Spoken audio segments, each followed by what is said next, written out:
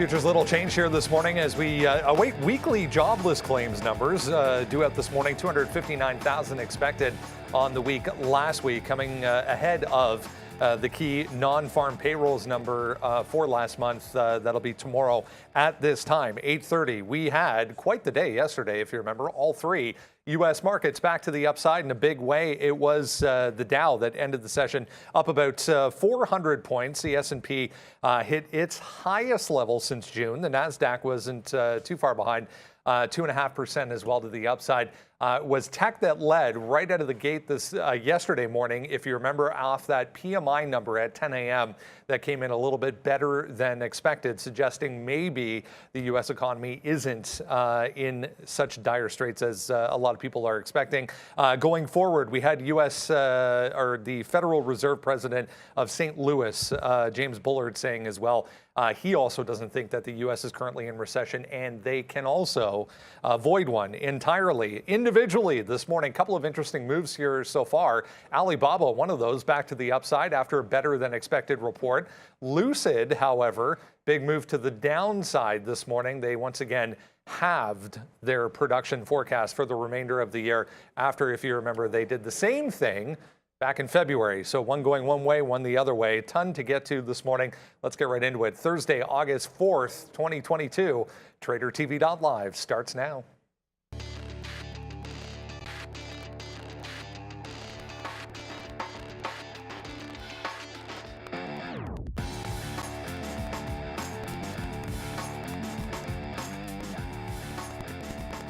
So 260,000 on that weekly jobless claims number versus 256 expected, so slightly higher there.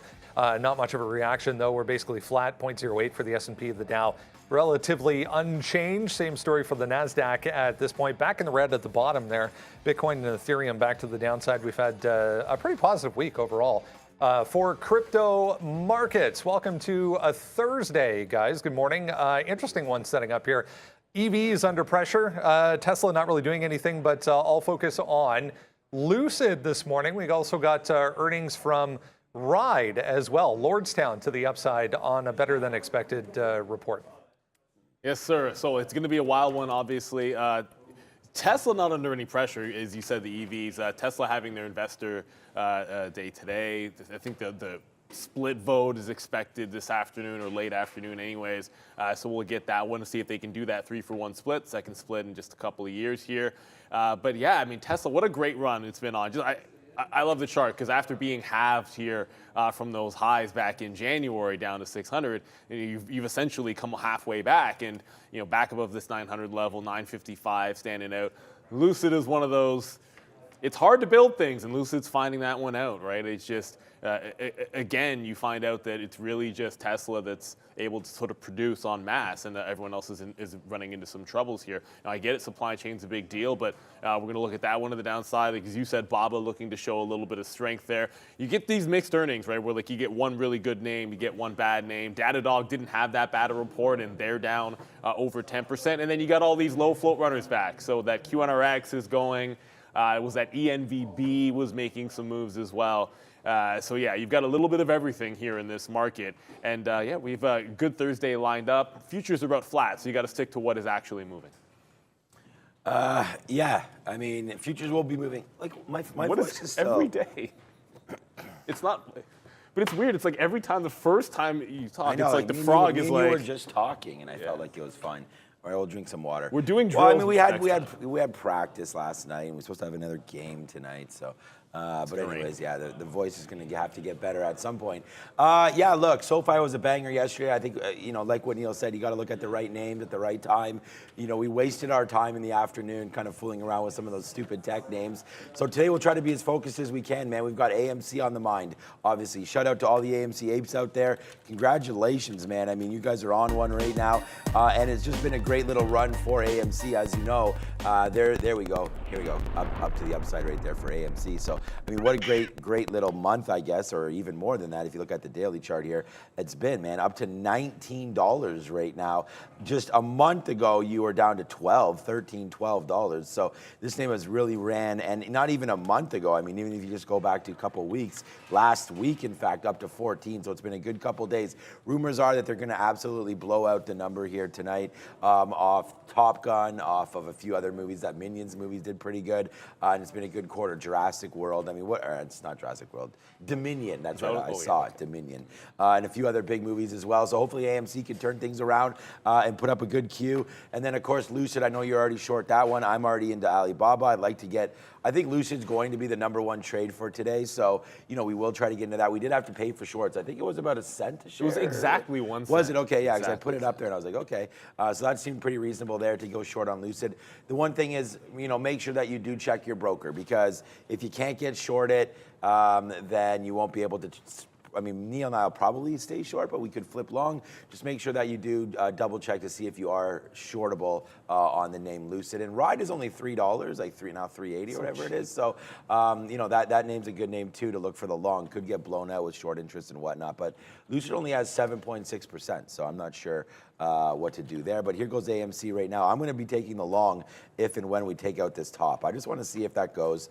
We'll put on a decent position there. I'd always rather get long once the market opened. I feel like this probably tests that high. We bounced off 1940 a couple times. Other than that, if we can dip by anything into 18, obviously is cash.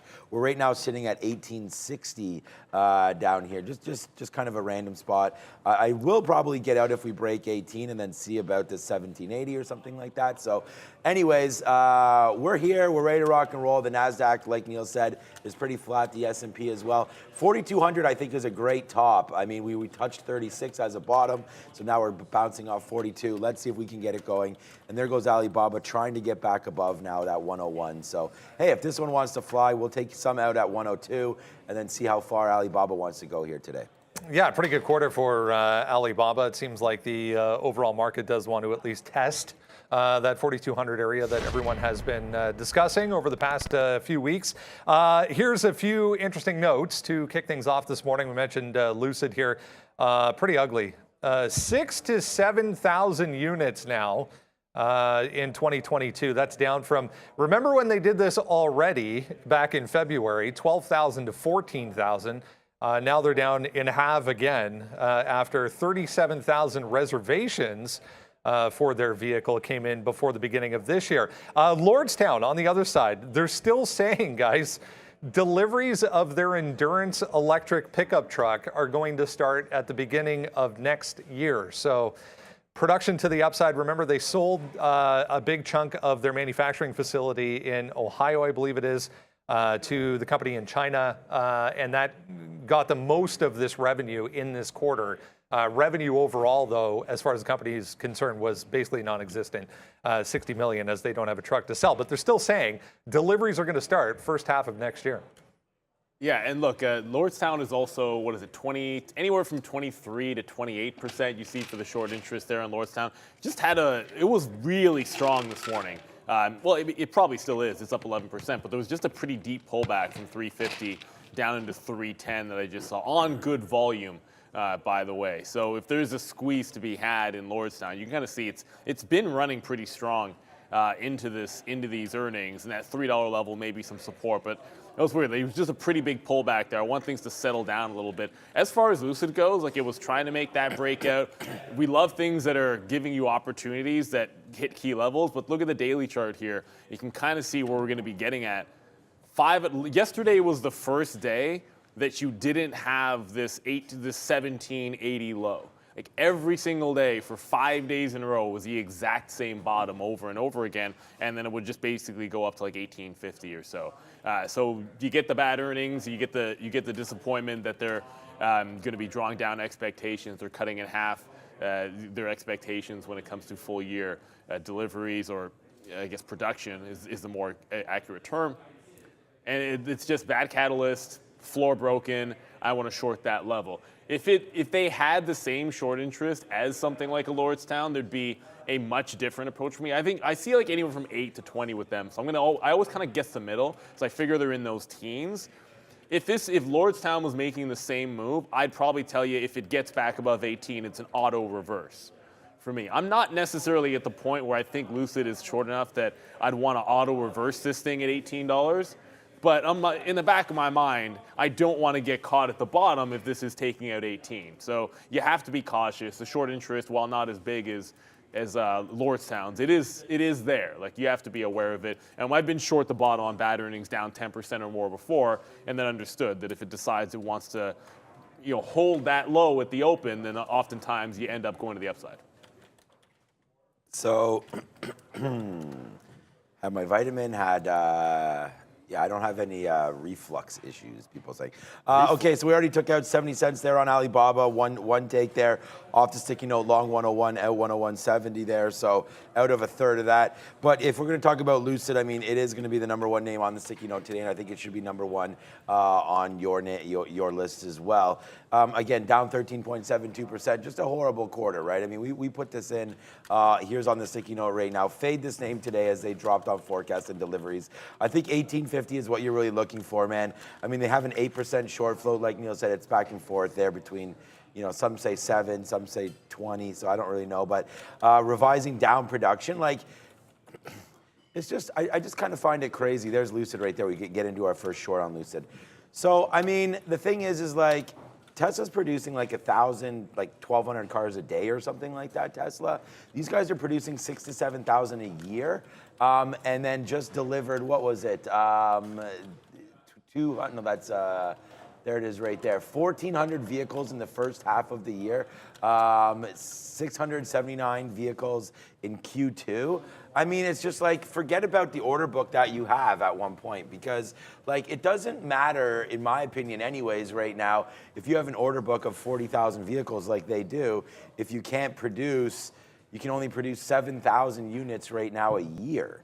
So that means I'm waiting like 4 or 5 years, at current rates, if not higher, to get my car. Now, they'll get it all figured out. So I understand everyone that's a Lucid bull out there. I understand, and I think it might be a good price, might be a good time to buy this name, especially if you do think production's gonna start getting ramped up. And I'm sure it will, once in Saudi Arabia, the plant and all that gets all, online and pumping really quickly. But until then, I think you just got to keep fading this name. I'm going to use 1850 in here as an out.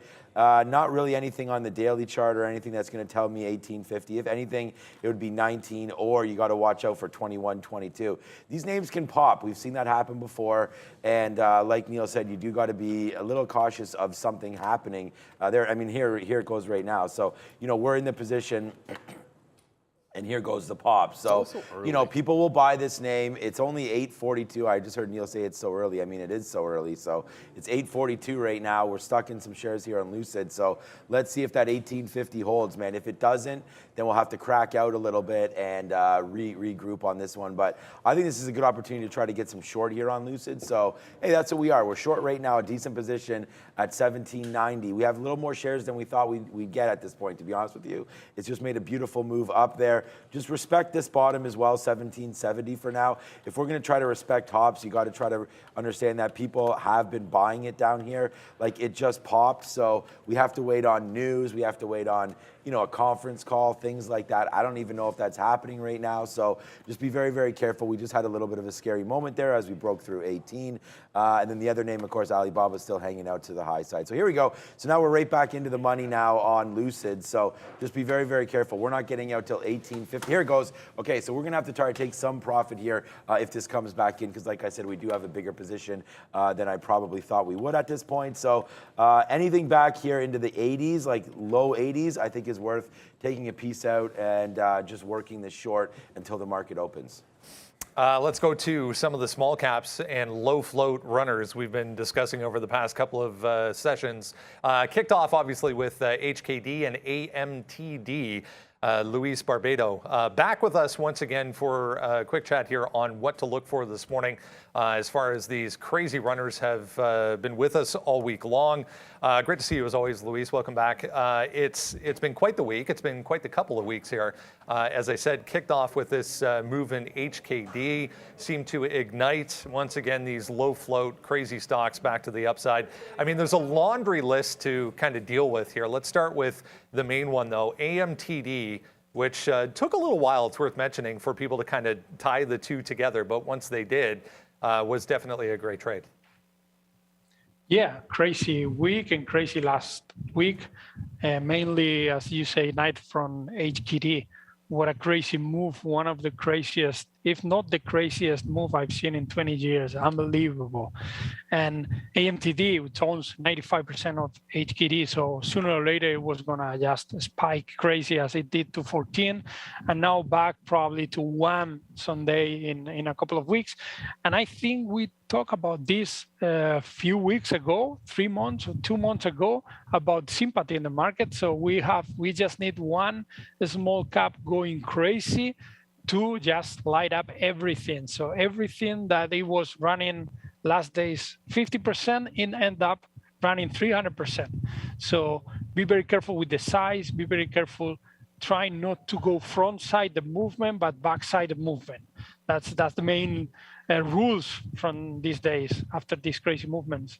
It was interesting. We were commenting on the show late in the day yesterday about you could almost see the rotation from symbol to symbol to symbol to symbol as they found, another one that was sub 1 million float or in that kind of range. As I said, there's a laundry list. So let's get into a few of them here. QNRX, the first one we should discuss here. Luis, down 5% this morning, but what a move this thing had late in the day yesterday. What are you looking at for QNRX? Yeah, pretty crazy move. Kind of expensive locates, in my opinion, right now for all the brokers. Also for us, of course, we have a very good price always comparing to other brokers, but still, in my opinion, a little bit expensive, around $50 per 100 share. Tough to go long in this name. I'm not gonna call along here. It's too risky. I know it might go up to heaven, wherever. It's very risky to go long there. So it's a ticker that we will avoid today, unless it makes some nice consolidation where your risk is kind of tied up a little bit. But with these crazy moves, expensive locates, right now is a avoid ticker. It's very interesting what you say. The volume and the trader were jumping from one ticker to the other so fast. So in this environment, it's very important whether you have a very good scanner or you work with a team, more traders to realize what the stock is moving suddenly, because the volume is popping from one to the other so fast, as you said. And it's a great point that you make as well with QNRX. With the lack of liquidity, when you get that movement and jumping around as far as the volume is concerned, the rug can get pulled and the floor can fall out very quickly, which is why I assume, on the long side, this one is a void. Yeah, exactly. It's very, very, very difficult to go long if it's strong, because you barely can jam in the trade when the volume comes in. Even if you try to remove liquidity, the movement is very fast. And if you want to go in a dip or in a pullback, it's very tricky. You never know when it's going to go unhalted. These last days, the halted has been every 5 minutes we have a stock halted. So it's very, very dangerous to go in this kind of a stock. If it goes down and you are long in a halted, very, very risky for us. It's not worth it, the risk of trading this on the long side right now. All right, let's go to a few other ones here. There's GNR or GRNA. There's XCure, which is XCUR. NNVC had some news, separate news itself, but all of these, in and around that kind of 1 million float area. Yeah, micro float, as you said. It's a pity that GRNA, it's already bleeding down. Would have been nice if it hold around $8, $9, and we might have a runner today. But right now, trading around $6 is a little bit too low to go for a short side. We are gonna expecting some pops, short squeeze around $7, $8 maybe, and then we will jump short on this one if that happens. NNBC is an Amex stock. It trades a little bit different. Amex stock market changed. The behavior of the stocks are different. Don't ask me why, but every market moves different. And on Amex, the movements are a little bit different. We'll try to short this one as well if it pops. It already shows some weakness below $4 pre-market. So we're going to try to pick up some shorts on this one. As far as just maybe a comment or two here, Luis, on when we get 5, 6, even 7, 8, or 9 kind of different symbols that are very, very active in the group. How do you really narrow your focus in on, 1 or 2 instead of trying to trade all of them? Because you can get really lost and in a lot of trouble and quickly if you try and be in, 4, 5, 6 different symbols at once. You can be in 4 or 5 symbols at once, but in some of them you need to have a hard stop loss. So you don't have to be focused on that one if you have a hard stop loss just to save your position. And it's very important the size of the position. You cannot go 5, 6, 7 big positions. So you better pick up the right tickers to go bigger and another 3 or 4 to go smaller, and pay attention in the ones you are trading bigger because your bias you think is it's better, it's more accuracy, your bias, and the level 2 also gives you nice signals to go big and the risk reward. So go big on those ones, focus on these ones, and the others you can trade smaller, put hard stops, let the winners ride. So you cannot trade all of them at the same time with full size. That's a basic rule. And for another exciting day, what else is on your radar this morning? Not much. Lucid, of course, below $18. It's important support from last week. $18 is trading below. It tried to break it high, so let's see if it holds below $18, and we will scalp this stock. I think it's going to have a lot of volume, probably Tesla as well, related to Lucid, maybe NEO, some AV as well. We will trade. And VIV, NYIY, this is gapping up as well. Not very expensive locates on this one. It's holding around $859 area. Let's see. This has numbers to go over $10, $11, $12 if buyer comes in. We're going to have a look at this one as well. And PSTX, sorry, from yesterday, we keep looking for shorts on this one. Typically a quiet time of year. It certainly hasn't been the past couple of weeks. Tons of opportunity in the market right now. Luis Barbado is the Day Trade the World owner and operator in Barcelona, Spain. Have a great session and enjoy the day. Thank you very much, Brendan. It seems no holidays in August so far with this market. Take care. Oh, who wants that holiday? Got to trade it. We love Luisa when he comes on there, especially when you have so many things moving. And one of the things he said is it's so important, right? Like if you're trading Q1RX or any of these ones, like it's got to have your attention. Like you can't be in that and HKD is different, and in Sens, or in 2 or 3 of those that could go parabolic on you. And this one from the afternoon yesterday was a big time run. It actually put a big move in here already this morning, bouncing off $18, which I mean exactly in the aftermarket where this bounced was at $15.50. But if I look at where it broke out from, you're going to get this $18 breakout, and then now it's trying to bounce off of 18. This does give you one of those, like he was saying, if you set something smaller, go for the home run style trade where you kind of get in instead of wide stop. I think that like 18, giving it back into the 15 area with a hard stop and thinking get back to the highs, that's what he's talking about. But if you're all in on an 18 level, you're probably not willing to have it potentially halt down on you. Like that's just a different story. If this is at 18 at the open and it breaks, your support level is at a price that you could be looking at a halt. And I think that's one of the things you have to decide in advance. Like if you're not comfortable holding in front of a halt, then you just simply have to have a tighter stop. There's no way around it. That's just going to be the reality for you there. Always have an out, but I just want to get to like Lucid. There was a weird thing that happened just now. Like it got up, tested that 18 level, put in a bit of a wick top at 18, so it got through and then slammed back down, which I liked, usually short wick tops. And then there was a market seller. A market seller took it to about 70. So if you're sitting on the bid, like you got some fills, I basically had like one shallow one and a couple of deeper bids. So I was able to get some in that 81 price, and then it's right back up. So now suddenly you've got like wick top, wick bottom, and now we're holding a range between 17, like 85, let's call it, and 18 even. So it's going to be really important. Like where it failed before at about 1805, 1810, like this is going to get really spicy because there were some large sort of, it's not a ton of volume. It's only done 2 million shares, but there's lots of market orders or big orders going through. I should say aggressive orders. I don't know that it was a market order. I just know in one shot it went down like 25 cents after it had just driven up. I was just fine again. Like I was just sitting here like, oh, everything's good. So once again, Tony saves a day. He had some gangster dollar store lozenges. So we'll see if that happens. I don't know if they'll work. And then I got some Nice tea, lemon tea. I don't know how to show it to you guys, but we have some nice lemon tea. But what is taking off here is Alibaba, of course, and I just want to give everyone an update. So I'm already out for 70 cents there out of a third. We still got 2/3 of this trade on, but looking at the 20-minute chart, where could we possibly think about this to go? I think 105 would be a pretty nice move today, up to 105 for Alibaba. So if you can get into this area right here, I think that's worth, you know, trying to sell something.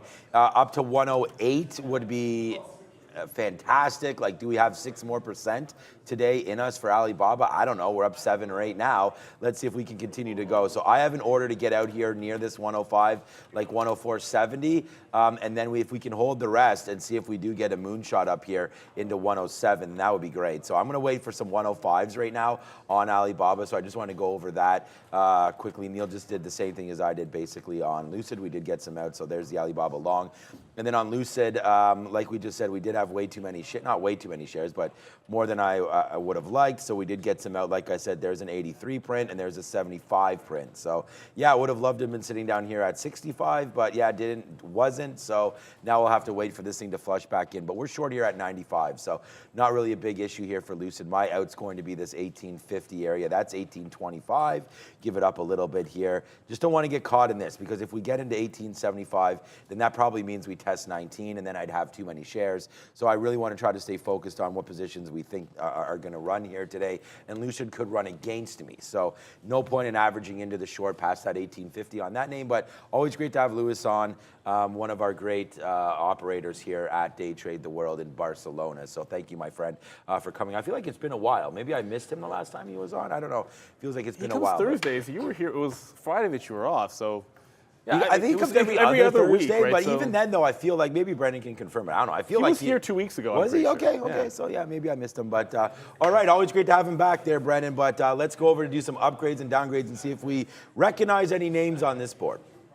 A lot to talk about this morning. eBay, top of the upgrade side this morning off of earnings. Costco with an upgrade this morning from Citigroup. Sunrun, a decent report from Sunrun, not super active, but up in the pre-market. You can see MGM reported as well.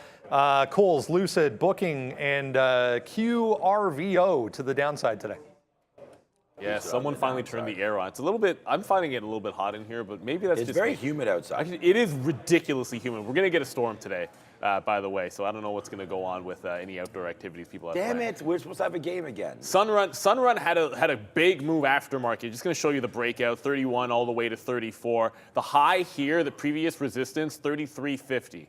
I'm looking at that level. We're about $1 away from it, so I don't know if we'll get there that quickly. And not a lot of pre-market volume, but I don't want to sleep on it just from a momentum standpoint. That 33.50, pre-markets are higher than that, so I don't know how significant that's going to be. I had to zoom out my chart there for a little bit. Look at the level on the daily here. This is 34.50, just a buck higher than that. Decent consolidation. You're above the 200-period moving average. There's a lot to like here for Sunrun in terms of a potential breakout, up 6%, but we have seen some of the clean energy names types make some big power moves. Not a lot of volume, but this is one I want to be watching at the open. There's some structured longs above 33.50 that I think can be in play for us here with Sun. One that stood out on that upgrade downgrade list for me at least. I mean, what, like, is Coinbase turning out to be like a meme stock or something again? Because, or maybe not again, maybe for the first time. I feel like Coinbase right now is just, what in the freak is going on right now with Coinbase? I mean, look at this. Brendan, I don't know, I mean, like $80 to $87 right now. I mean, let's just do a quick little look here on crypto, and nothing is happening at all right now. As long as this is an accurate look here. What time do we have here? Yeah, 8. Yeah, this is crypto. So this is Coinbase. This is BTC doing nothing. I mean, I'm looking at Ethereum. It's the same thing. So I don't really see what's going on right now with Coinbase. Obviously, Brendan's going to come up with something right now. What's up, my man? Yeah, just before we came on here, guys, they're teaming up with BlackRock to create an access point for institutional crypto adoption. So that was a little bit earlier this morning. Right. So my bad on missing that one. Yeah. Okay. So that, I mean, Wow, earlier this morning, like I feel like this story is like 5 minutes old here. I mean, it just started going. So you just get 5 minutes ago, you get a big move to the upside. I've always said this about Coinbase. This is why I've liked Coinbase in the first place, was the fact that they could open their business up to other avenues, right? Rather than just retail coming in and buying and selling coins, because there's no money there, right? You can't just make money off transactions. I know their fees are really high, but there's a lot of different alternatives just simply to go in there and buy coins. So they tried to get into the lending game, Coinbase. That didn't work out for them. They didn't get the regulation on that. So yeah, I don't even know if it's worth looking at a daily chart and say, you know what, I'm going to fade this to 90. 90 could just be a key level there that you want to look at. I mean, we just bounced off 87.75 there. So yeah, to me, Coinbase definitely on the radar today. I'm going to say it's a fade on this move back down in, but again, without knowing too much about the story, like I just mentioned here, and without choking on this menthol, I mean, I really think that it's probably a short here into that 87.50 if it tested again to the upside. So let's just see what happens. Obviously, the bulls came in here, bought this name up, but I think it's a short through 86. I'm going to try it if I don't have to pay for shorts. I don't know. I think I double check. I think we do have to pay for shorts on Coinbase usually. Well, but I look at that double top break, and I was looking at 83 yesterday when we're shorting off the high in Coinbase. So I just look at it and say, if you're breaking that level on the daily, that's about where I would structure along. The crazy thing about it is I was actually considering just throwing my stop in long. I didn't know the story was going to come, and the stock was trading at about $80 pre-market or below 80. So having a stop, if it was going to run 350 and then take a long, not usually going to have that out there in the pre-market, but I'll go long on the way back in front of 83. Yesterday's high was 82 and change, 82.26. I only remember it because I shorted it after it made that top. But on the daily, all you got is this 83 little wick up here. So I want to be long at 83. That 82 level that made the high, that would be the stop out on the way back. That's if it even comes back. I mean, it would need to dip like a couple bucks from here. All right, let's bring in Arun here, get a check of the overall market as we sit ever so close to this 4,200 level on the S&P that seems to be staring the market in the face. Bit of a wait and see, it kind of feels like, Arun, ahead of what's to come tomorrow. Obviously, non-farm payroll is going to be a key number.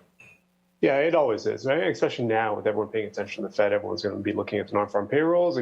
Also, it's a Friday in August. You're going to get a lot of action off that payroll number, and then you're also going to get off the open when people digest that and figure out what they want to do. Then, it tends to get quiet once the market gets going. So I'd be a little careful on how you play or what the expectations are, because when the volume drops off, it drops off fairly quickly. So keep an eye on that 8:30 into probably 10:30.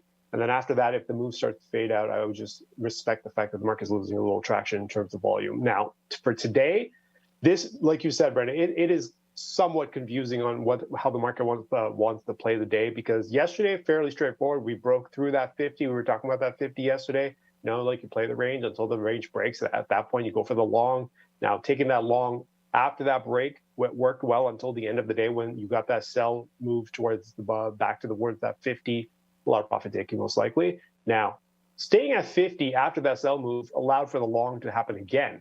But overnight, we bounced right back, took new highs, went into north of 70, and now we're coming back into that 50. If we're coming back in one more time, I'm worried about how much volume's above at that 65 to 70 area. So I'm going to back off the long idea. I want to see some more action. Let's get back to that 50. We know there's support somewhere between 40 and 50. So if we can get into that area, preferably high 40s, ideally. But we may have to pay some low 50s if necessary. But into that area allows for a potential long, but I need to see what's down there first before I decide to go for the long. If you are going to play that long, 41.25 is going to be the support level I'm going to use off of that long. Right now, the market is breaking back underneath 60. So I would just wait for the open, see how much selling is left on the table. The long potential is there. It's just a matter of how much selling is left after yesterday's move at the end. Great stuff. Thanks, Arun. We'll check back in again tomorrow. Worth noting, guys, the Bank of England raising interest rates 0.5 percentage point, which is their largest single increase since 1995. So that's just coming out from the Bank of England. Let's go. Watch list time. That's the link. If you haven't done so already, make sure you grab that every single day, 9 to 9:30. We spend the time going through the key names on that list, how we're going to approach trading those when the open does come. Grab that link every day. Alibaba, 6.3%, a bit of a downtick here. I mean, the overall market with a bit of a downtick, it seems, on that Bank of England headline, guys, but a good report for Alibaba. I guess they're kind of getting a pass here on this growth number because of COVID. Well, remember yesterday, I didn't remember the name, and I still don't, quite frankly. But I don't remember the name of the analyst and yesterday, but it doesn't make a difference. Like they were basically they came out and said they were expecting Alibaba to have year-over-year declines in revenue, and then that would be the bottom. So that could have been bullish in a forward outlook if you really think about it. But what it also means here is when they come in line, that actually was a bit of a surprise for some people. So I think that's a very good sign for them. You're breaking back out. It's already broken through if you look at the channel in the daily. So you got like 96, 97 or so. I'm looking really at today's support for me is just going to be 98. You can go back in the 15-minute. That's where support was on the last dump. That's where support was before this move. So I'm kind of been on the bid in front of 100, where there was a huge iceberg order for most of the pre-market anyways. That's where I've been trying to pick this one up. Sean's already in it. I think the longs are good today in BABA. We've seen this before where if it breaks your stop out, like if it's through 98, I don't really want the long anymore. But definitely we're going to try and pick something up on the way down. If the programs start coming on, and you know what I mean by the old BABA and programs, when they start going, it can be absolutely relentless to that upside. What's up, Emily One? Yeah, look, so we just hit it right there. Good little trade already to start the day. Couple good ones on, man. We just took Coinbase down 87.30 short, 87.32 short out, 86.57. So that's 80 cents in less than a minute right there as Coinbase comes back to the high and we take half of it out. Could still break above 88, man. And when it does, I'm going to get out. So we'll take a little bit of profit there. I'm still surprised. I mean, this is a great move to the upside. So, I mean, anybody that's been long Coinbase over the last little while there, wow, great move to the upside. I mean, this was just 50 bucks. I'm still long part of this name. I feel like I should get out on this move upside in my longer term account. But either way, there it goes, Coinbase. Let's just see if it can continue to break through that 88. Look, I mean, Alibaba, the thing about this name is, so their revenues in the last quarter were $30 billion. Like, so these guys are going to make a lot of money. There's no doubt about that. They obviously have the headwinds with the Ant IPO and the filing. Is that going to go through? Is it not going to go through? I think we don't have to ask where Jack Ma is anymore. I think everyone knows where Jack Ma is, so that story's kind of over with. But again, just a great move. I think people were waiting for earnings. There's always rumors of delist and all that kind of stuff in China. So for me, I think we just kind of sit here and we watch to see where it goes. I still like this 105, 106 area. It's well off those bottoms of, what was it, $92 a couple days ago. I still think you look at this 99, and if it breaks it, then you get out and you just go, I'm wrong on this name, which is fine. That could happen, obviously. So we'll wait to see if that comes through. I don't want to get caught up in this. I mean, there's still a lot of people that want to short Chinese equity, and I don't think that there's anything wrong with doing that either. I mean, if you're going to look at geopolitical and you know, possible, like I was just saying, delistings and then the regulations and just anything can drop on the minute here for Alibaba. Like they could go down 10%. The Chinese government investigating, blah, blah, blah. Bang, down goes Alibaba, right? So it's just little things like that makes me a little bit nervous. So maybe that high is going to be 103, but I'm definitely not going to be part of this run on the way down. If it wants to break lower, then we're going to get out of the way on this one. This is not something I think that you need to average into. It was a great report. If they're going to come in and buy this name, retail, then we should be able to get to that 105. But if no one supports this bid, which it's possible, then I think we drop easily to this 99 and break lower, at which point, if the market's heading to the south side, then I feel like that's a pretty easy short there through 99. So let's just hold out hope that it does come back in, go back to the upside. The one thing about earnings plays that we've noted over the last little while, it's why Uber was so good, it's why SoFi was so good. Obviously, those are a little bit lower caps than an Alibaba, but when you're thinking about it, the market has really followed what has happened with the earnings report, I feel like. So, AMD came out with a little bit of a surprise yesterday. Not a great guide, but a great quarter. Stock rallies, right? And so let's just see what happens here with Alibaba up to 101. I still think we can get that 105. So wishful thinking possibly on that one. Let's check out the imbalance locator. Pretty dead right now, man. 144,000 shares to buy. So not much here on the locator. We'll have to wait to see where that one goes. But Coinbase still dancing around, Alibaba. And then Lucid, man, not moving much. So we'll talk about that in a second. Keep seeing the CCXI popping up, guys. If anyone's wondering, Amgen acquiring CCXI, big mover, for 52 in cash. So it's a $3.7 billion deal. So CCXI up huge today. Lucid, let's go to Lucid. If you're just joining us, I'm Aftermarket yesterday. They reported this. They're halving their production forecast for 2022 down to just 6,000 to 7,000 units, guys. So down sharply for Lucid. Look, it's just, if you can't make it, you can't sell it. Where's That's the story. We've already talked about this a few times. There, we have this one. You get it or no? Oh, that's the crash one. Yeah, I was going to do, so you did that one. I was going to do this one. Unplug. Oh, Yeah, that's there right. it goes. Yeah, that one's probably a little Thank God better. the Lucid doesn't look like that, or I don't think they'd sell many cars. You don't want it crashing. That's actually a bad one. It's a little too negative, let's put it that way, because it's not necessarily that bad.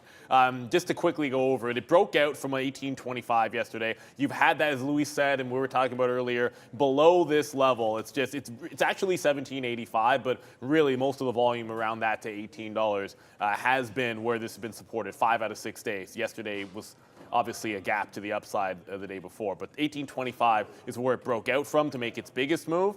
This is where I think that 18 level is trying to get back to the upside there. You got to watch out. Anytime there's a decent short interest, it could reverse. I don't think Ride is Lordstown. We went over this as well, but I don't think Lordstown is on the watch list this morning. But similarly, they report earnings as well. They're in the other direction, up 8%, looking very strong through $3. There was this sharp pullback when we were talking, but it has now calmed down. So I actually, look, it's got a bigger short interest than Lucid's here. And I do like this one for a chance to make a run off of $3. So if it holds 3, I think this one does have a shot. And it's not about hedging or anything like that. I just think bigger short interest. Their reservation numbers were good. They don't have to worry about production issues and because they're not producing vehicles yet. But they did still say they're looking for the end of this year to get production. They're not there yet. Lucid has to actually deliver because they've reached that stage. Ride, I guess, gets a pass because, like I said, they're not even building anything yet. Yeah, you're right, versus Bears versus Bulls. We will talk about AMC soon. Just check out on the rundown there on the top. We will do that. Coinbase, this is hilarious. Make, what was it? Short 87.37, out 86.60. So make 80 cents and then lose about 80 cents again, a little bit less than that. So we're going to go, we're going to go 0 for 1 because it didn't win, but it's still, there it goes, Coinbase. What a great upside move that is going to have right now. It looks like the break of the top of 88 would have given you the juice that you really wanted to there, not this short. So the short was good, basically just for the time that I had it. And then it blew itself upside now up to 89.50. Wow, go Coinbase, go. Great stock for anybody that's long this name over the last little while. 10% up on the BlackRock news there. So, yep, big time movement there. Look, I have Lucid as my #1 idea, but it's kind of surprising that it's back up to this upside here, but we've seen Lucid just rip. I think it was last earnings report as well, wasn't a good one, and it was something very similar to this, but I feel like the short interest was a little bit larger at that time.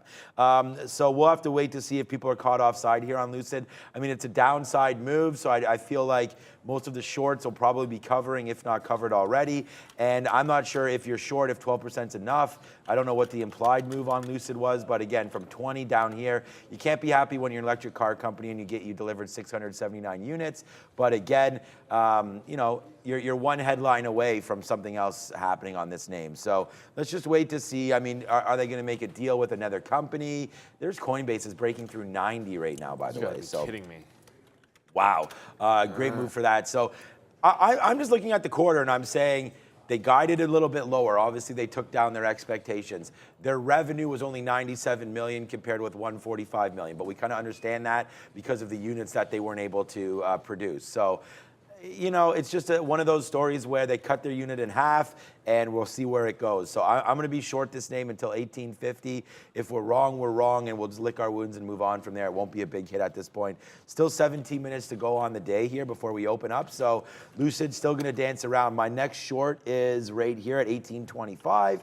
And then we are just going to, I have the order to get out if it breaks above, just like we did there on Coinbase, right? And if you're joining us for the first time, which I'm sure some of you are, you have to have stops. And I mean, if you're going to go short or long, it doesn't matter what direction, understand that, you know, something like this could happen, because if my stop is not there at 88, then it's maybe even at 90, and then I take out 90 and now it's back down to 88 again. So, you know, you got to be able to sort of take the good with the bad in this business, and sometimes your stops will be horrible and they'll be way higher, and it'll be the top tick like it would have been there if you had 90s, right? Like me and Neil go, oh God, there it goes breaking through 90, and now here it is back to 87.50 again, or 87.80, right? So you got to be very, very careful with your stop orders, especially in the pre-market. Make sure that your platform allows you to execute in the pre-market. Some will only let you do limit orders, so you got to make sure that you also can do stop orders, and if not, just aggressively watch your positions, because this Coinbase one is super, super exciting. And there it is. What's up to Russ? Yeah, he said he saved a lot of money using stop orders. And I mean, obviously, Neil and I mean, that's how you can't look at, like, you know, this is a sticky note and we have our watch list. You can't do a rundown like this and not have multiple stops on these names. So, yep, just like in Lucid, just like in Alibaba, right? We have a stop for breaking 99, and here it comes right back up to the upside. Maybe we'll take a piece out at 103. I just think this thing runs to 105 on the open, Brendo. I just saw Citron, guys, with a tweet, a positive tweet on Coin as well. So that might get it going even more. Let's go to SoFi. Speaking of big moves, 30% yesterday for SoFi to the upside. Active here again in the pre-market, trying to hold some key levels that we put in late in the day yesterday. But what a move yesterday off earnings. Oh, super impressive move. It did the old dip and rip off the open yesterday. So, you know, they're up at 730, 740, tried to take out the high, rejects back into 7 even for the great dip buy. That was just the pre-market low. Like, that's as easy as that was. 685 was where I had to stop in when I went long. And I'm thinking kind of the same thing here today on the daily. You're still in the midst of a breakout. I look at that 85 or maybe even back to 65 because you had some support there as your dip. We haven't even broke $8. If there is that little flush in the market, I think that's where I want to be picking this one up on SoFi. I do want to jump to, I don't want to mix these two up today, but SOPA, Society Pass, which I see a lot of people talking about, another low float runner. They did report earnings today, so there is a catalyst here. Breaking out, it broke 2 already. 3 on the daily is a pretty big level, so I'm going to like buying dips here around 250. It also happens to be VWAP. Like I said, the $3 is a pretty decent level. It's gotten up there a couple times and had hard rejections, or at least close to it on the daily chart. But even if you get through 3, like actual legit volume and levels are up at this 350 to 360. That's what's spicy about this long, is there is room to run here when it comes to SOPA. So I do like trying to buy the dip. If it double tops and breaks out, you can actually catch this. The high's now 277, so you're actually in front of that $3 level if you're taking a top break. I'd rather try to buy the dip here at the open, see if I can't play in front of that 2/4 level. And I moved my order on Coinbase because I'm like, I'm obviously not going to get 83s. I didn't move it. I should have canceled that.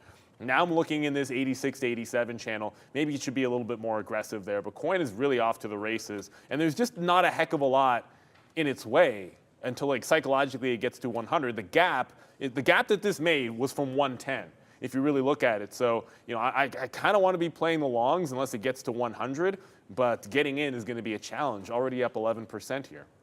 I see this. I think were you just talking about APDN? I guess? No, it was SOPA I mentioned. Okay, yeah, because this APDN is starting to go again up to $4, $4.25, and ripping now. APDN $4.25, starting to make a move again. We saw yesterday's high of $6 happen in the pre-market, and then it kept bouncing off of this $6 range here early.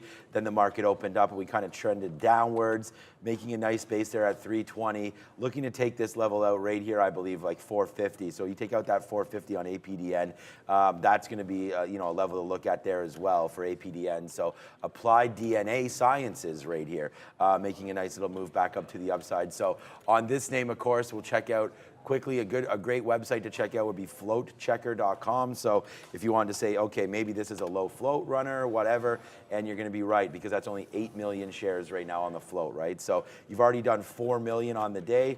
So if you consider that, it probably turns its stock over a couple times. So this is going to be one that, you know, to look at. I mean, if you're looking at low float runners, this is a good one. But 8 million shares compared to some of these other names that we've looked at is definitely on the low side of things, or on the high side of things. We had, what was it? One yesterday was 550,000 shares or something. That was, like, they shouldn't be allowed to release that. Like, honestly, I can't. That. I never understood why they're allowed to release a stock with such low float.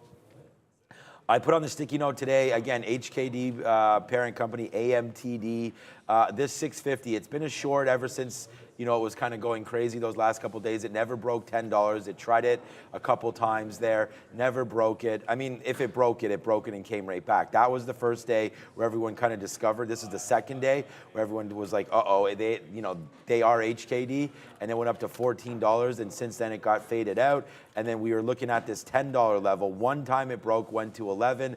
Since then, it's kind of bounced off $10 again. And then yesterday was just a short day. I mean, I guess you could have picked up some longs in here. There were a few longs at 650, back to 750, but that's why I look at 650 right now. So we're going to go short. We've already paid for the shorts in AMTD, but I'm waiting at in here, 630, 640, with like a 660 or something out, and then possibly a reverse long. So I do want to get short on AMTD, and I apologize for anybody that's long that name. I just think that right into here, into 650 makes the most amount of sense. And remember, the more traders that go short, the better it is for people that go long. So, you know, watch out if it's blowing to the upside. So we'll short it there. Not very many shares, like a few hundred shares, not thousands or anything like that. We're not going to go crazy on this AMTD. We haven't done well. I mean, you saw yesterday QNRX was a negative stock. We haven't done well I haven't done well, I should say. I didn't trade QNRX yesterday, but that's why, because I haven't really done well on some of these runners, right? So I know there's a lot of you out there, Playmaker. I mean, I only say him because there's a friend of mine I met in Miami there, and I know he always posts on there, Revlon this, that. See, there he is right now, Playmaker right there, right on point. BRSH. BRSH. So there's another runner for you, my friend, BRSH. And sorry, I mean, I don't know what we think about the Cowboys this year, and I know the Playmaker thinks probably Super Bowl every year.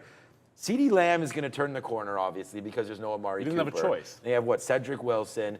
Zeke is getting older. Tony Pollard, it's about time that yeah, exactly. Their defense is nice, though, man. I mean, they got this really good cornerback whose brother is an even better player. I don't know. He plays for this really good team. The Bills? Yeah, the Bills. But yeah, like, shout out to Playmaker there. Like yesterday, you know what? I'll tell you this right now. Like the first couple of days of that HKD nonsense, that was a great stock at Day Trade of the World to the long side. And then APDN was APD. No, it's AMTD. Sorry, AMTD was only good short yesterday, and that's I think it was like it was a short till it's not because it's not reacting the way you want it to. In the rundown here, I know we're going to talk AMC next, so they report aftermarket here. Brendan, but there's so much moving around these small caps. I don't know if you had news on that Applied DNA. Indeed. APDN $12 million upsize offering was priced about 5 minutes ago. So that was that big spike on APDN. Remember, this was the one that came out with the monkeypox test kit as well, going back to the beginning of the week. So yeah, an offering there for them. Let's go to AMC, acting like they already reported here in the pre-market, guys, but earnings aftermarket tonight for AMC. Now what? It's already at 100? Have you seen Coinbase? It's already at 100? Oh, wow, my short at 88 was so good. Oh, come wow. On. What in the, like, honestly, this cannot. What is the short interest on Coinbase? Because this does not make, like, a deal with BlackRock does this to the stock? I mean, I cannot believe it's 20%. Yeah, so that's. It is 20% short. So there's just so many traders caught off base. Coinbase could be the moon of all moons today, honestly. If this breaks $100, like, I don't know what kind of options people have on Coinbase right now, but this stock is absolutely flying, and I don't mean to disrespect AMC. Holy crap. To make it quick, if AMC dips to 18, I'm trying to dip by AMC, but Coinbase is going to be, this is it today. I'm canceling all my Chase bids because forget about it. At this point, every $5 might be your dip. If we get a rejection of, you're not shorting 100 into this. No, not at this time. There's nothing on the offer. Like, this is very clearly squeezing the crap out of people right now, and we're 7 minutes away from the open. So in the event that you get some profit taking, which I think you'll probably get at 9:30, I think that could be a little bit of a dip that if you want the long, you can catch it. As far as shorts go, when it gets this much out of hand, it's a little bit difficult to play. It did just reject 100. Like, if you took the 100 short, which I just told you I'm not taking anymore. Like, what is happening? You would have had a small winner there. But yeah, that's 20%. That's the squeeze play. And did I just get wicked out?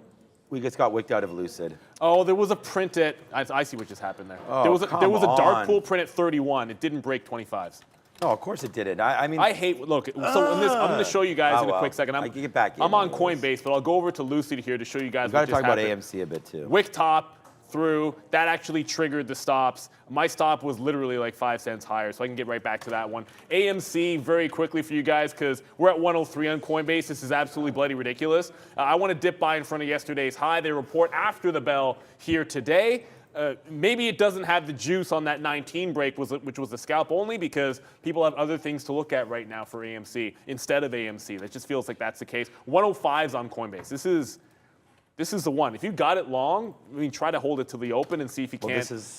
I think there might be profit taking. If someone logs in and has a chance to execute at 9:30, some people are going to sell, but people are caught big time. It's all about, I mean, I just should have gone long there. Wow. I mean, it's not that we're ignoring big moves. I mean, people in the chat are like, oh, I hate when these guys ignore big moves. I mean, we have a rundown. We're trying to go through everything that we can. We've just gone right over to Coinbase for you like 20 times today. This name just continues to rock Sympathy and run roll. on Robinhood right now as well. Yeah, I mean, everything. Robinhood broke out at like 1075 here, so a bit of a sympathy play on Robinhood through not as big of a short interest, but hey, guess what? Breaking out daily, 1150 would have been the level. This one could pull back and give you more reasonable shots if this is just going to squeeze across the board, and maybe you're looking at a 10 even, but the real game is over there in Coinbase.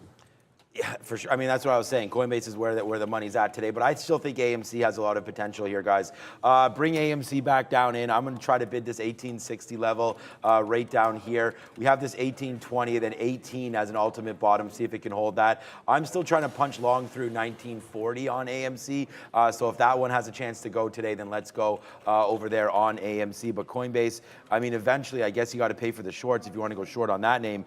We have to do that here. That's going to be Coinbase. The other name was Alibaba right now. Yeah, Alibaba's up $2 now in the money. Sorry, up to $102, $1.20 in the money, and we're trying to take out some levels. Just quickly here before we have one more stock to do. Big tech, yeah. I mean, whatever. We can sort of pass on that if we wanted to, but there is Robinhood, like you mentioned. So the NASDAQ just came out. I just want to talk about that quickly. So, you know, again, pretty mixed. It looks like there's more sells here, but there's coin right there as a small sell over now. So small sell for Coinbase. 185,000 shares up to 107 and absolutely dancing right now is Coinbase.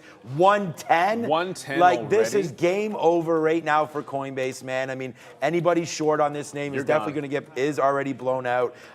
So wow, what a great move. 33%. People saying Kathy Wood sold her Coinbase last week. Oh, that's why. But wow, I mean, this is an absolutely amazing play right now. Maybe you can look at like a Hut. Is Hut doing anything? Nope.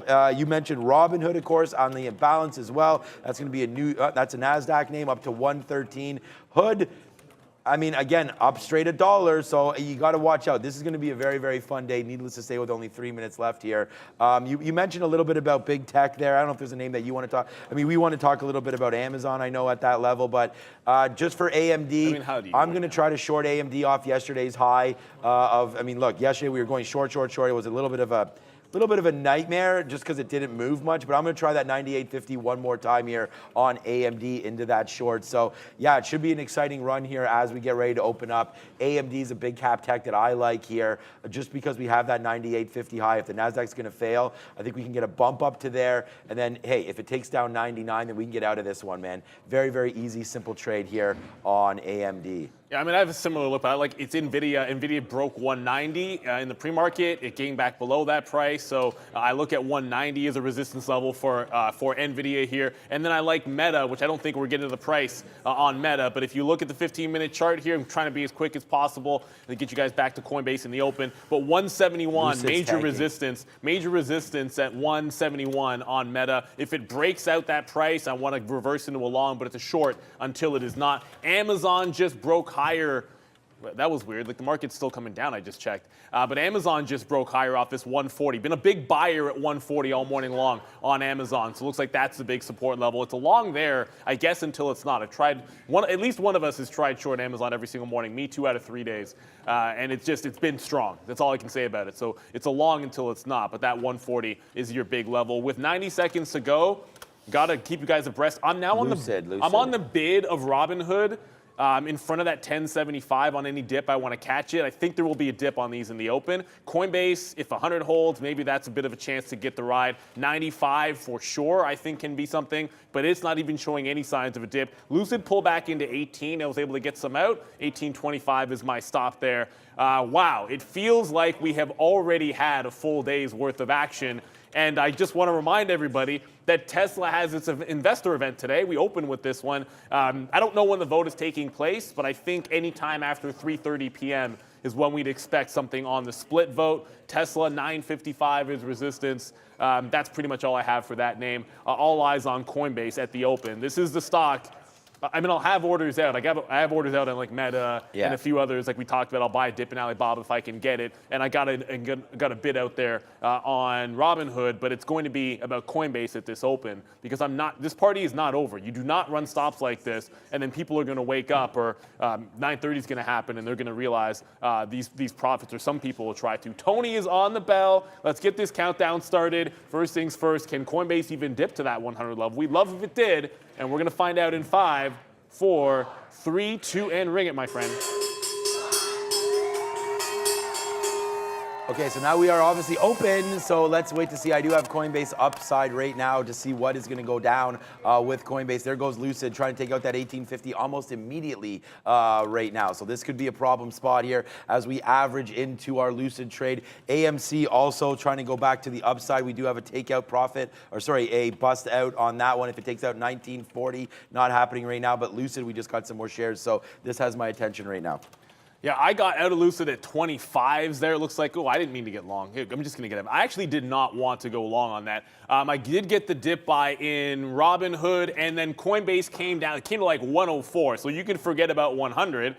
Obviously, that's not going to come into play here. So we'll see what can happen with this. I mean, it's absolutely insane. It's got a double top at 112, and it's trying to settle down. I'll zoom in for you guys so you can see it a little bit better. And it's trying to settle down at this 106, 107 area, but it's still too wild. I want to see it maybe give you a little bit more consolidation than this. It's a little bit too crazy for me right now. There's a high break, though. Jeez. 112. It's going into a halt.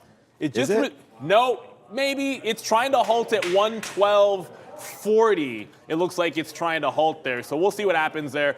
I jumped into the halt play, which, look, I was thinking it was going to be a dip. It did not halt. It resisted the halt and goes to 113.50 already. So upside on Coinbase. Why is Robinhood not going? I got Hood at 83, and this thing is at 80. I want this one to be going to. Everyone's like, poor Kathy Wood. She dumped her shares, and then this happens? Someone just said that she still has 5 milli shares. She didn't dump anything then. Yeah, who knows? Who knows what she's doing? Right now, we're banging this name out right now. We are long as well at 112 here. So a nice little name here for us on the day. Yeah, 115. Let's go. $2 now in the money on Coinbase. I know Neil has this as well. Let's just keep on going to the upside on that fake halt. But here it comes. Bye-bye fake halt. Now up to 113, 114. It's bouncing around 112 right now. Wow, this is a monster move here for Coinbase. I don't even know what to say at this point anymore. I'm just going to get out if it breaks 110. Other than that, let's just let this thing ride. And here goes Hood now. Yep, they're all. So they're like all this is starting to what I expected to happen on Coinbase ended up happening over here in Robinhood, where it's like people wake up at 9:30 and they're like, oh God, got to take that profit. It dumps right back into the breakout price, and now it's starting to go again. So there's a bit of a play. Look, it had at the open about 11:20. I'll try to ride the rest of this and see where it can go. But I've taken profit there. Coinbase, I don't know, 120, I have no idea where this thing is going to go at this point. It's just been crazy. I'll get to Amazon in a quick second here, but I wanted to go to Tesla quickly. 140 holding on Amazon. That's what I should get to. Tesla broke down off the open, so it actually took out pre-market lows and heading lower. So if you're wondering why the market is not going crazy to the upside, despite the fact that we're showing you a few things strong, there's some weakness right now, a few names falling down. What was that? Okay, forget it. We're going to take Alibaba out for $2 right now. We'll go Mamma Mia on that one. That goes right up to 103. That was a good play for us there. AMD does get blown out, but then we reverse into the long. So AMD continues. I said we'd only do 98.50 short. That's what we did, out 99. Now we run this to the upside. A good out there at 98.20. So we make 30 cents, then lose about 50 cents. And now we're riding that to the high side. And there goes Coinbase coming right back down. I'm out on a 110 break, which is going to happen right now. So we won't wind up making as much money on this, obviously, as we could have, because we are now almost out. But it does not break 110 there. So a nice hold of 110. It's going to break it anyways, but it's a nice hold down there of 110. Let's see if it can get back up. How did it not break that? Wow. It didn't even seem like there was a reserve there. I just feel like the selling stopped. That was strange. But there it is right now. Let's see what happens with Coinbase. Yeah, just making sure. This is one of those situations where double check your stops. I had to make sure that my stop was in place in Coinbase, and even as a matter of fact. Oh, by the way, Alibaba just ticked in for me. That was crazy. So Coinbase went all the way up and all the way down. Coinbase just wicked through 110. I got to show you this, guys. Coinbase, my stop ran at 110 on Coinbase, and then it did a wick bottom. Well, if it's a wick top and I would go long off of it, then if it's a wick bottom, I'll try, I'm going to sit there. Sorry, if it's a wick top, I'd go short. If it's a wick bottom, I'm just going to try it again in at about the same price in front of 110 and then go 109.50 as a stop. Robinhood has managed to hold up, however. So despite that deep pullback, look, the only things I'm trading right now, I got into some BABA, but it's Coinbase and Robinhood. So Hood's actually been better to me, but if we can't hold 109.50, Coinbase is going to go. There it goes, and now I want to get out of Robinhood. So just if that's a sympathy play and Coinbase is starting to break supports, then I want to be getting out of that and just kind of go back to the well. I've now missed Amazon, the long off that 140 level. You can see it's going to be breaking to the upside. So once again, Amazon ridiculously strong. I'll try to pick something up on Amazon, but you had to be watching Coinbase there at the open. There was no way around it. Some things got missed, but I think it was worth it to be where the party was. I did get a dip buy in Alibaba there, so it's still above that 100 level. If 100 can't hold, then we'll see what happens. Lucid, which was an accidental reverse into the long trade, still holding up, still looking relatively strong there on Lucid, down that 10% on earnings, but it broke that 10.25 for me. And you can hear the excitement in the back. Like everyone is just watching these things go absolutely nuts. Yeah, everyone's going crazy back there. Okay, so, meanwhile, we had a few other things happening right now. AMD, we got short, got out. That's starting to rip upside. We wish we still had that one. But we do have AMC right now as well. So AMC is starting to go upside. We talked about that 1940 break. It's not ripping like crazy. Our best out is this high of 58 there on AMC, so 1958 as it tries to go back up to the upside, but it is, not moving as fast as I thought on that pre-market high break, but, we have this name and we're going to see if it can work down in for us right now, but there it goes back up to the upside. A quick check back in. I got stopped out when there it is. Now it's going to halt to the downside, Coinbase, but Coinbase looks like it wants to halt to the down. Oh, we missed it there to the downside. That's too bad because I did have Coinbase short at 110, and then we got stopped out. Guys? There's something in our ear right now, Fahad. So I don't know. I can't hear anything. Yeah, it just take your earpiece out, man. Like that's on there. Coinbase, darn it, we had the short and we lost it. Coinbase halted to the downside. Now, this is why I jammed out of Robinhood. So it didn't really wait for Robinhood to turn. I just said to myself, if Coinbase was going to start heading southbound and we're gonna have to get out of that, then Robinhood, same thing. We'll see what happens when it opens up. Obviously, when Coinbase opens up, I'm showing you Robinhood right now. When Coinbase opens up, we'll see 100 bounce on Amazon, sort of incoming here. but it's only gone to 101 so far. So showing some signs of weakness after taking out that high at the open. 101 starting to be a little bit of resistance. Maybe I'll have to start scalping it off 100. Out in front of 101, and then rinse and repeat if we're able to do so. Like I said, Coinbase it's a volatility halt, sucks, so we do expect in about 2 minutes. Sorry, no, 3 or 4 minutes still before we get the open up there. And SoFi breaks out at the open. You can forget about the dip buy for now. SoFi holding $8 and breaking out through the top. Still very strong after yesterday. This is yesterday's high up at 842. It's taking that out now. Gets through 850. I think you can go for another jam long upside style trade, but I'd rather be buying dips if I can, if there's a dip to even buy in front of 8 even on SoFi. Yeah, so we're still looking at AMTD, not doing much right here. AMD broke already, AMC. So AMC is a good one, man. We just got some out at 75 there on AMC. A big run to the upside for us here. What's up, Brendo? A few other crypto names benefiting from this Coinbase move as well. Here's BKKT, 10% move to the upside. This one also has a short percent on it. Also, SI up 10%, guys, but coming back in pretty hard. Another one that also has a pretty high short percent on Silvergate. Yeah, I should have thought of Silvergate. Yeah. I was looking for sympathy plays, and when I was thinking about Robinhood and going to that, I should have thought of Silvergate. We're through 100 on Alibaba, so we stopped out of that on Baba. SoFi just came into me, so you're going to see me long in SoFi. I just got that like a couple of seconds ago. But Baba through that 100, so we're out there and now looking for that 98 level that we like. So it just popped into 98. Oh, you mean to tell me I didn't get that?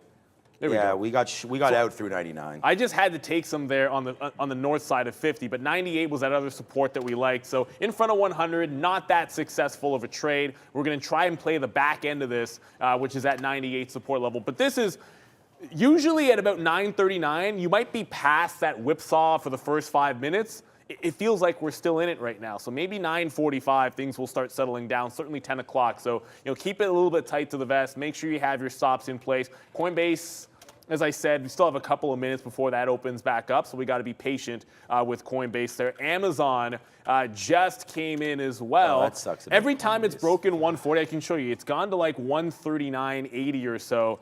Of course, this time, like when I get in the long, it's going right through that level. I got my stop at the 75 because I like obvious round numbers. There you go. It just stopped out there. So Amazon tried to catch the dip. Now it's flushing through. Looks like a bit of a rug pull at that open. Right now, the pattern I'm seeing, if you can't tell, breakout wick tops and taking out lows. That's a little bit bearish last time I checked. That being said, you have to hold some of those lows for it to matter.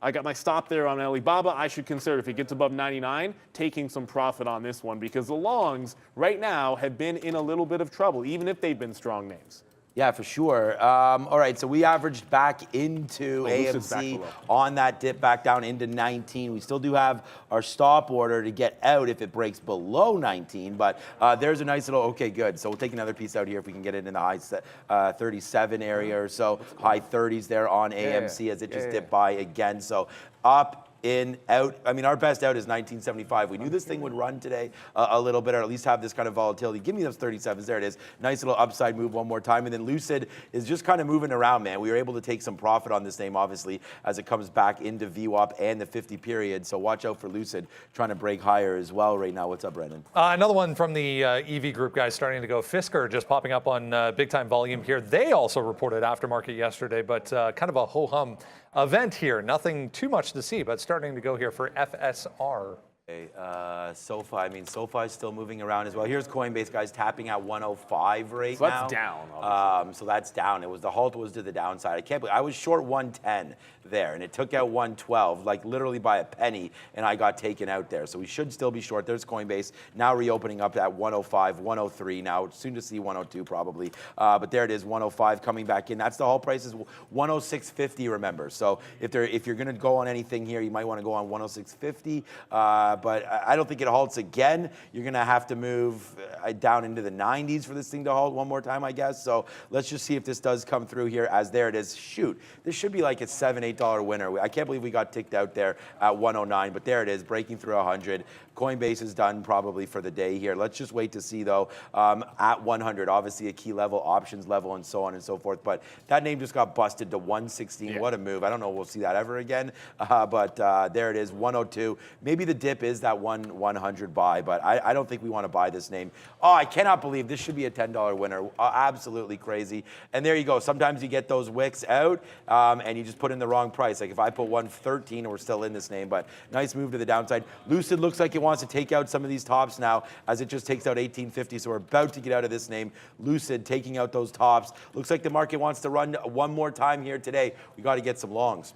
Yeah, oh, wow, there's a bit of a power move there in Meta. Meta just went all the way through that 171 level we're showing on the daily chart. So Meta's starting to go. I was short in front of it, and then just instantly like reversed. It was crazy whipsaw action. I just got the reverse and the long. BABA just started to bounce as well. My earpiece is still weird, guys. But BABA just started to bounce. I just got some out 99s, some out at 99.50. But that 38 got put to the test big time down there. And it's not even halfway back to that pre-market high. So still a little bit of weakness there. SoFi was the other long. We'll hit something for some of these, right? SoFi got the dip buy, had to abandon the notion of, it seems funny now, getting anything in the 770 range or 780 range. Now back to the high of the day. We did catch the dip using now 8 as a bit of a stop. The high of the day, 845. I want to take something out in front of it. 850 could just be its own breakout. And guess who got shook on Amazon? Stopped out, reclaims 140, and now jamming to the upside is Amazon. So a bit of a swing and miss for me there. If I had stuck with it, I could have held it through that stop, and now we'd be in the money. Doesn't mean it's the right thing to do. So BABA now up to 100. I'll take one more leg out. I don't want it rejecting 100 on me, and I didn't take any profit. But Coinbase does indeed manage to hold 100 there. It broke, got to 99.50. Still a wild ride. I feel like if you want to fade one of these, maybe the fade's going to be at these levels, maybe in Robinhood or SI gives you a trade. Brendan? That's NNVC we were talking about with Lewis a little bit, just popping up on volume there as well. So heads up on that. Also, we mentioned Warner Brothers coming up tonight. Here's Paramount trying to get back to the upside, guys, after a decent report testing 25. It was still a loss for Paramount, but benefiting they did from Top Gun. Yeah, for sure benefiting from Top Gun there. We're going to watch out for Meta as we just take a new position. I'm going to get out if this breaks back down below 170.70, so we're going to try to hold this one a little bit longer as the market trying to take out, and not trying to take out, but is taking out the highs right now. Trying to get to these levels of 13,355. That can happen, then great. So we are now long into Meta and long into Amazon. So I actually took both those breaks to the high side just to see if the market wanted to extend through. So hopefully we can get some decent wins coming through now on both Amazon and Meta as we try to hold out for these longs. But so far, not really that great. SoFi's got size at this 850. Yeah, SoFi was... Yeah. See, that's that second day play, right? We talked about that yesterday with Uber, and then SoFi again today, so good look on that one. AMC, fine. It sucks because it broke, but we made some money on it. Our last reload there does not work, but it looks like some of these might get dumped out as well, as Amazon coming right back to that 140, 150. I got to find an out. I already gave you my out for Meta, be about $1. Amazon, unfortunately, it looks like we might have bought the top there. I've been short. It's funny because like we talked about this. I've been buying the shorts here and hitting that short every day, but not today. So we'll wait to see here. It's been a nice little run. Yeah, 140. Yeah, it's coming back into here. So 140, 50, I guess. I mean, that's where the 50 period is. If we're going to get hit on that, that's where it's going to have to be. So right now, Amazon not really working out here. Meta trying to hold out hope to break through that 170, 150 still. Yeah, so I just took some more out on SoFi. Like we got the long in those 20s and 30s, right? So it's a separate play if it breaks out at 850. So I will bank a little more profit in front of that 850 area. Meta definitely still strong. I took some out in front of 170, 150. The other long we got is BABA. Good thing we took some profit on that 98 BABA long because it just rejected 100 again. So again, lower highs on BABA coming in. Right? So even though our support level is holding, the market hasn't taken the top yet, and we're getting some lower highs, which does mean a bit of a sign of weakness there for Alibaba. I don't know if you've looked at any of the semi-names there, but NVIDIA, which was on my watch, yeah, forget about it. Does not reject that 190 level for a short. As a matter of fact, it does the literal opposite of that, which was take it out to that upside. You're now in a bit of a jailbreak through 191 on NVIDIA. If the market takes out the highs, I mean, NVIDIA's got, it's like the air up there, up to like 198, 200. So I guess we got to go with the momentum at this point. If it takes out the high, I think it's pretty simple. I'd stop out at 191 for a tight stop. I don't like buying the highs at this time of day when the market has yet to take out its own high for obvious reasons. We've been in range-bound trades a lot, and what happens if you buy the high and the market rejects, you just sort of end up in the wrong direction there. So I'm all long right now and looking for opportunities for a potential short, and I keep saying you can maybe take an action in something like Robinhood to the short side, with Coinbase now down at 98, still holding, but Robinhood's kind of already back to where it started. It might be too low for that play. Yeah, Meta's the one really for me is gone right now. So Meta's a nice little move to the upside. That's saving me a little bit. AMD has been a real nice long. Wow. We talked about trying that one short at 98.50, but as you can see right now, it is making that move back in. I'm going to take out a little bit of Amazon right here just because it's not really moving around. So we'll take a 20-cent hit there and take out about 20% of that play. If it does break back down below this 140.75, I think that's enough for me, and we'll be able to get out of that one. But right now, Amazon not really looking so great on the long side, like meanwhile Meta is. Meta's that 50-cent winner. Guys, we've given you Coinbase today. I mean, let's even check out what Coinbase is even doing. Holy shoot, this should be a monster winner for me, and I don't have it. There goes Coinbase down to 97. We talked about this. Hit the like button, man. Coinbase today, Lucid, Amazon, Meta, Alibaba, everything coming through today. So hit the like for all the coverage, man. And if you can, look at Coinbase down to $98. That's short. That's my short right there at 110. Yeah. So stupid that we got hit out there. That really sucks. Here's my first short down at 88. That was fun. Up to 116. Should have just logged into my broker account and got out of all my Coinbase shares like I was saying. But well, it's one of those. I'm not going to lie. You sit there and you think about it. It's like what you got left. But at the end of the day, like we have, we have responsibility we take seriously to you guys. Meta there just got through 172, 102. What am I looking at that's at 102? It doesn't even matter. So 172, I did add to the position on that breakout there, so I have some 71s and some 72s. That's we'll see a blended price. I just want to point out that SoFi rejected that break. At 1850 or sorry, at 850. So for now, SoFi rejecting the break. I'll buy the dip on SoFi though. Brendo? Nicola here, guys. Seeing a couple of reports suggesting possible Walmart partnership was mentioned on the call for this one. 3.5% just popped up on volume. Oh, Nicola. Oh, yeah. Wasn't Nicola one of those names that reported as well? We talked about that yesterday. I'm not sure. All right. So Lucid's been kind of disappointing dancing around there. I mean, we can look at Nicola because Lucid, again, we were short. We took some profits and then eventually got taken out on the upside. So yeah, it's not much happening right there for Lucid, to be completely honest with you. The market is coming back down though. So again, like I've gotten caught thinking like, oh, the market's down, time to short everything. I just don't know if that is the case or not. So we're gonna have to wait here on that one. Google's been relatively weak today. It seems like Google down 0.2 now, or flat anyways on the day, and trying to maybe make a little bit of lower move here. So if there is going to be something to short, it might just be Google today, which I don't normally say. So that's something to look out for here on Google today, possibly in for the short. So definitely something to look at right there on that name. But yeah, it's been a little bit of a tough ride here unless you've had the right names today. I mean, AMD, yeah, I mean, Alibaba, we're up on it, but barely as we take down that 99, like in there, in, out, like that 103, like I can't believe we have that top. That was crazy. And then 5 minutes later, we're getting out at 99 break. So yeah, here comes Amazon screaming to the downside as well. Maybe a reload spot here for Amazon, but it's not looking great. What's up, Brendan? More earnings. Crocs, guys, downside big time after they cut their annual profit forecast for the remainder of this year. So 11% here, just made a low for Crocs. Yeah, Amazon's pretty. So things are settling down here on Alibaba a little bit, and at least for now, so look, we're still below, we're failing 100 every single time we get there, but you've got a wick bottom, holds that 98 in pre-market low. This what needs to happen is a break back above 100, hold there, maybe even consolidate, but we're getting the opposite. It's still, I guess, it looks a little bit like a short here.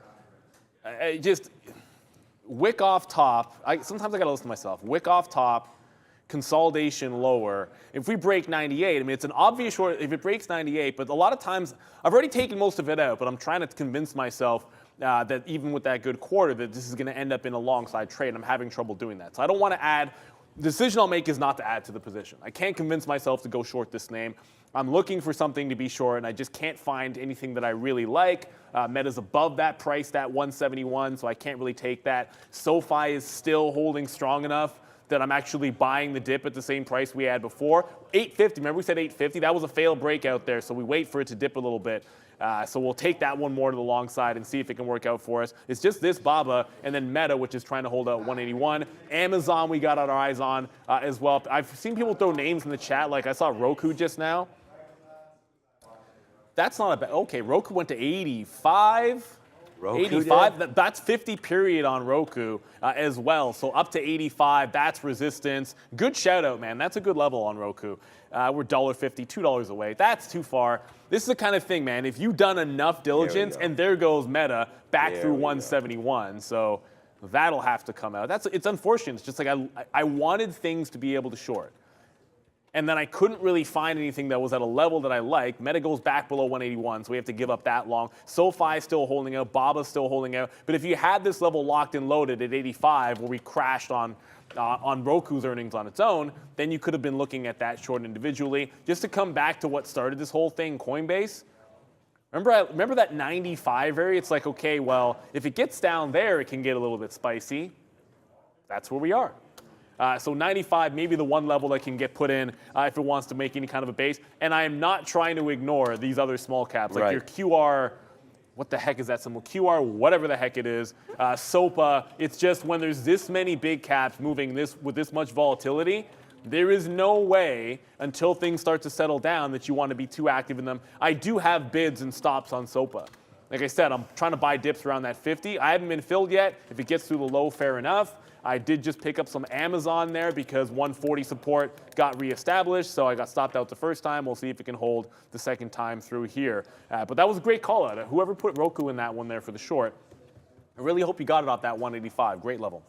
Yeah, we just went into a short here on Google, like we've sort of been saying that we want to do. First of all, we did get a bid here on AMC. We talked about that 1840. Let's see if now it can get back to the upside. Maybe that's the bottom. I don't know here on AMC. I'm going to try to hold this one as much as we can until we break 18. I don't even want to get anything out. Maybe we retrace back to 1940, 1950 or so here on that one. Yeah, so here goes Google. Okay, just seeing about this level here, 1850. So if we're going to break above this 1850, then we'll get out of this name. But I think this has a good chance to get back to the downside on relative weakness here. The market did crack lower, obviously, right? So you got to be very careful about some of these plays, but here we go. Google, darn it, making its way back up. So we'll average in a little bit, but we have that 1850 on our sights. We're just getting thrown around here a little bit, so we got to be very, very careful as the market trying to still figure out what it wants to do. I mean, this is pretty choppy one more time. Upside, the downside. So which way do we want to go? What you can do. Yeah, go ahead. Here's what I'll say is like whatever you're doing in this market, if you've still got established levels which are in play, if you get your fills and you got your stops in place, pay yourself out. This is not necessarily the time to just sit there and assume you got the home run. So if we're going to go 140 to VWAP, and that's only 50 cents, then I'm going to take it on Amazon. If AMC is going to, AMC's on the New York, Neil. If AMC is going to dip in, hold yesterday's high, and we actually get that one. So I stepped up by 1 penny. I said yesterday when I go long in front of 25s, I put in 31s. I went long 32. See how sneaky I am, Magic Johnson.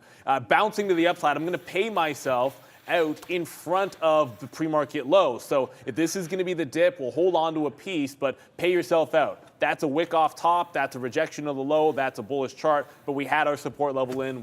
We hit it. I'm not quitting it because I'm still holding on to a piece like we are Alibaba. But you got to be paying yourself out. These are you're in the range in the futures, but you're breaking out and breaking up and breaking down on multiple names here. Make sure you're getting yourself paid if you still got some longs that are working for you, Brendo. Second hold here for NVIV. 1.3 million float on this one, guys. So absolutely crazy volume. Back to the upside here. About to take out that resistance from the pre-market, I should say, but halted NVIV. Flies flying around.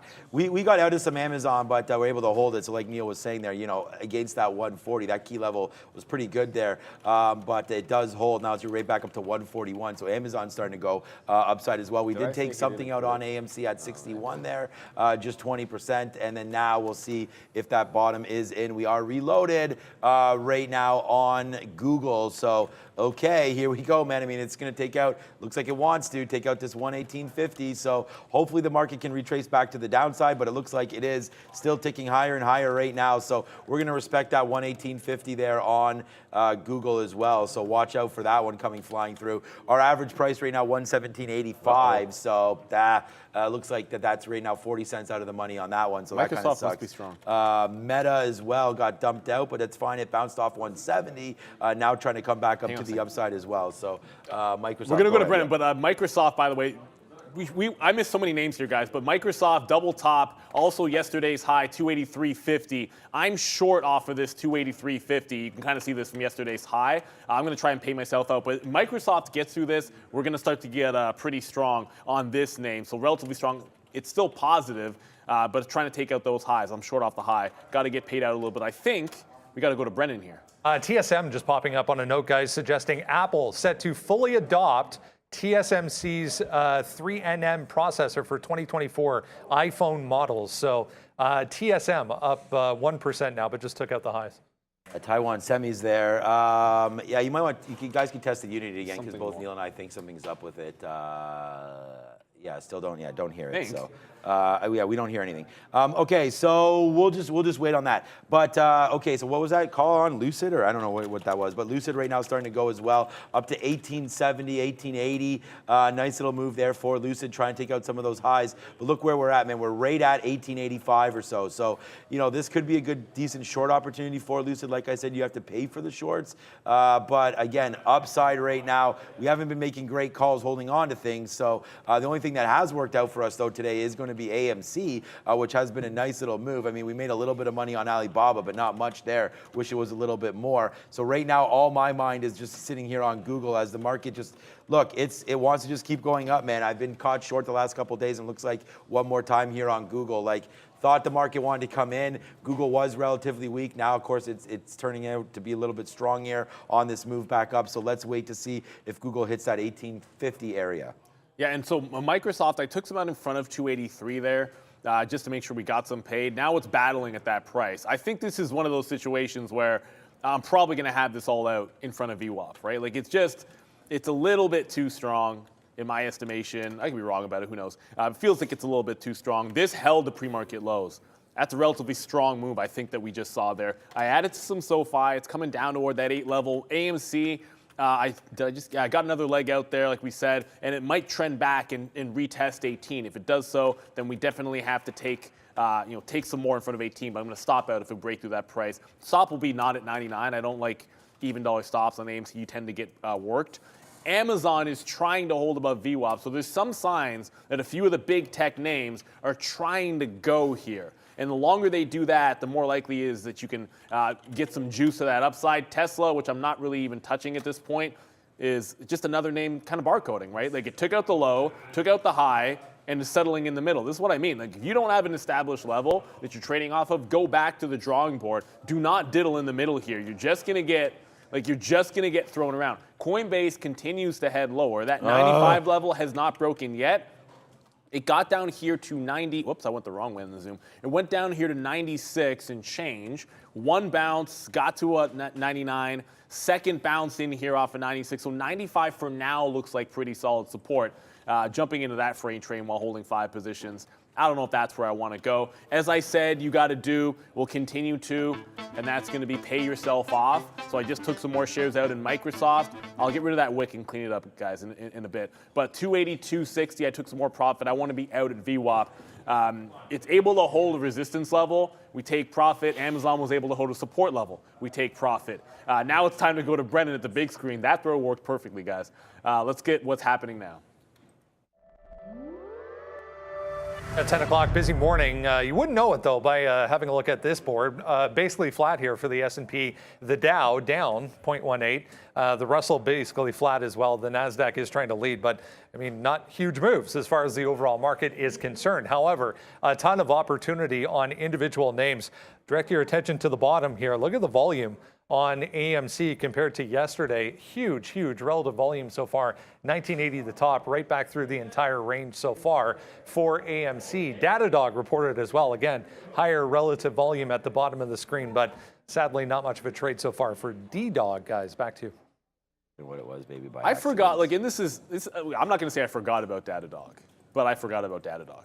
I did not think the quarter was that bad, but it doesn't matter. We didn't have a trade. I wouldn't have got 100. What am I even talking about? It dipped down to 102, so it doesn't really make a difference. If it had dipped down to 100, I probably would have had the long in Datadog, but you never would have got that price. For the first time since, did I even have a small cap today? No. I don't think I traded a single one, but I'm into SOPA now, and guess what? It's going the other way. So SOPA, it does come in. I was sitting right there at like 51s. This has to break down at about 220 to be gone. So this is not something where I want to be aggressively adding to this position until it starts consolidating, or we get a test right down at that 220 level. So we'll see what happens with SOPA. SoFi continues to head lower. Microsoft, we got another leg out there. And I'm watching this AMC a little bit more closely. Now it's starting to show some signs. Like, it's leveling off a little bit. It climbs back above the pre-market low. You could have a bit of a wick bottom, a little base of operations. They report aftermarket, by the way. Yep. If you're just tuning in now, AMC is reporting aftermarket. Microsoft, good thing we paid some out in front of VWAP. I wish I had gotten it all out. It looks like Softy wants to make a run at this high of the day. Looks pretty strong. Double top like this. And then going over, looking at what we look like in the daily. Not a heck of a lot standing in your way till you get to 290. So we get through 283.50, and we got a breakout here in Microsoft. That's why I wanted to get a little bit aggressive in getting out of this. Still, the stock is flat on the session, but looking like it's relatively strong and trying to take out those highs. Alibaba, which has been so far okay for us, not fantastic because it can't seem to really break away from that 98 level. It's just lower highs, the trend. I don't want to be adding to this one like I was saying before. So I'm going to avoid adding to this long. I'm not taking it out because we haven't broken through support just yet, but I'm definitely not going to be adding to this position anytime soon. Amazon's kind of going sideways as well. And I keep hearing NEO out there. I haven't looked at NEO just yet, but NEO making some strong moves to the upside, up 5% here. So it looks like this is the EV name actually going. Kudos to you guys for catching this one. On the daily, on my 15-minute chart, it's more like a 2080 to 21 would be the channel on a dip buy.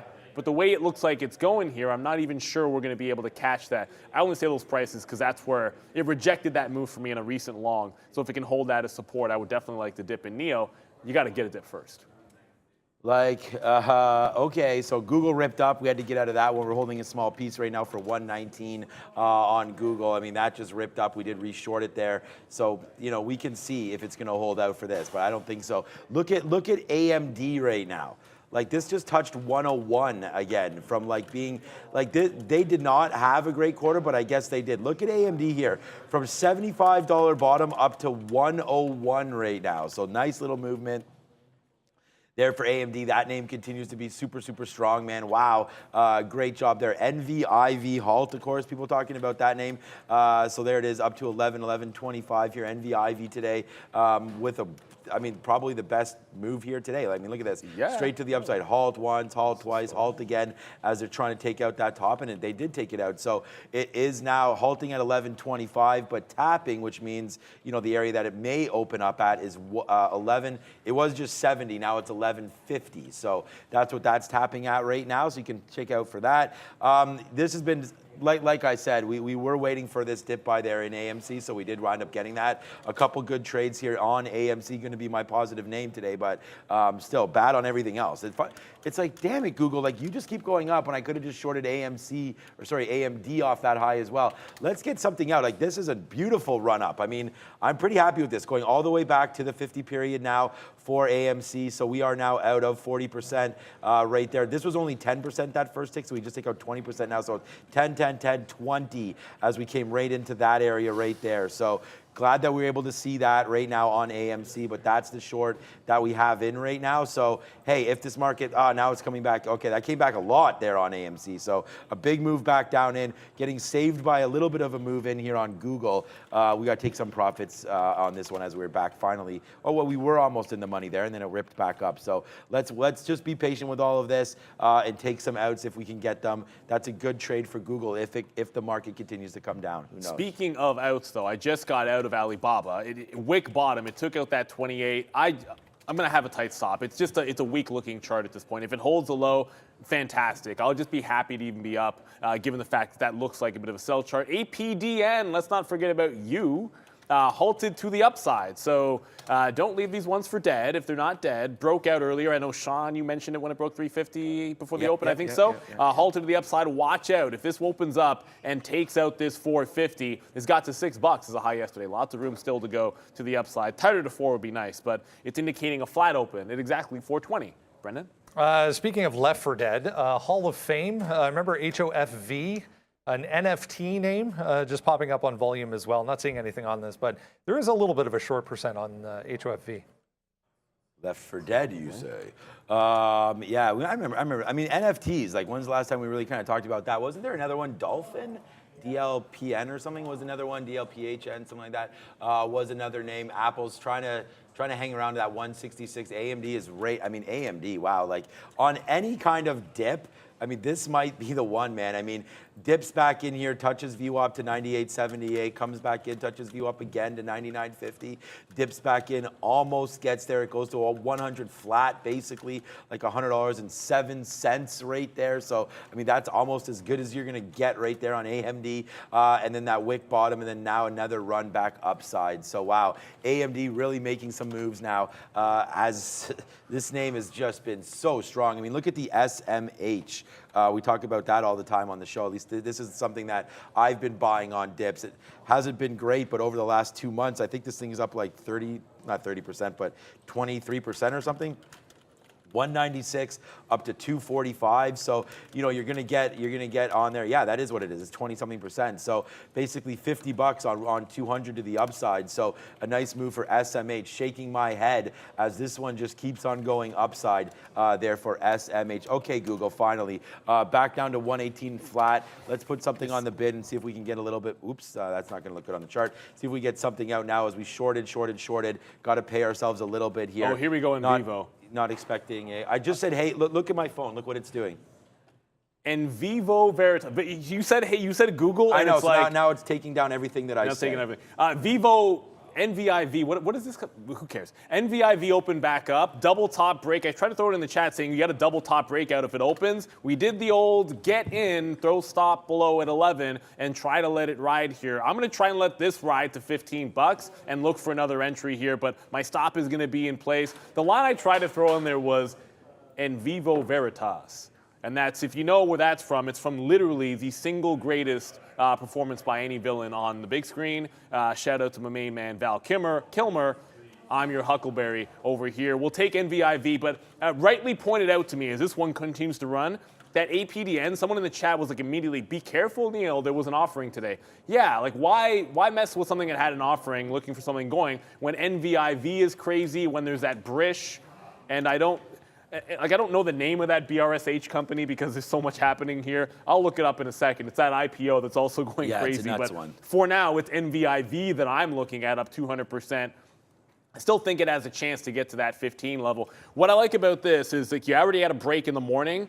You had a bit of a pullback. When QNRX, or whatever that stock was yesterday, I forget that symbol too, when it made a similar move, then it really jammed. That one actually got to like 20-something. When it had a pullback and then retook that high after the halt, it was just gonzo to the upside. So you try to structure something long that you can hold on to, where I know my stop is going to be at 11, but I got to try to at least let a little bit ride.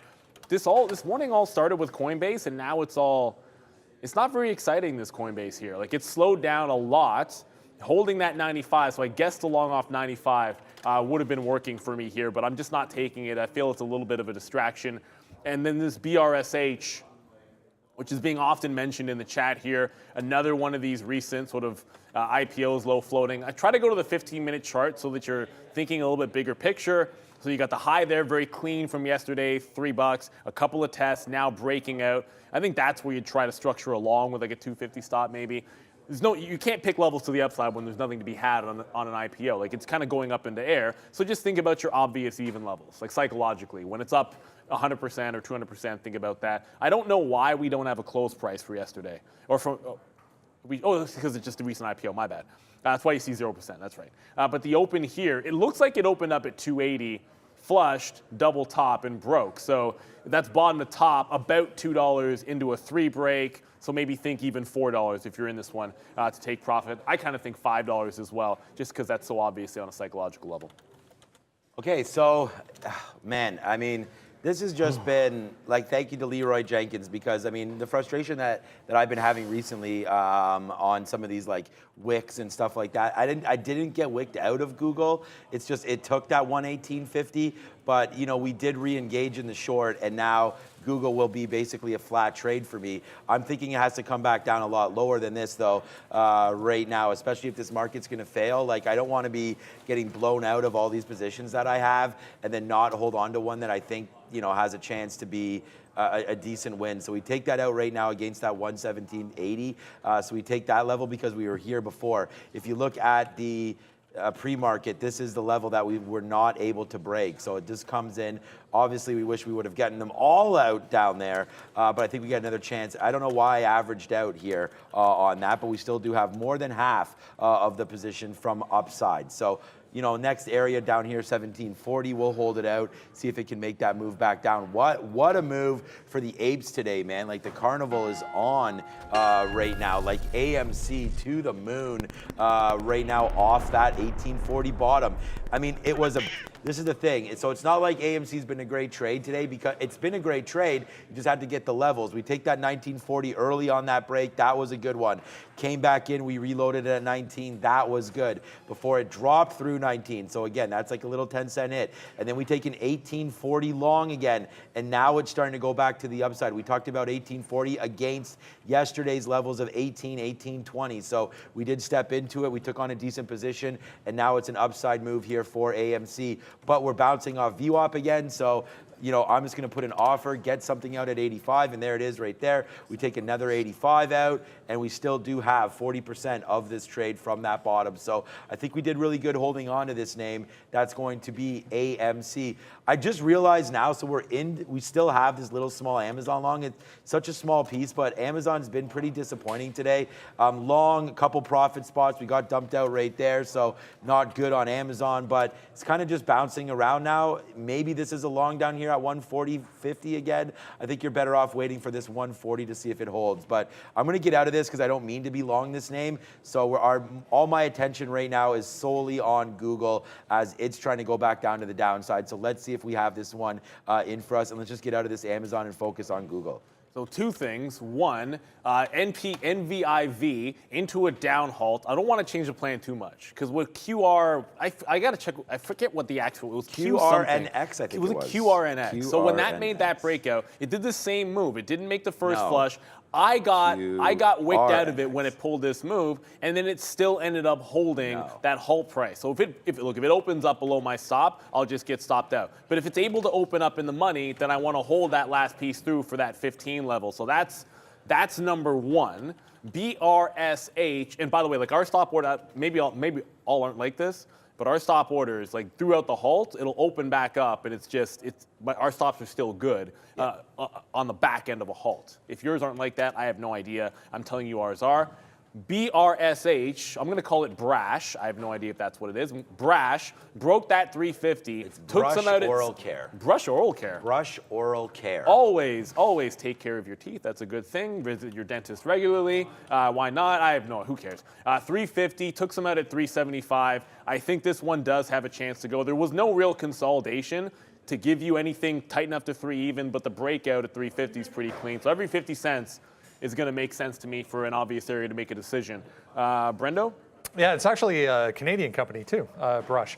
Yeti, guys, more earnings. Yeti was down huge after their report disappointed. I was trying to hold this 45 down here, which was a big level on the daily chart, but just popped up back to the upside, trying to get higher for Yeti. Oh man, we talked about Yeti I forgot yesterday.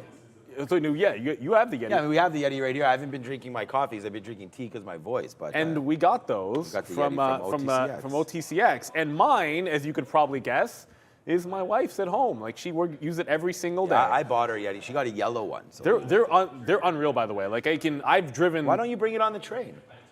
I don't. So by the way, I do like kind of like a time restricted eating. So I don't actually have anything that's not water until about like 7:45 in the morning. What about crushed beans with water? No, it's just anything. I can't have a cup of tea even. Like it's just. Anyways, it's worked well for me, so I kind of like it. But NVIV. One thing I forgot to mention.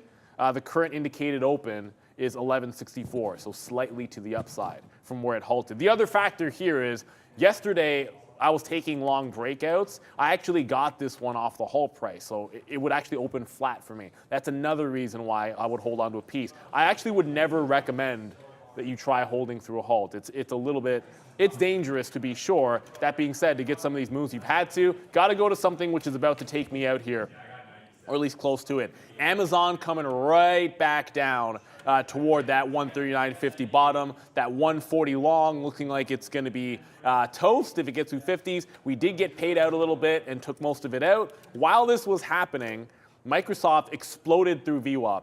And I'm long everything else. I got an AMC long still in front of 18. I got Brash doesn't count. I got SoFi and SOPA longs, which are now working against. And the only thing I got short is Microsoft. I got nothing else to the short side. I couldn't catch any shorts, and it's getting toward its low. So I guess I have to hold on to this so I have exposure in case the market does continue to give it up a little bit here. And I don't mean to be ignoring a lot of the names that you guys are throwing out there. Tesla. Back down toward its pre-market low, yesterday's high as well. Someone's saying, what's going on with Alibaba? Well, Alibaba took me out at 98. And someone was screaming in the chat. Well, they were saying in the chat. And by the way, NVIV opened back up, did not stop me out. Someone was saying this is a short. Someone said for sure, Baba, you got to short it. I didn't. I just didn't get in more long. And you can see it was a gorgeous short. So whoever had that read, I want to congratulate you there. So NVIV holds above 11 even. That's where my stop is. If it breaks that, I'm going to be out. Don't want it halting twice down on me. But again, this is what happened on QR. Shoot, I already forget it. Sorry, Sean. I know you said it right. It's QNRX. QNRX. This did this yesterday where it threatened like it was going to be done after a halt down and then still continue to go higher. So I'm giving NVIV that level of respect to see if it can do it. BRSH, by the way, which we took, it got some more out in front of $4. Now it's pulling back in. You know, this one, recent IPO, you do want to give it some room. I'll probably give it back to like the 3/4 mark and look for a reload there, but I just realized I should adjust that. I'm not stopping that at $3. That doesn't make any sense. So if that gets below 3.25, then maybe we won't see $5 on BRSH. But I mentioned a few things that weren't going well. SOPA. I still have a bid down in front of 220 if this one wants to go. If it consolidates here, I'll have to rethink that and maybe take some at like 230, 235 or so to get a run potentially back up to 3. But it does feel like when the love goes into the other names, then some of these early runners kind of run out of steam. So we could have got caught with that. Like you've got these two new ones going, and then maybe this is going to be left at the wayside there, SOPA. But Brendan's got the small cap recap just in time. Hey guys, yeah, crazy morning for a ton of small cap stocks. Let's talk about a few. I want to direct your attention once again to the bottom of the screen here. NVIV, this was 850 support in the pre-market. Once it flushed below that, gave you a pretty decent shot, at least at a short trade, versus 850 gets all the way down here to 6 even on the initial move to the downside. Look at the volume then that came in on the way back up. So once the buy program kicked in, this was pretty clear to flip to the long side of the trade. Tried it again at 850 for another quick scalp. But this is actually my best stock of the day on the short side, even though that happened. Back to 14 we go on. Heavy volume down here was the key for me to get out of the way. GRNA, another one. I spoke about it with Lewis a little bit.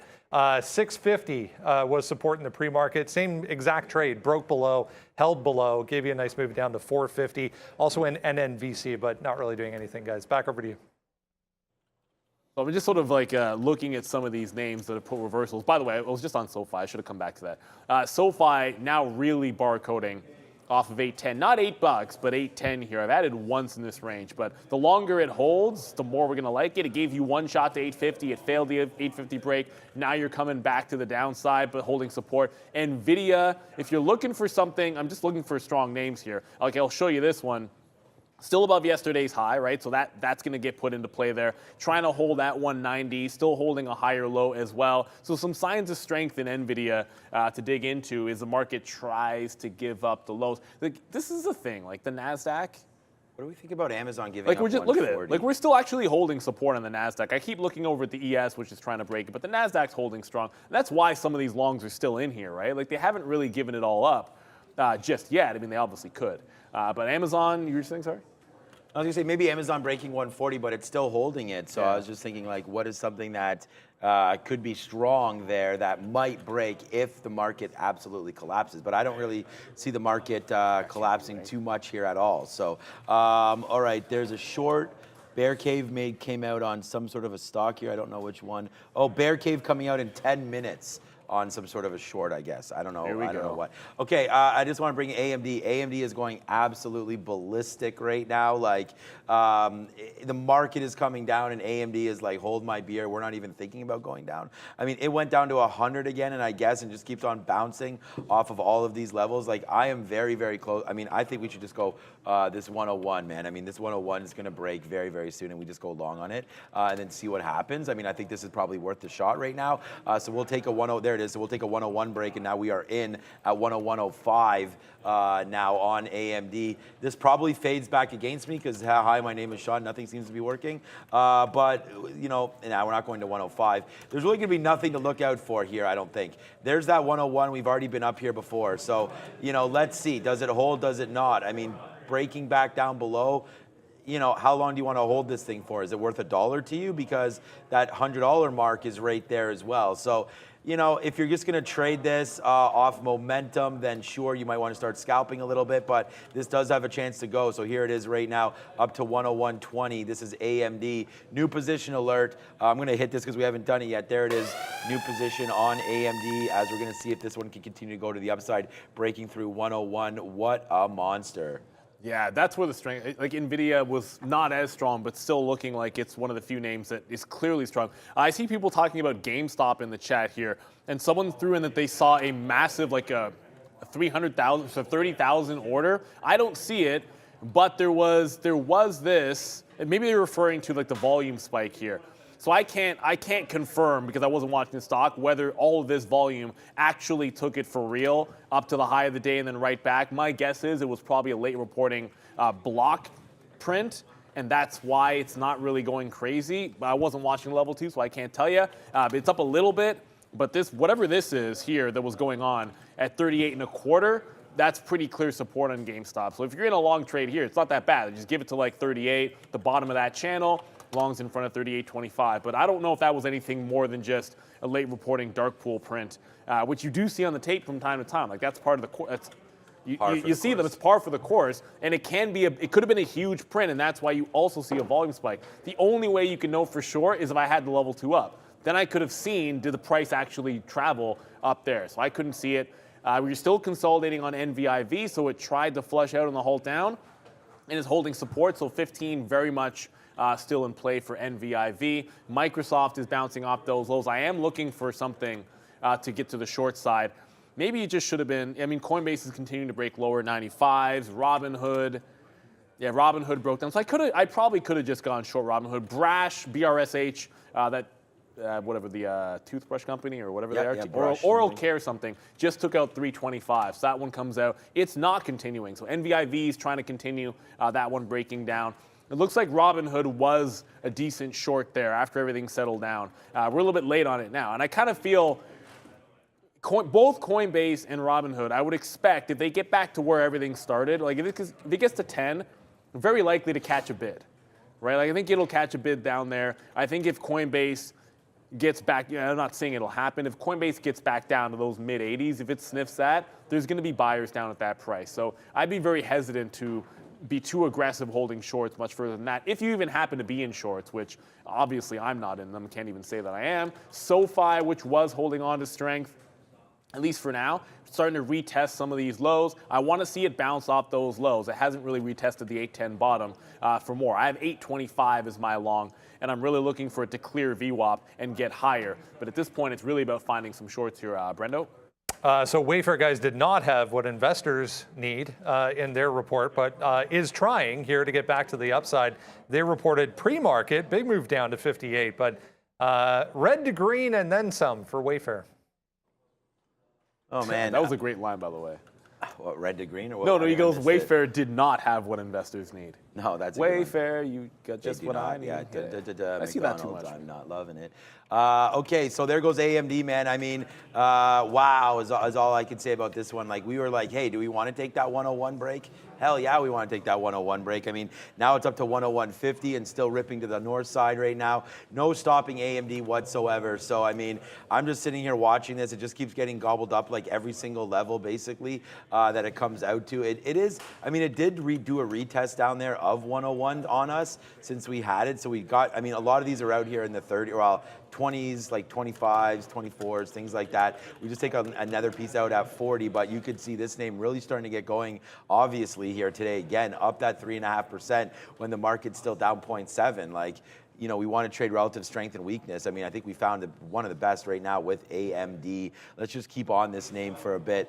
Okay, the barcoding name for me right now is going to be Google, but I still want to hold the short. This is going to be a good short for me. It's going to be a good name, hopefully, that it even tanks even further than this. So, you know, we did get taken out right there. That sucked, man. That was a big hit. There's no doubt about that because we averaged in, but we didn't get out of everything. We held that last piece, but then we got out of these pieces. So we take about $1, less than that, about, oh, wait a minute, that's 75 and that's O's, so same shares. So we're short at 90, out here at 50, so about a 60 to 70 cent hit, and then we reload it. So now you can see that we're in the money $1.10 here on this name. So let's go back to the downside for Google coming through very soon, hopefully. And then, yeah, AMD's dancing, and then so is AMC right now. AMC's just doing a little bit of a move. We got out there at 50. I don't know, that's strange, but okay, we got out there at 50.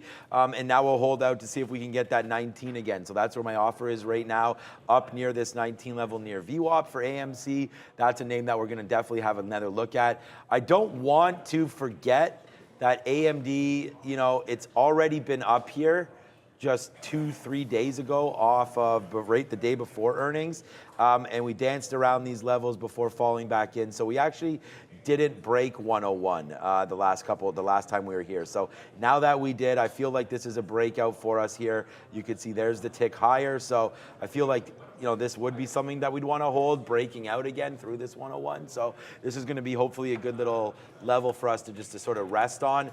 That Alibaba, and again, it's all over the sticky note, and it just sucks because it was like, if this does break back down below that 99, we definitely wanted to get out of it, and we should have just gone into the short instead, but it does bounce back up to 100 and giving you that other opportunity there. Alibaba touched 95, wow. Okay, there goes Google to the downside, so this is gonna work out. We gotta take another piece out on this one. We don't wanna, you know, we don't want to rest because this market has been known to sort of do this, right? Hit the bottoms, then make a move back up, and hit the bottoms again. So with that being said, let's put a bid here at, I just put a bid at 46. So hopefully that can come down and hit that. AMD is coming back in a little bit.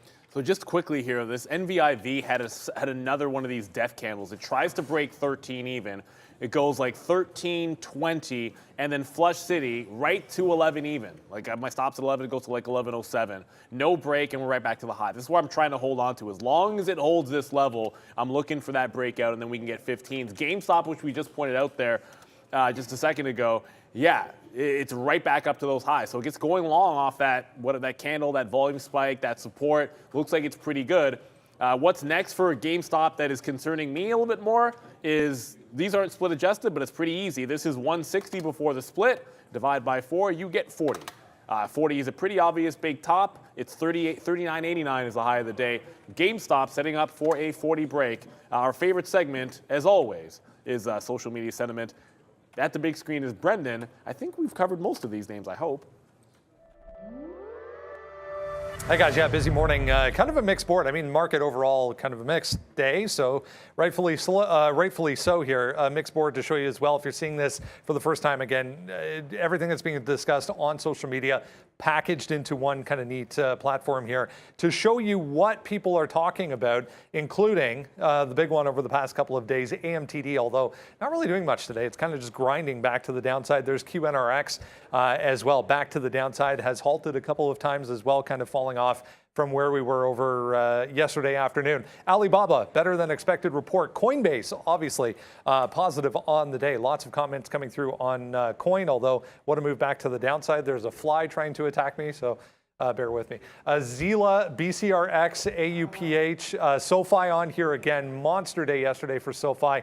NVIV. So as we were saying, all the ones we've been discussing, including GME, top of the board. But AMC, guys, I take a step back, and it's surprisingly not the biggest square on here as it's been the past couple of days. Back over to you. AMC, It's still okay. strong. Yeah, I'm still in that name. A strong one. Just quickly here, that short cave report or bear cave report is this Olaplex, OLPX on the bear cave. So we'll give Brendan a minute to go back and check this out. Obviously, he'll see it, but I just want to bring that to your attention because we did kind of tease that there was some sort of a short report coming out, and it's going to be Olaplex Holdings. Neil, I'm sure it's something that you've invested in. Yeah, I mean, obviously that's one of my biggest holdings. It's a core. It has to be a core position. In everybody's. Olaplex, okay. Olaplex Holdings. At the same time as that went to the downside here, look at the candle on SoFi. SoFi just taking out support, getting right down through 8 even. So we're out of SoFi. And the only thing I have short is Microsoft. Microsoft just broke the low, so that's going to be working. It's a couple bucks in the money here. I'm just trying to hold on to it as every one of these longs start coming out one by one. We gotta take that. Anyways, that doesn't. I shouldn't do that. That's a Cuddy Rank song. It's not that nice. $38 on GameStop. That's where I want to buy this thing. I'm looking at GME. That's holding strength. And AMD, Nvidia may be holding some strength. AMC is holding on to strength, barely in front of 18, but it goes to VWAP and it fails. So the longs are really starting to come out here. Even Amazon, which is trying its best to hold up, right? Like it's keeps on retesting those. I got stopped at Amazon, came right back in at the same price, essentially above 140. It goes up to 141.5, and now it looks like it wants to give it up. Not a heck of a lot is holding on to strength here. NEO, which was super strong, actually is still super strong. It was back at 21 the last time I talked to it, so I actually hadn't looked back. Bounces off that 21 level and actually holding some strength there. Lucid, which, if I had actually gone in and just reversed Lucid long intentionally, that tests all the way to 19 even. So it does that whole at the open, cannot take out the low, doesn't take out that 18 level, and I don't reverse. I probably should have reversed into that one to the long side, but I even said, I'm not sure I want to reverse long on Lucid. So got to watch out for this NVIV. What I like about it is it's still trying to hold. The longer it does this, where you halt to the downside after being up 100 and whatever % at the time, and it doesn't want to break down, then really the only thing left to do is just head to the upside. Like if people are going to think about taking profit, anybody that wanted to take their profit that was sort of scared at this point is probably trying to hold on to it. People that held shorts through 11 have to be starting getting a little bit scared. Anyone short off the top is getting nervous as to why it isn't breaking down. I got my stop. If it breaks at 11 even, I'm going to be out of this one lickety-split pretty quick there. Just one other name there, that BRSH, just wanted to show you. That took out VWAP in that 3/4, trying to hold $3 now. So I did have the long into like 390, the re-up that we took the hit on. So at this point, bit of a nothing burger, but it doesn't look dead yet to me if $3 holds. Keep your eye on that one as well. Oh man, it sucks that we only have a third of this trade left, but right now failing is Google. As this coming all the way back down, we just took a 117.20 out. It's down to 117 flat. We're now $1.80 in the money on Google. So this has been one that I've done my best to hold on to it. So definitely brought us back to life a little bit here on GOOGL right now. But wow, what a strong name AMD was. and now it's dipped right back into 100 one more time. So I don't know. I'm holding on to this Google short for sure. There goes Amazon breaking back down below as well. So that's taking out that 40 area. So this is kind of what we thought would happen, and we wanted to grab the short on this name as well, breaking through that 139.40. That sucks, man. We had all of these shorts, but we just had them too early. And this market is going to kill you if you have things early, it seems like. You got to be patient. You got to wait, because it's like, for me anyways, it's not about getting wicked out. It's just like, when the market is in these movements here, you got to be very, there it is right there. Yes, sir. A nice little move to the downside. It's kind of just what I'm talking about here with Google, right? Like, right into here. It's great to be short into here, but realistically, it comes all the way back to pre-market highs. Like, that's where we should have started this, not in the middle, you know? So it's like, it's not rewarding you for being early on some of these plays. And again, you can't predict, like, we don't have that crystal ball, but you know, that's kind of what I'm thinking about right now is like, just be patient, because if the market falls, just like the market's been up 2, 3, 4% the last couple of days, like, sure, it's been, I think we had 2 bad days, and yesterday we were up that 2.7 or so on the NASDAQ, right? It can go down 2.7%. So, you know, be patient, try to hold on to some of the plays that you have, and you know, hopefully they'll be rewarded on that side. So that's kind of what I'm thinking right now. And on that note, AMC starting to go back, breaking below this 1840. With this market falling, we don't want to be long this name. So a breakthrough 1830, we will get out of AMC, guys. Yeah, it looks like a lot is heading down. We just barely bounced off of that stop on Amazon, that 139.50. I have it at 50. I mean, 40. It's probably splitting hairs at that point. Doesn't really matter. I don't know if we've talked about it. Yesterday. Airbnb was really strong. Obviously, we had that trade, but if you look at how aggressive some of these moves are back, like you look for things that are holding support, or at least have done so. If you just came right back and had a breakout trade on that one, was fantastic. Got to think on to the next. If there is a bottom to be found, relatively strong name. If it can hold green at 115, there's a little something there for Airbnb potentially. I watched Affirm off of 33. That was previously strong. Now starting to give it up. It rejected exactly at 33 even. If the market makes a bounce, reclaims the low, 33 for a breakout trade, probably a little bit more appealing there. Another strong name on the daily chart. At this point, if you don't have a short, chasing it is going to be tricky. At least Amazon hasn't really broken its support yet. Alibaba is still holding below yesterday's close, so it's still green on the session, but the trend is in on BABA.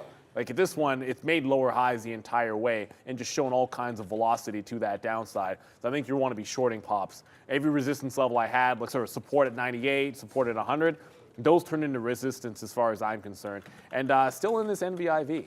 On my 15-minute chart, just as it's not calm, but really, since the breakout, it hasn't really threatened too much lower. It hasn't broken back out, so it's worth sitting into it. This is what I wasn't willing to do yesterday. Going to try a little bit of that here today. It is 10:40. Time to see what is going on that. 10:40. I know. On the big screen, we have Sector Watch with Brennan. Back to the downside, guys, for the overall market. Pretty mixed board to show you here, though. There are individual names standing out on both sides of the spectrum today. About 0.5% right now for the S&P, but typical earnings day once again. So you get a lot of big individual movers. Overall, as far as strength is concerned, first off, tech stocks actually providing a little bit of strength, even with a few big outside moves to the downside here for DXC and FTNT, FIS as well. So some of the software names under pressure, but AMD, SEDG, if you remember, huge move down yesterday, trying to bounce a little bit today. AMD 3%. NVIDIA's here as well, back to the upside. So a little bit of strength coming from tech stocks. Same story for healthcare stocks down here. Again, a lot of individual names making moves, kind of offsetting each other in the pharmaceutical group, the healthcare equipment makers. ABMD, really the only negative one today versus a whole bunch of positive ones to the upside. Over here, Match, if you remember, yesterday was a big day for Match. Back to the upside, 3.8.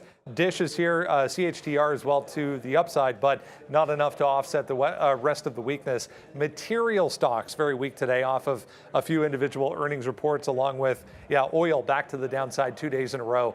So energy, materials, some of the resource names offsetting, a lot of strength coming from other areas of the market, including MGM lifting up some of the casinos. MGM reported, we discussed a little bit in the pre-market, and some of the banks as well showing strength as well. But as you can tell, if you kind of zoom out, very, very mixed board once again, but the overall market in the red right now, guys, about 0.5%. Back to you.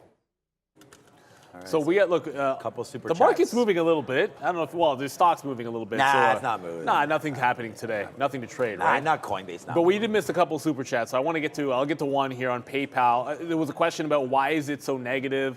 It had the big run off of earnings, and it's been falling down ever since. So that wick off top, this has to do with what happened in Coinbase. Like, you had sympathy plays and buying on a lot of these names, whether it was SI or whether it was Robinhood, PayPal. I bet you if I pull up a block, we'll see the same thing. Yep. We had a breakout, and then you caught the resistance, and then that is an unbelievable bull trap, right? Like, you get people buying this up above that gap, and then once you fill the gap, and remember the gap on Coinbase from yesterday's low to 91, you just probably are running a lot of stops. So it causes downward momentum, and then on top of that, the market's falling. So it's just a cascade sort of event here. And before we go, just like I said, you could probably call up Block. Oops, that's New York. You could probably call Block. I haven't even looked at Block. I'm just going to make the assumption that it did a very similar type of move where, if this even wants to load up, it tried to take out the high, got caught up in the Coinbase kerfuffle, and then now you're just sort of breaking lows. Not as weak because there's not as much strength as the gap up you saw in PayPal, but I think that's all it is. Like, there was so much exuberance in those host of names at the open when the rug got pulled. A lot of trapped longs there. I like that exuberance. Yeah, we were just talking about that PayPal earlier. I was short. Remember yesterday I was trying to go long, short PayPal, back and forth there. That was a funny one. And you have the Elliott Management Group there, so the activist group trying to take that down. I did want to give a big shout out to Michel Hibert as well there. Thank you there. You made, I don't know what stock it was, just sold 100% profit on my $40 August 19th calls. So $40 August 19th. Can we think of something that's near there? GameStop's at near 40. It could be GameStop. It could be GameStop. That's not a bad one there. But anyways, Michelle, thank you so much for that. And he says, watch out for BBY. So Bed Bath & Beyond, the 3 Bs and the Y. So my guess would be now that I didn't even read that Bed Bath & Beyond. Probably GameStop, because if you're looking at those kind of names, thank you for everything today. And we did look at GameStop earlier, and I think that you probably played that 1 minute candle. There was a big candle up there right here off that 38 all the way to 39.60 that it basically bottomed out again. So I don't know, Michelle, you may be able to do that play one more time. I mean, we're coming back down to 38.40 now. I mean, the market obviously right now is downside, so I don't know if you want to play that momentum, but that's a couple shoots off of 38 here. Upside to 39, upside to 39 again twice, including the open 3 times. So a nice little move there for you. And thank you again for the super chat, and thanks for the PayPal comment as well. Man, I think look out below for PayPal a little bit right now. But again, big name, was a $300 billion name, now down to $100 billion. On that one. So, all right, we are just to look at this. We got thrown around a little bit here on Amazon, but again, nothing to write home about back and forth there. But then there's that 140 break. Neil mentioned it. Remember, he was like, look to something to short or something that's at resistance or something. And then I was like, well, what about Amazon 140? Yeah. So we had that order in. It went down as low as 160. We have our bid now at 50, 139.50. Don't know if that's going to happen or not. We did get out sub 117, a little bit more of our Google, 20% of the position that we had left, which from this position is only like 7 or 8%, but again, we dumped most of it to the downside. So it's 10:44. Wow, what a crazy day. I've been trying to get short Apple this whole time, and it has never come back to retrace enough for me to get this name. So unfortunately, it's like my short rate now was at 165.50, hoping that it would come back up here to get this level. Never happened, downside. My other short was right here, 166. As soon as we broke this, I didn't notice it early enough, so I wanted a 166. That never came back in. So anyways, Neil just said, ooh, so what's up with that? Well, see, remember NVIV? It did another death candle, held 11, and pops back up to 1250, and then like it rejects that high one more time. It finally runs the stop there, breaks 11 even. I'm actually out before it halted. The halt band was at like it halted? a 1058. So this is not me getting out. On the halt, I actually got like maybe like a penny bet or whatever. But I'm out of it now. NVIV. We tried to hold on for that run, and it looks like it wants to halt down. So if it opens back up, and maybe it'll reclaim 11, I'll jump back into the trade, and then maybe a better price, I guess, closer to 11, give it to like a 1050 or a 10. It's possible, it's not done yet, but we tried to hold on to it and clearly didn't want to go. I'm looking at the outs on some of these longs. It's like I went short in front of 71, reversed to the long on Meta. It played up to 72, tried that breakout, so added to the position there, had a 171.50 price. Stopped out when it reclaimed that level. And I'll go to the 15 minutes, show you how sick this is, because it's like, this is the failed breakout that it put on. So yeah, am I going to want longs in front of that price? Sure. Room to 176. When it fails that break, oh my goodness, reverse. No reversal at all. Now you're through the lows on this is what I mean. I don't know if I can chase this. But yeah, those reverses could have been pretty good up on that failed break on Meta up at that top. It's like, you know, the price area that you want it to hold, and once it got back below, it's like, yeah, just for sure get out of the long. But jumping into that short is going to be the mistake of the day, mistake for me. What's actually holding on here a little bit? AMC. Remember, they report aftermarket, so I feel like people aren't dumping it yet with the rest of the market here as the market tries to catch a bit of a bid, actually. If Amazon gets back to 141 or close to it, I'll probably just take the rest of this out and just call it a day on Amazon until it either breaks that low or retests that high or settles down and finds a better support level. But AMC's found one. It's still good in front of 18 for now. Brendan, new one for us? FRGE getting a lot of mentions, it would appear, on social media. Not seeing a lot on this as far as news today, but decent float, actually. It's over 100 million on this one, but FRGE up big time. Decent float means you can safely short it, but then I look at the chart. It's like, can you though? Can you really? I don't know. I mean, what is let's do a quick little float checker on that one. FRGE here and see what's going on here. I mean, I knew it right away. It was Forge. Yeah, short float, not much, and a lot of shares out there. So possible news or something pending on FRGE. So we'll wait to see if that one wants to go anywhere. Yeah, Amazon, nice move to the upside right here. We don't have very many shares, but I am, thinking about, obviously looking at this 50 period one more time here, 140.50. If it doesn't hold that level, then you get out. So you know what? I think just the fact that this market's bumping up right now is a pretty nice move. It's trying to make a move back to the 50 period. So this could give you an opportunity to get short on weaker names if you could find some weaker names. I don't think Amazon is one of those, as Amazon's up 1% different than the market, right? I was talking about Apple on bump backs up. So this one, again, double the market on weakness, but we're looking for a bump up back to like 165.25. We're not going to panic right now and look to short some of these, because if this market runs, then it's going to run you over. So, there's no point in going short at these levels. Wait for key levels to come through. So for me, it's like this 165, 70, 166 area. I think that's worth it. You get a little bit of a bump up here in Apple, then you go. One name that we've ignored today, and I guess it's off Lucid, and we got to do a bit of a better job, as I am a Fisker shareholder. Fisker today. They reported to. I'm not sure. Remember we mentioned them, FSR, and then I didn't see them on the list yesterday, but they could have been. They have a little bit of a different symbol. It doesn't actually say Fisker, so we might have missed it yesterday. But Fisker, I mean, Brendan can confirm that. It's only 4 million shares, so it doesn't seem like it would be reported yesterday, but it could have been. There's Fisker right there, breaking through. Either way, remember we talked about this yesterday, which is kind of the sad thing, again, breaking through this 1050, right? So that was a great move. Looks like SoFi, looks like Uber, but Brendan's going to confirm it for us. Yeah, I mentioned it right out of the gate this morning, guys. Popped up with Lucid. They did report, but it was kind of a ho-hum kind of report. It wasn't really anything exciting. It wasn't doing much either, but benefiting anyways from strength in EVs. Right, okay. Yeah, that's because someone was asking, it's a Lil C Flow. We did talk about it in that group. Yeah. That's why I was like, oh yeah, for sure they would have reported, because we talked about the trio of those, and we mentioned Nikola as well, which we haven't gotten to today at any point. Someone in the chat had just asked me about Microsoft, thoughts on Microsoft. I'm still in the short in Softy. So quickly, just made a bounce off of 280 here. And look, the pre-market lows is 281, the market looking generally weak until it reclaims 282. I kind of feel the short is still pretty valid. And if the market does want to make some fresh bottoms, then I've got something at the top here. I'm not going to think about reloading into this to the short at VWAP here. I hate that as a re-entry price. And my attention just went to that Forge.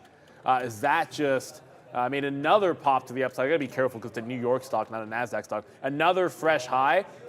When I went to the daily, if you get to $10, there was a lot of consolidation there on the daily at 10 even. We're not there yet.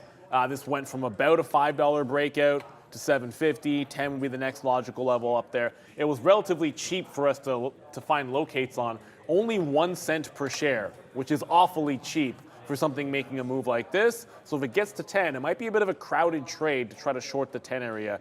But that's where I would try to make a play on this. Alibaba, someone just asked, can it bounce back to 100? I mean, anything's possible. 98's a pretty key level, and it's rejected that in the way back at least once. If it rejects it a second time, I'd try that short, but I like the 100 short a heck of a lot better than I do 98. I suppose that's not really saying much.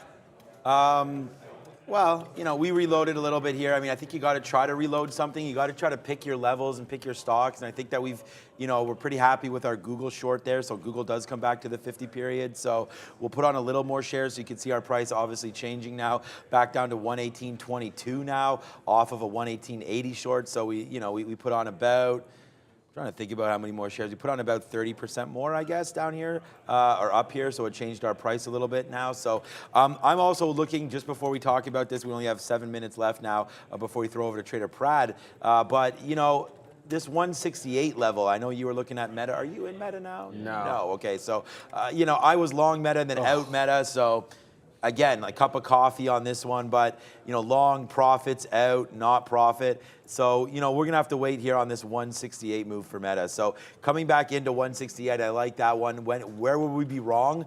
That's the problem. And this is what I mean. Like, you can't get too, the word's not cocky or anything like that. It's just, maybe the word is just confident. Like, you can't get too confident right now with holding any of your positions that you have something. I mean, that Coinbase short at 112 that I had should have still been on board. That was stupid. But other than that, it's very choppy. Like, you make that move all the way back down. Now you got to see what the NASDAQ does here at this 50 period. So I want to be as patient as I can with some of these plays. Like, there's no point in going short Meta right now if the NASDAQ is going to eventually take this down. If the NASDAQ falls here, then we can put on a short on Meta, and I'd rather pay up for it, or in this situation, pay down for it, and know that we have the market with us, right? So the only reason we ran into that Google again was, and again, look, see, like maybe too early again, let the market tell you what it wants to do. So, a little early on the Google trade. Let's not make the same mistake on Meta, but if it does come back up to that 168.50, then I like it a little bit better than where it is now. So,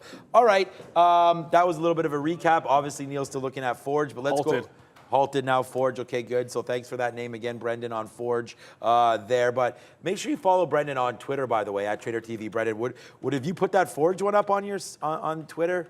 Can't remember, but anyways, breaking news. Brendan tries to get them up there on Twitter as best as he can. So definitely at TraderTV, Brendan and Neil and Sean and our main account as well. Hit the like button, hit the share, hit the subscribe. Let's go over to Money Talks and see what these U.S. dollars up to today. Downside so far today for the dollar. If you remember, we were talking yesterday, that's the hourly chart. This spike to the upside on that PMI number. It came right back down throughout the session yesterday, continuing to the downside today, 0.3. Back to 106.1 today off of the jobless claims number. There was international trade data that came out this morning as well, both a little bit on the weak side. So seeing moves back to the upside here for a lot of these outside of, the Canadian dollar lagging a little bit here, 0.15. To the downside, 77.75. British pounds lower. Euro back to the upside on some positive data. It's worth noting out of Europe today as well. Japanese yen, Swiss franc. Japanese yen, the big gainer today, 0.5% higher, 75 and change there. Australia and New Zealand both back to the upside. And we finally let go of that 23,000 level on Bitcoin. It was holding it for a good 2 or 3 days in a row as support, but down 2% for both ETH and BTC, guys. Back to you. And back to this ENVB, which I left for dead a little bit here. It's creeping a little bit. Big runner yesterday, several hulls to the upside. The afternoon, I think everyone was watching this one as one of the strongest ones. Got to $15 actually. $9 a bit of a double bottom, just creeping up. The volume's still pretty light, but you can see it making a run at VWAP here. So, this is one on volume picking up past lunchtime above 11 would give you a little something, but I want to see that volume kick in just a little bit more. You already mentioned Meta, but I was going to go back over to the one name that was on my list that I never got to, and that's NVIDIA. So NVIDIA is now held a double bottom at 187.60.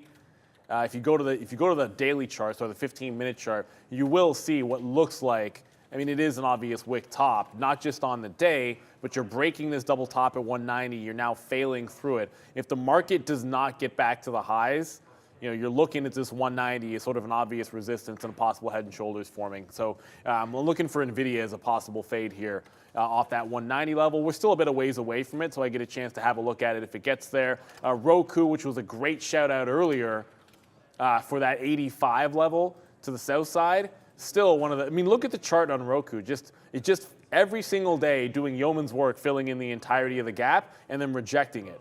So if it gets to 85, I think we know what to do.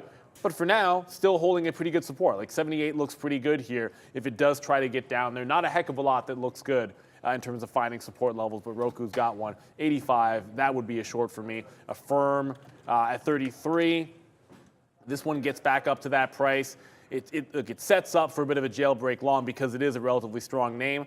However, I'd probably be short in the 90s before I reversed into any long on a firm. And then I wanted to go to this EV name, which has been strong all morning and still up 3.5%. That's NEO. It never came back to its consolidation. In fact, it is still holding above this previous resistance channel, 2080 to 21 even.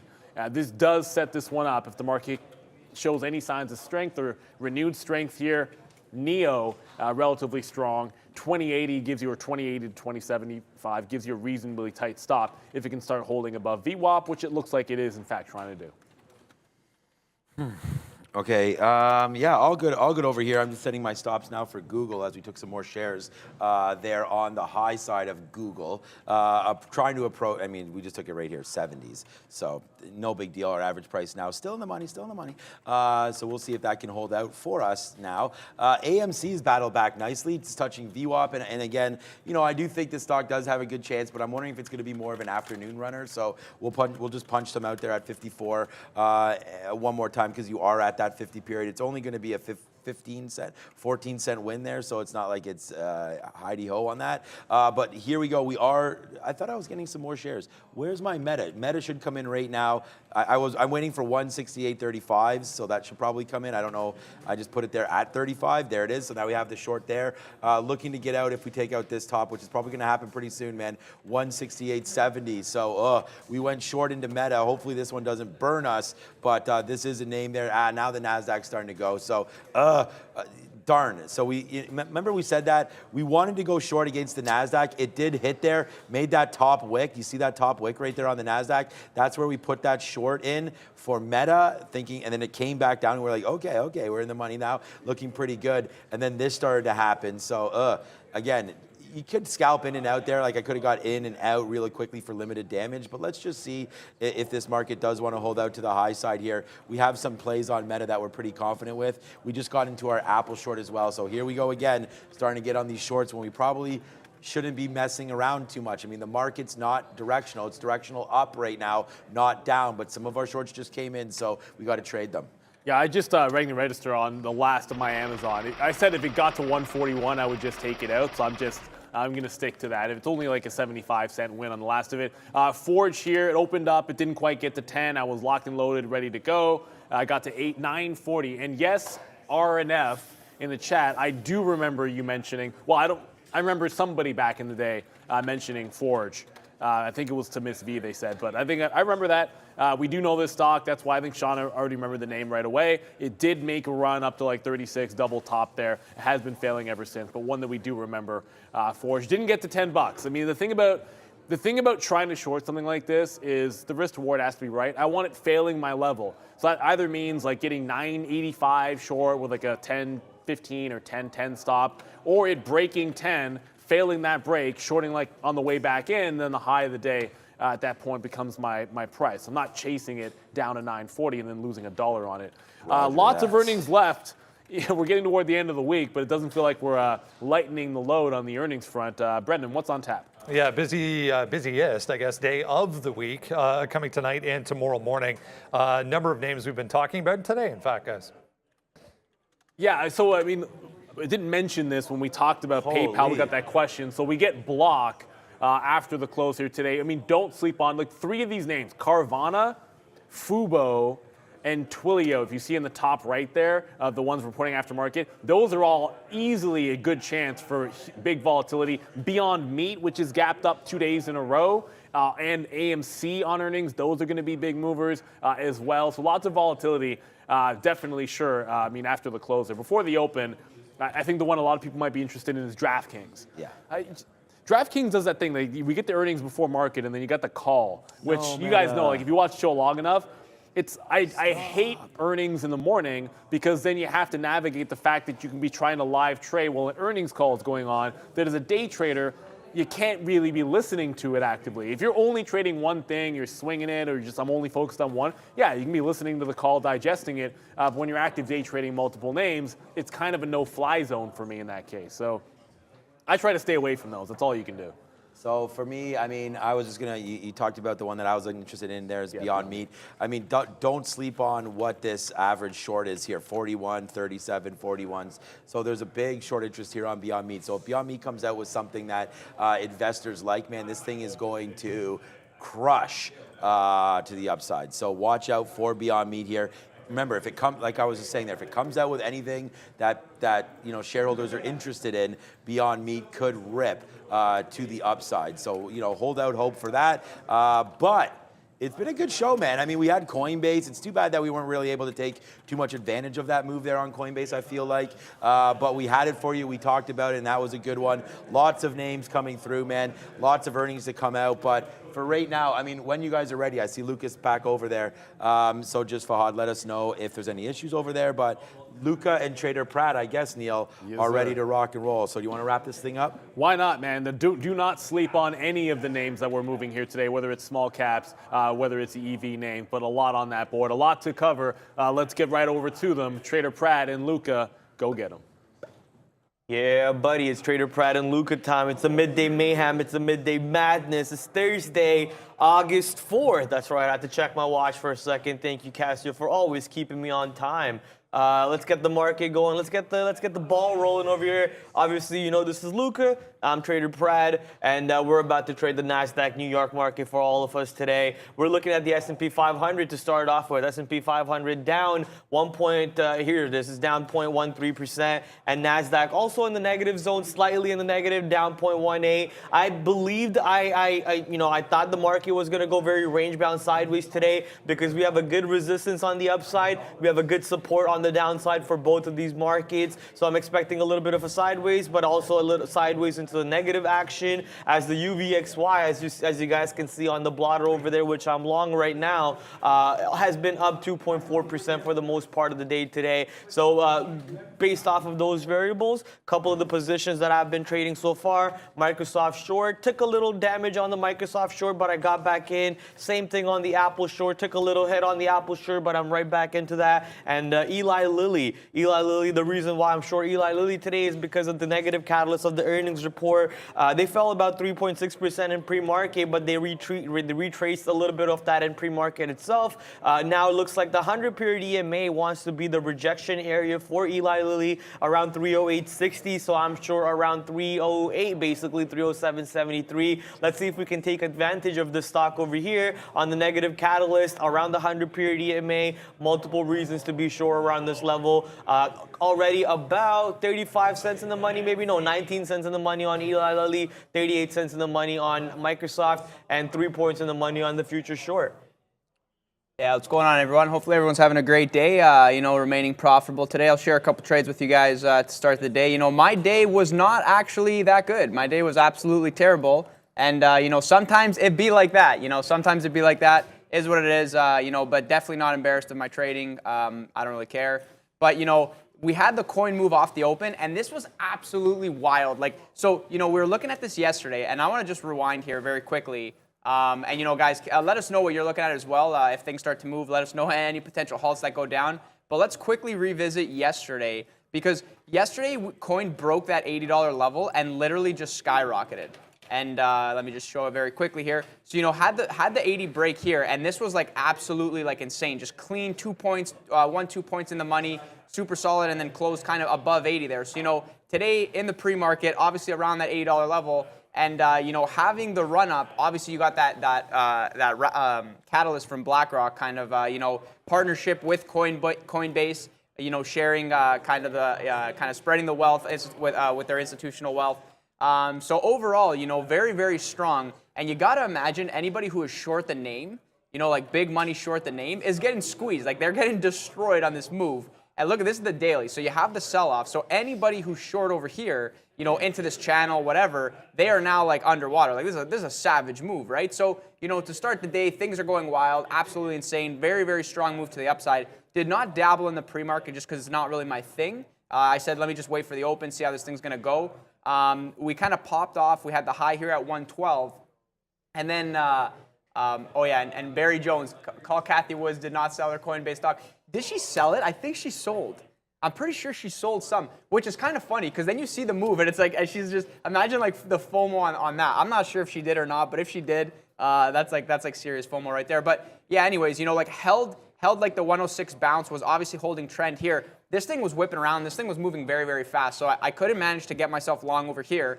Then these longs at the top were basically halt longs. So we're about to halt, and I'm like, okay, I'll take my chances here. Let me smash the long and put a stop like right underneath. It's obviously a very quick trade, very scalp kind of scalp trade. And basically, the trade that I'm going for is the kind of my theory going into this is if we halt even one time, we're probably getting $1. We're probably getting $1. We're probably getting $2. And you know, I want to believe that the thesis was not incorrect because we went from 112 and we topped out at like 116.30. So this was the first halt area. It was around that 112.31 area.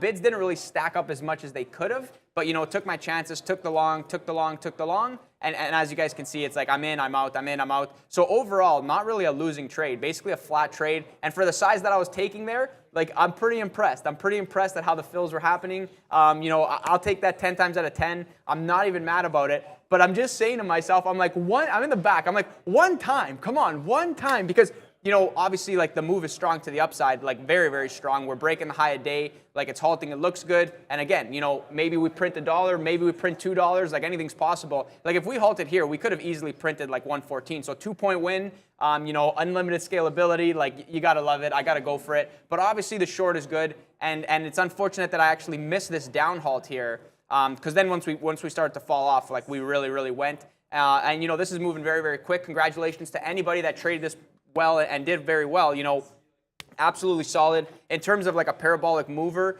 with unlimited size, unlimited scalability. You don't have to pay for shorts. It's like it doesn't get any better than this. Like 116 back down. Like this thing probably goes back to at least like 88, 86. At some point, it's gonna probably test that. That'll be my guess.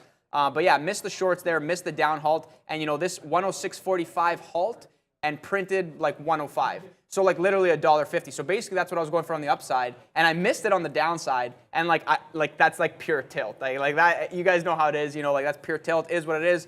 Tried a couple other trades here, but this was basically small size. Like I don't really know what I was doing. Maybe I think I was trying like just a low of day break, like maybe for the move down. But obviously, you know, was chopping around. Spread it opened up a little bit. So you know, gave it once, twice, and I'm like, I think it's done. I'm not really gonna kind of test my luck on it anymore. Then had losing trades on AMC as well. So obviously AMC earnings after the bell. We popped off. We kind of fell down, and I missed this trade. And then this was more of like a size play. It was like okay, like maybe, you know, like some size slamming it down. Maybe we get the continuation there, because this was a pretty strong sell-off, right? Just kind of straight down. I'm like, I didn't want to chase at any point. Then we got the bounce and like, you know, tight risk, lost on this. Then I thought, okay, it looks like we're holding trend. Let me hit it here. Let me hit it here. And this is just terrible. This was a stop through 1850. I just figured like, oh, we rejected, kind of a little bit of a lower high. Like maybe we flush down. This will be a good price. And then if we break the low here on money, and then we get an 18 bounce. And so that was kind of my logic on that one. But again, AMC, devil stock. The bots are savage on this one. Definitely a tough trade. So lost on this. You know, like had a decent amount of size. So, you know, whatever is what it is.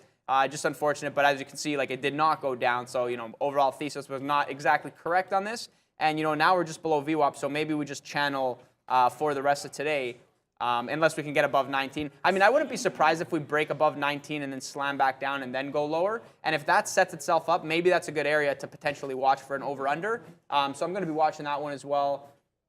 And before I talk about something else, maybe, I don't know. Yeah, I got you. Yeah. I'm just going through my sticky notes of stocks over here. I actually forgot to even go through this list today. So a couple positions that I found using that was Nikola. And did I find another trade off of that? I think the only trade I found off that Nikola. But let's talk about a couple stocks that actually had a catalyst behind them today. Fresh new catalyst, which was Baba. I'm thinking about eBay, but Baba at the moment with the earnings report, I believe, was the catalyst behind it. Jumped up 5.2% in pre-market, better than expected quarterly results. But for the first time, revenue flat growth. Most of that was because of the lockdowns in China, causing issues with most of the companies within that country over there. But still, Baba coming out with decent earnings report, bumping up to about 103. Something that I noticed on the daily chart over here is the 50-period EMA, the 100-period EMA, and VWAP all seems to be exactly, or maybe not VWAP. I don't actually see VWAP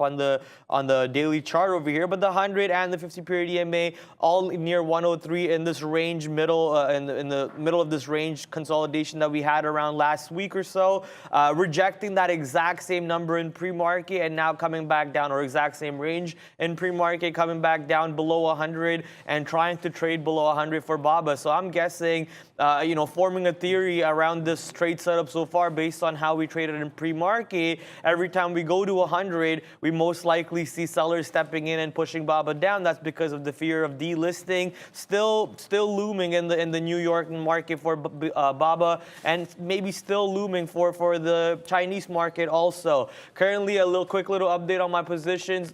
Eli Lilly did move down to about 80 cents in the money for me. Eli Lilly being the catalyst, the earnings catalyst play. Microsoft $1 in the money for me, and Apple 40 cents in the money. My two longs, UVXY 3 cents in the money, and Nikola right now 2 cents out of the money.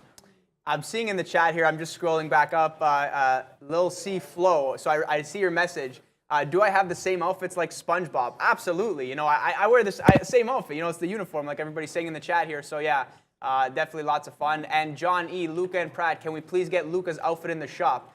So, Pratt, you maybe want to put in the good word there, get the outfit going. But yeah, always smiling. You have a good day, things are great, whatever is what it is. You have a bad day or a bad start to the morning, whatever. Whatever, it is what it is, right? Like, trading is not always going to be, it's not easy. It's not easy, and you got to obviously trade your setup, and there's multiple opportunities on both sides. And the worst thing for me is when you got call it 10 different setups, and they all start hitting at once, and you're missing this, you're missing that, you're losing on this, so maybe you don't take the next one.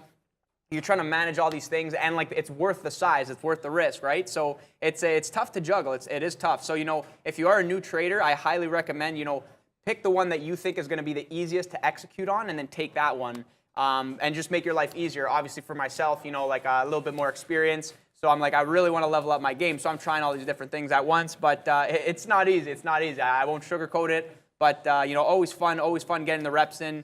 Anybody who's been trading for a while, you definitely understand what I'm saying there. Based on that comment, though, I was talking to Spencer in our Discord group that we have, and I was basically saying, you don't got to take all the girls on the dance floor home, you sexy beast. You got to pick like 2 or 3. Take the 2 or 3 girls that you see, take them home. You don't got to take all the girls on the floor home. Leave some for the rest of us, right? So, yeah, there's a lot of opportunities today, without a doubt. Lots of fun to be had on the market. But you got to really learn to hone into 1 or 2 trades, ladies and gentlemen. If you get distracted by too many opportunities, most of the time, you get flustered by the ones that you missed on, and then a little bit of FOMO, a little bit of anger, greed, emotions kick in. You're no longer a robot, then you're now an emotional trader, and you're trying to revenge trade your P&L back. Lots of issues coming down the road from there. Obviously, my boy Luca knows that, but a quick shout out to you guys in the chat there. So many opportunities out there. We don't need to get bogged down by all of them. Let's pick 1 or 2 or 3 best ones. Attack those with our buying power. Attack that with the good enough of confidence behind it. Let's bank this cash today. Yeah, and Doug, right? I don't want overcrowded trades here. I want my own trades. I don't want to tell nobody about my trades. Nobody knows my plan. But obviously, you know, coming on the show here for entertainment and education, you know, trading large caps, there's plenty of shares to go around. There's plenty of shares to go around, so definitely not an issue there. And you know, let's talk about QNRX today because it's halted right now. It's halted to the upside, halted 1948, showing an open price of 1998. And here's the thing with these names, right? How many times do we see, this is SSR, right? This is SSR. How many times do we see this thing fade, start to hold, there's really no volume, and then out of nowhere comes a volume spike. And you know, like for the most part, I mean, this halt opened flat. I think this one opened flat, this down one opened flat. So even though it's showing 1998, I wouldn't be surprised if it does open flat. But overall, like this name's kind of wild, and like obviously everybody saw this name from yesterday. This thing was just straight moon to the upside. Like we are now. It's like we had small cap summer, and like then it died for like call it like 2 weeks because we had the Fed, we had large caps, you know. So obviously there's a lot of things moving, a lot of things on everybody's plate, you know. And then yeah, small cap summer is back for the end of summer, and you know, telling myself yes, I will take a vacation because I want to be ready for the end of the year. And I'm not really sure that vacation's coming if the market keeps this up because there's just too many opportunities. But yeah, you know, this kind of wild move to 27, it's SSR. I'm sure anybody who was looking at locates on these, it's super expensive. Like for us, I think it was 55 cents when I checked this morning.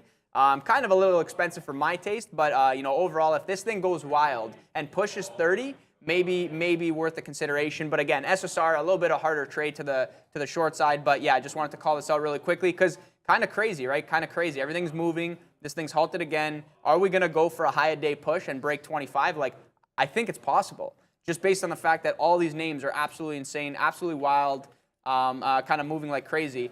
Another name that I just want to quickly reference before I send it back to Prad here is Amazon. So, you know, it kind of feels like these large caps that are, you know, like Amazon's not really in play today per se, but obviously you have the 140 level that broke yesterday. And it was actually funny because I was looking at this yesterday, and I think the show just wrapped itself up, but that breakthrough 140 was actually really clean. But we had a lot of sellers at 140.50 area. So it's kind of like, you know, it had a strong day yesterday. Kind of feels like that's where people are taking profits. You had the 140 level, a lot of size. You know the rule, we didn't come all this way to not take the size. So we did take the size, we ran. And then you had that kind of resistance area at like the 140.50 area. So now fast forward to today, you know, I'm thinking, is 140 a bounce area? Is that 140.50 going to come into play? Like, how is this thing going to act up? And based on the fact that there's so many other movers and coin is just going nuts, you know, like everything kind of wild altogether. This is kind of the reason why I think that you have like these large caps kind of muted, right? So, you know, Amazon in a very, very tight range, definitely a scalpable range, and kind of feels like that 140 bounce area is really clean because we're breaking it and quickly reversing, touching it and reversing, breaking it and then quickly reversing again. So, you know, overall, if the market does hold up and doesn't really sell off, that 140 level is definitely an interesting area to play off of, and you can probably give it. I mean, I would anticipate like you got to give this at least 50 cents to low a day, you know. But definitely discretionary basis. Watch that 140 level. Let's see if we get a bounce there and potentially get a long going. Person in chat talking about ALNY. Can we take a look at ALNY? Currently trading around $220, trying to take out the high day, maybe go to 221 or so. ALNY, man, about 1.5 million shares traded, relative volume of almost 6 over here. I just need to find out what the catalyst is for this. I'm guessing it's an earnings catalyst. If it's not, then most likely, yeah, it's not an earnings catalyst. Then it's most likely an FDA catalyst of some sort. Maybe we can click on this one. Endpoint in phase 3 clinical trial of, not sure what that drug is in specific, but meets the primary endpoint. So that's always a good thing when companies in the FDA realm end up meeting those deadlines and all the key requirements for those test phases to go through. Something that's always good to go check for. What next you know, biotech stock is due for one of these big moves that you just saw in ALNY, and how to capitalize on that. You can go to Google and type in FDA Catalyst. If you type in FDA Catalyst, you'll see one of the first websites, FDA Calendar. I got it, and then you can just scroll down over here. I don't want to pay anything, nor do I want to sign up.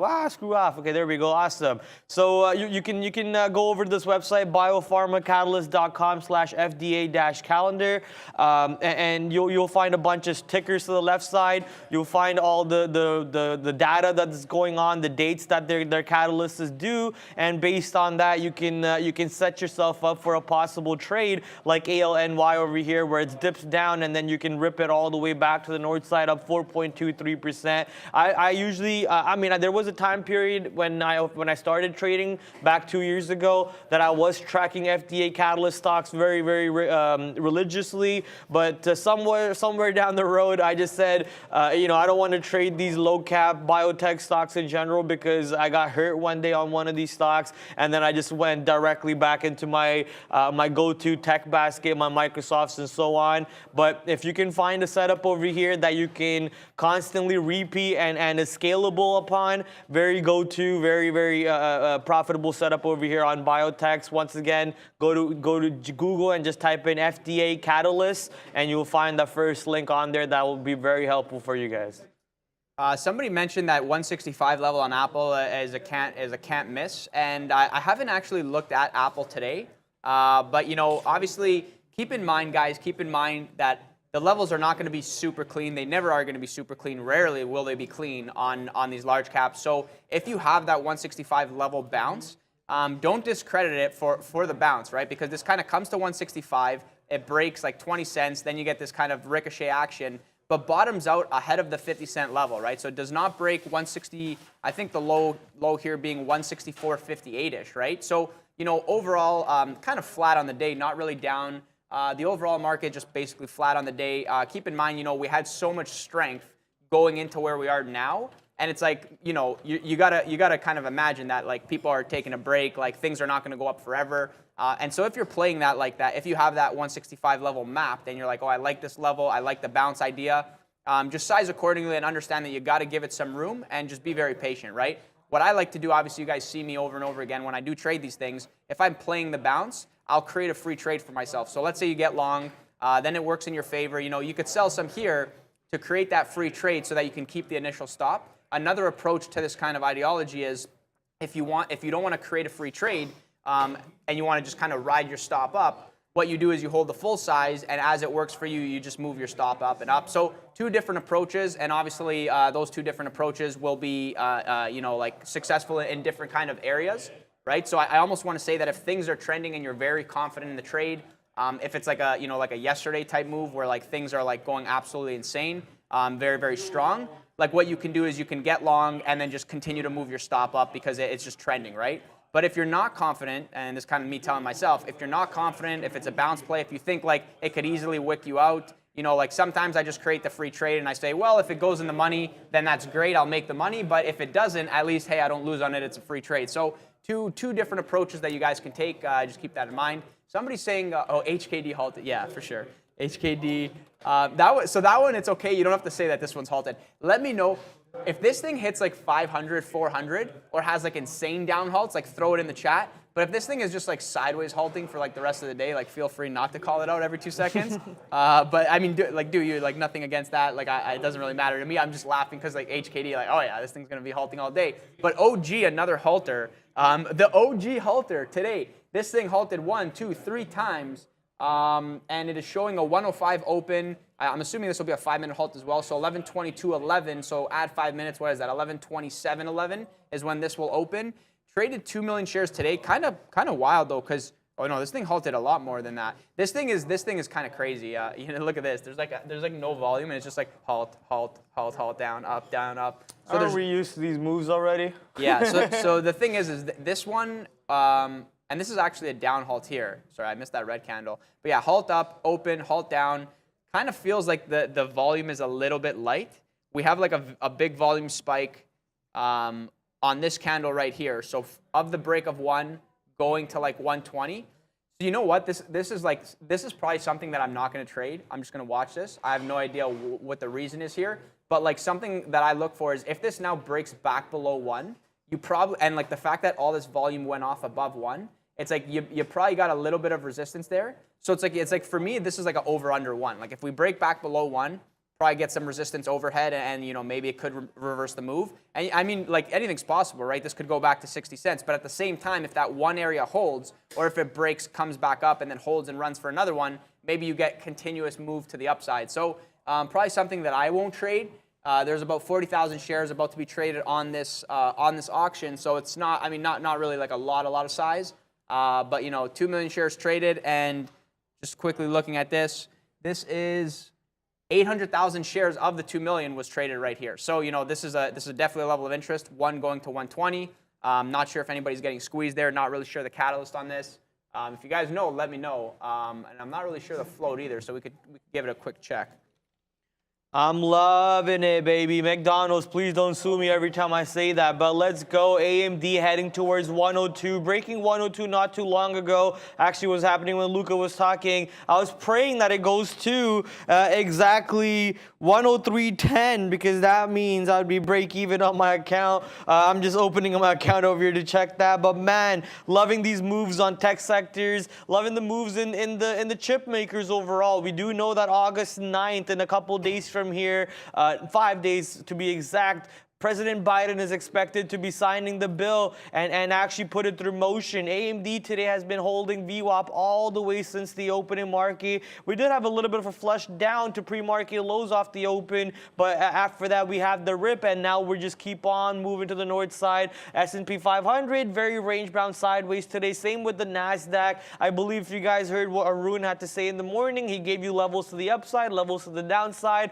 and based off of that, I'm expecting, you know, the market just to go la la la la sideways and just dance around, prance around, but still giving us good opportunities such as AMD, which wants to now go test that 103.10 area. Maybe I throw my order out. No, I'm just joking. I'm not doing that. I'm not throwing the order out over here. We're holding AMD for the long-term run, right? So very happy at the end of the day watching my positions, such as even Palantir, even SoFi moved to the north side a little bit not too long ago, but today Palantir and SoFi are down about 0.5%. At least SoFi was down only 0.5% when I last saw.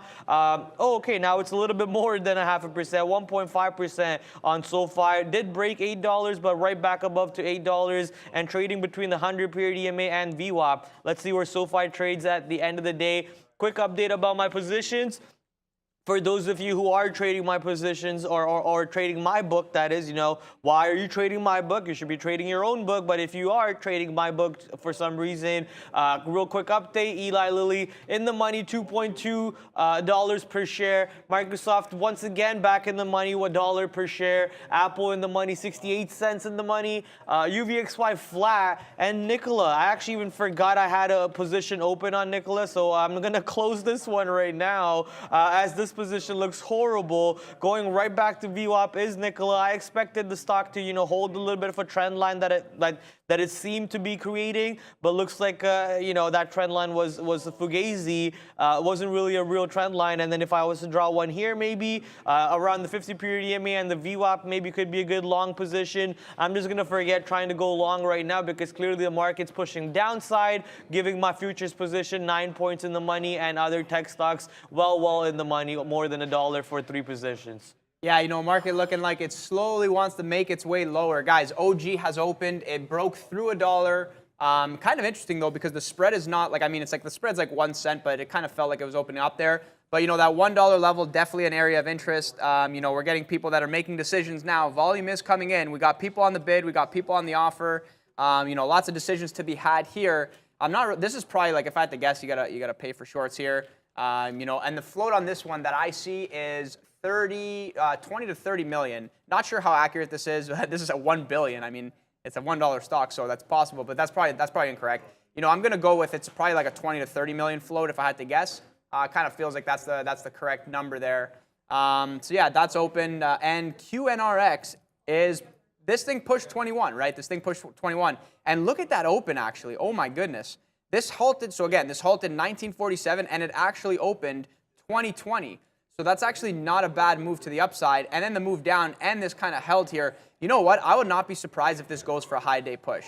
we're getting some volume coming into this, and you got to imagine that people are getting squeezed because obviously you have traders who are like, I am willing to short this thing, and if things fall off, it kind of feels right. But this is SSR. I mean, the spread is kind of, you know, relatively large. Like spread at some points is like 20 cents, 30 cents. So you got to factor that into the trade. You know, there's not really much liquidity. So if you are scalping this, just keep that in mind. Like this thing's going to move up and down very quickly. So again, your size is your risk. I'll repeat that. Your size is your risk on this one. Just kind of feels like that's the right thing to say. But yeah, we'll see if this thing does go for a high day push. Your size is your risk indeed, but you know, you gotta help yourself by finding the right stocks to trade. And for those of you who are struggling with it, we got Brendo at the big screen to help you out. Let's go to social sentiment. Hey guys, quick update for you on what is being discussed on social media so far today. As expected, everything that we've been discussing so far today, including that QNRX, want to move back to the downside. That has been so far today. AMTD back on here, but not really doing much so far today. Obviously, AMC, we were talking about early on in the morning show as well. Earnings to come aftermarket tonight for AMC.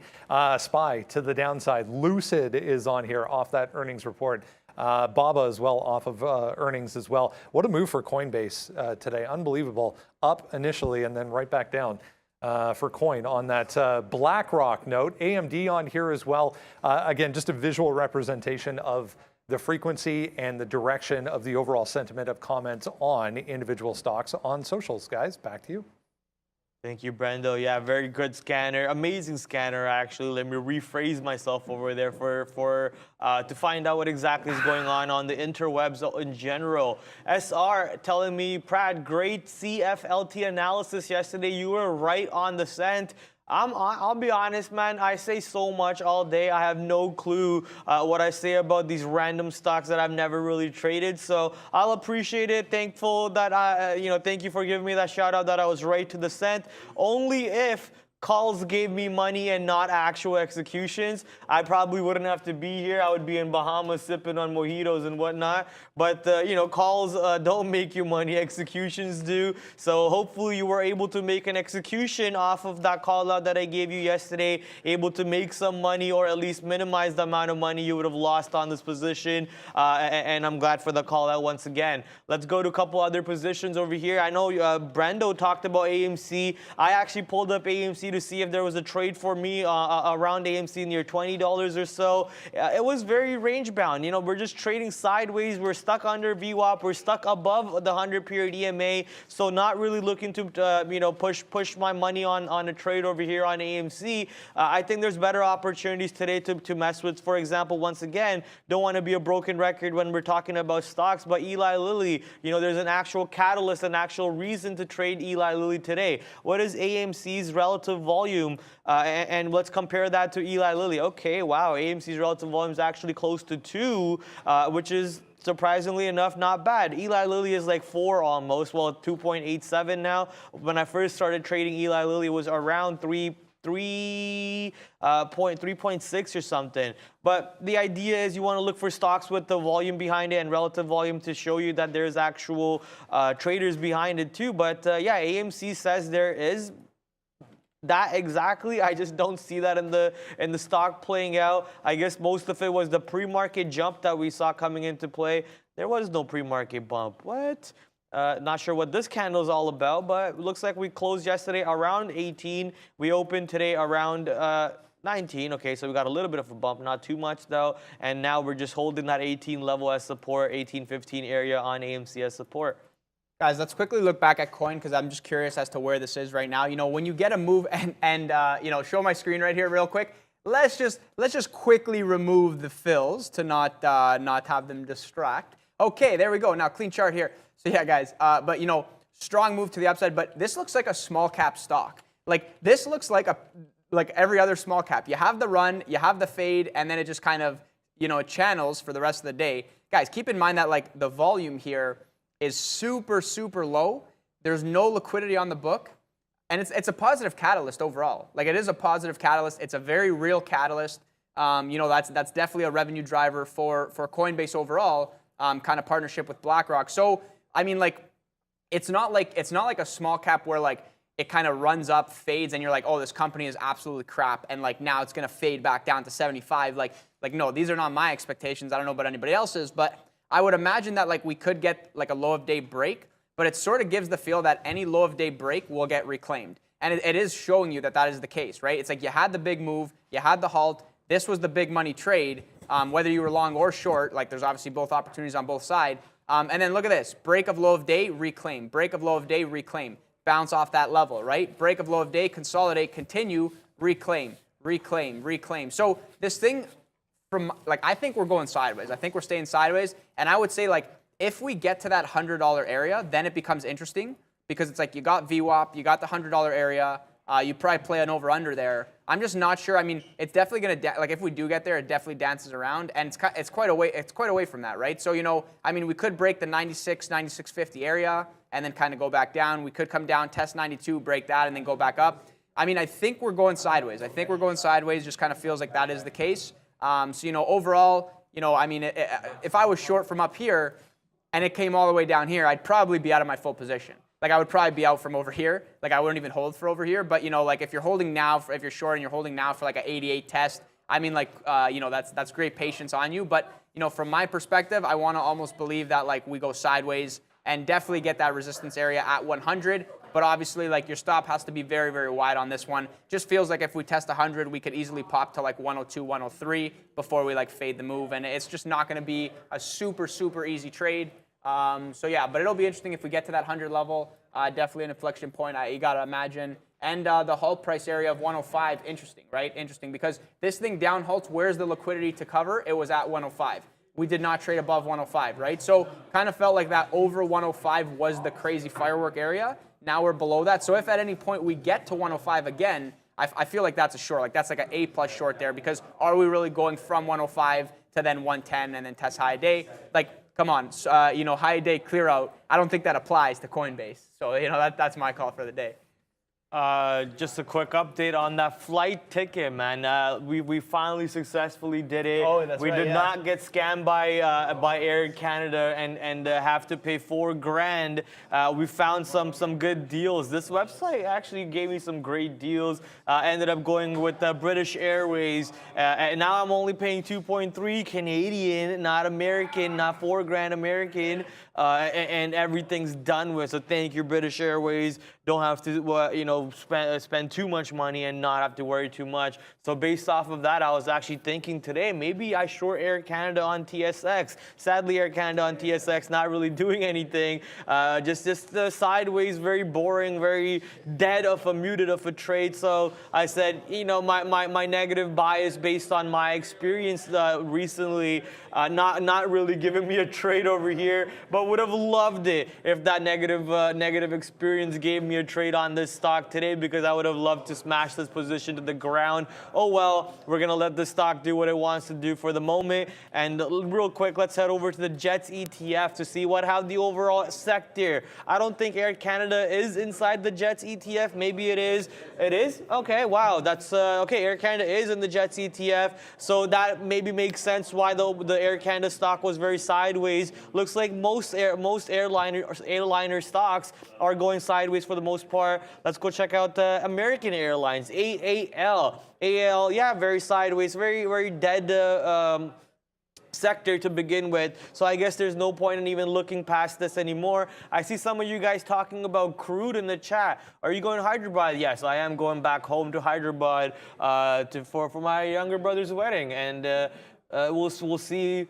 We'll see how that's crazy that's gonna be. I already know it's gonna be a lot of work for me, so But that's gonna be a lot of fun too. Like it's gonna be all the fun stories for that you sure. tell me, this is just absolute fun. But man, nah. Somebody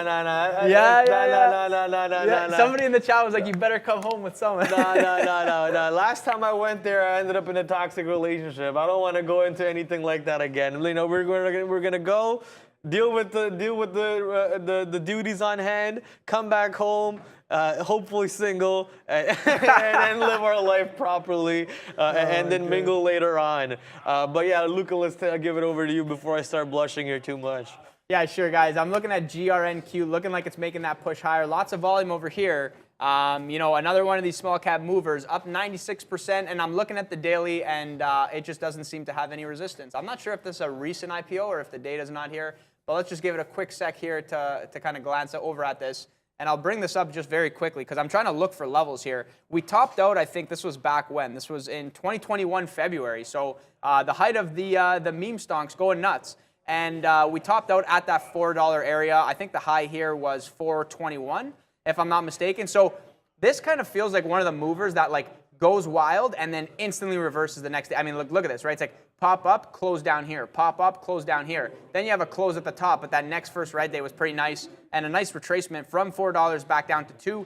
50% retracement, can't complain on that. So this is actually a pretty sweet setup right here.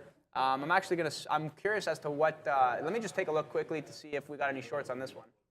Yeah, in the meantime, quick little position update as the market now extends its downfall. S&P 500, here's your S&P 500 chart. As you can see, I am short the futures. We're pushing right to the lower days. NASDAQ also looking to do something similar over here, push towards the lower days. Let's see if we can break the lows. That 4120, I believe, is the area that Arun mentioned in the morning, and then this is the quick little update of what's inside Jets ETF. Sean just posted this on our work chat. Yeah, there you go. AC.to Air Canada, about 2.5% of the Jets ETF, and the number one weightage and number two, number three, number four. I guess the top four all at 9% or more. UAL, DAL, American Airlines, and LUV, Southwest Airlines. Thank you, Sean, for that link. Whycharts.com. Never used that website. I think I'm gonna have to save that link for myself. But yeah, markets indeed pushing down a little bit for us. But Microsoft, which was $1 in the money every time market pushed down, now only 50 cents in the money. That's something to question about. Apple, the same thing. Apple not really looking to go too far to the downside. It's looking to find support at the 100-period EMA on a sideways market. So my only real trade that I can update you about on one that I can take profits on is Eli Lilly, which is $2.40 in the money. Let's take some profits on that position. I stopped myself out of Nikola, but let's quickly head over to Nikola to see how that trade is doing. Looks like it's pretty muted and pretty dead, and the volume is going down too. It is already 11:41. Wow, time is flying by when you're having fun. It's already 41 minutes down the show.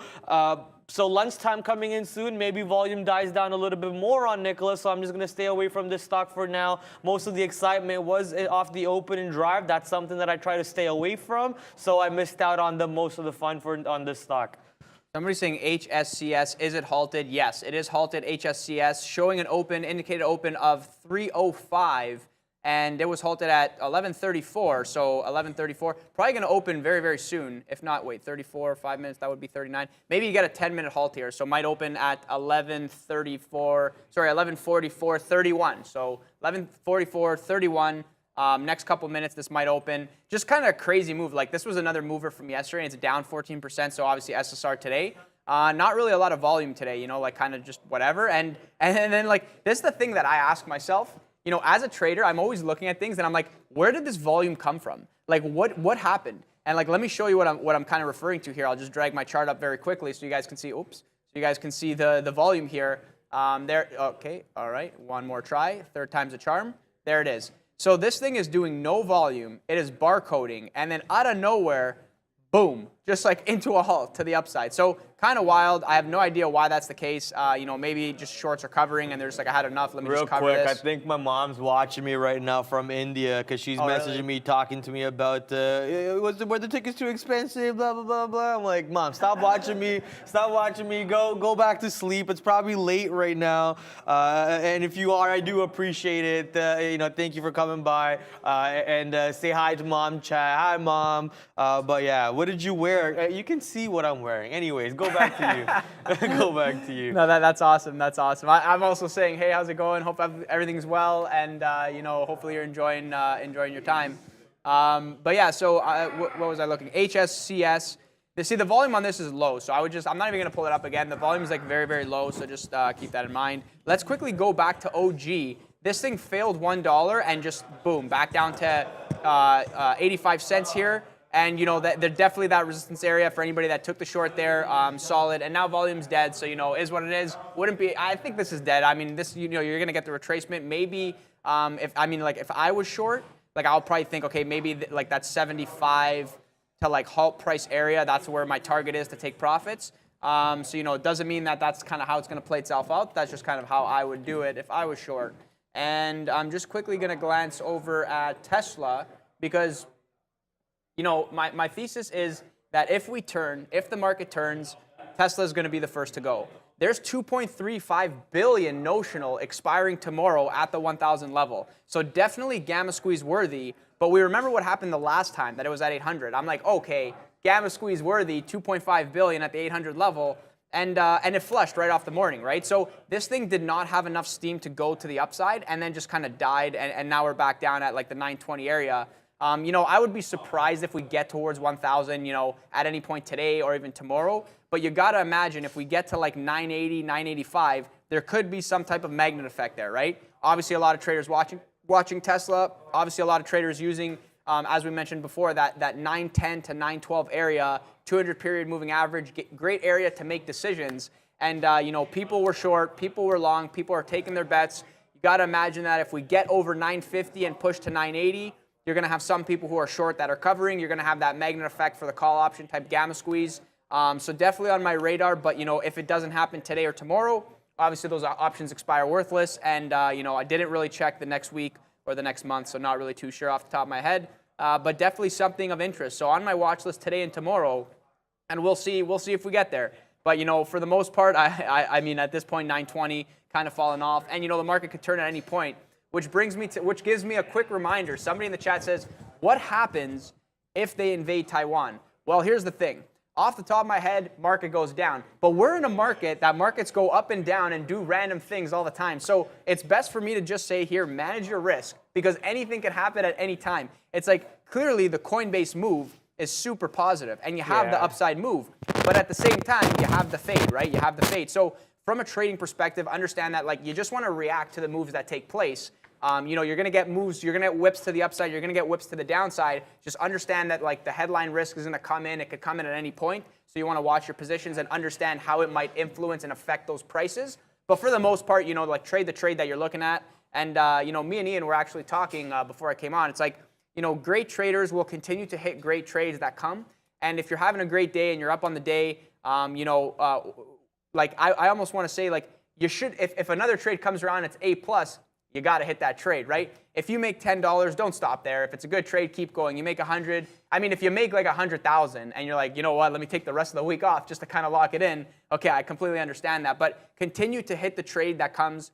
You know, like every trade is individual from the one before, right? So manage your risk, manage your own emotions, understand the risks that are associated with the positions that you're in. And, you know, if another trade rolls around, it's like A+, got to hit it, got to hit it. Yeah, that's very well put over there. Got to snipe your positions at all times. Whoa, market's popping up, and Microsoft's now going to be out of money for me. So I'm going to quickly jump out of there on Microsoft and also quickly jump out of Apple before that one turns around too. So we can jump in at a different price point. And I don't want to give back the money that we've already made on Microsoft over there. But we're looking at Shake Shack. Shake Shack, negative catalyst. Shake Shack actually broke even on the quarter, but missed on the revenue that the Wall Street has forecasted. Dropped down about 5% in pre-market, extending that 5% losses in the pre-market all the way to about, I think it was on SSR, so more than 10% to the downside in the opening hours. For those of you who are new and don't know what SSR is, it is short sale restriction, happens anytime a stock goes down more than 10%, and it is a way to help stocks from getting destroyed in one direction, especially on a negative catalyst. It's almost like, why would anyone buy the stock if the stock has negative news on it? So everyone just piles in on one direction to the stocks and keep on hammering it down. So this mechanic allows the stocks to, or traders to not do that to set positions. It's not that you cannot short it completely. It only makes it a little bit harder because you have to wait on the ask, as the stock goes higher is the only way you can get your fills on the short side. So I did try to get some fills on the shorts. It just so happens that I'm trying to get short when the stock is going down.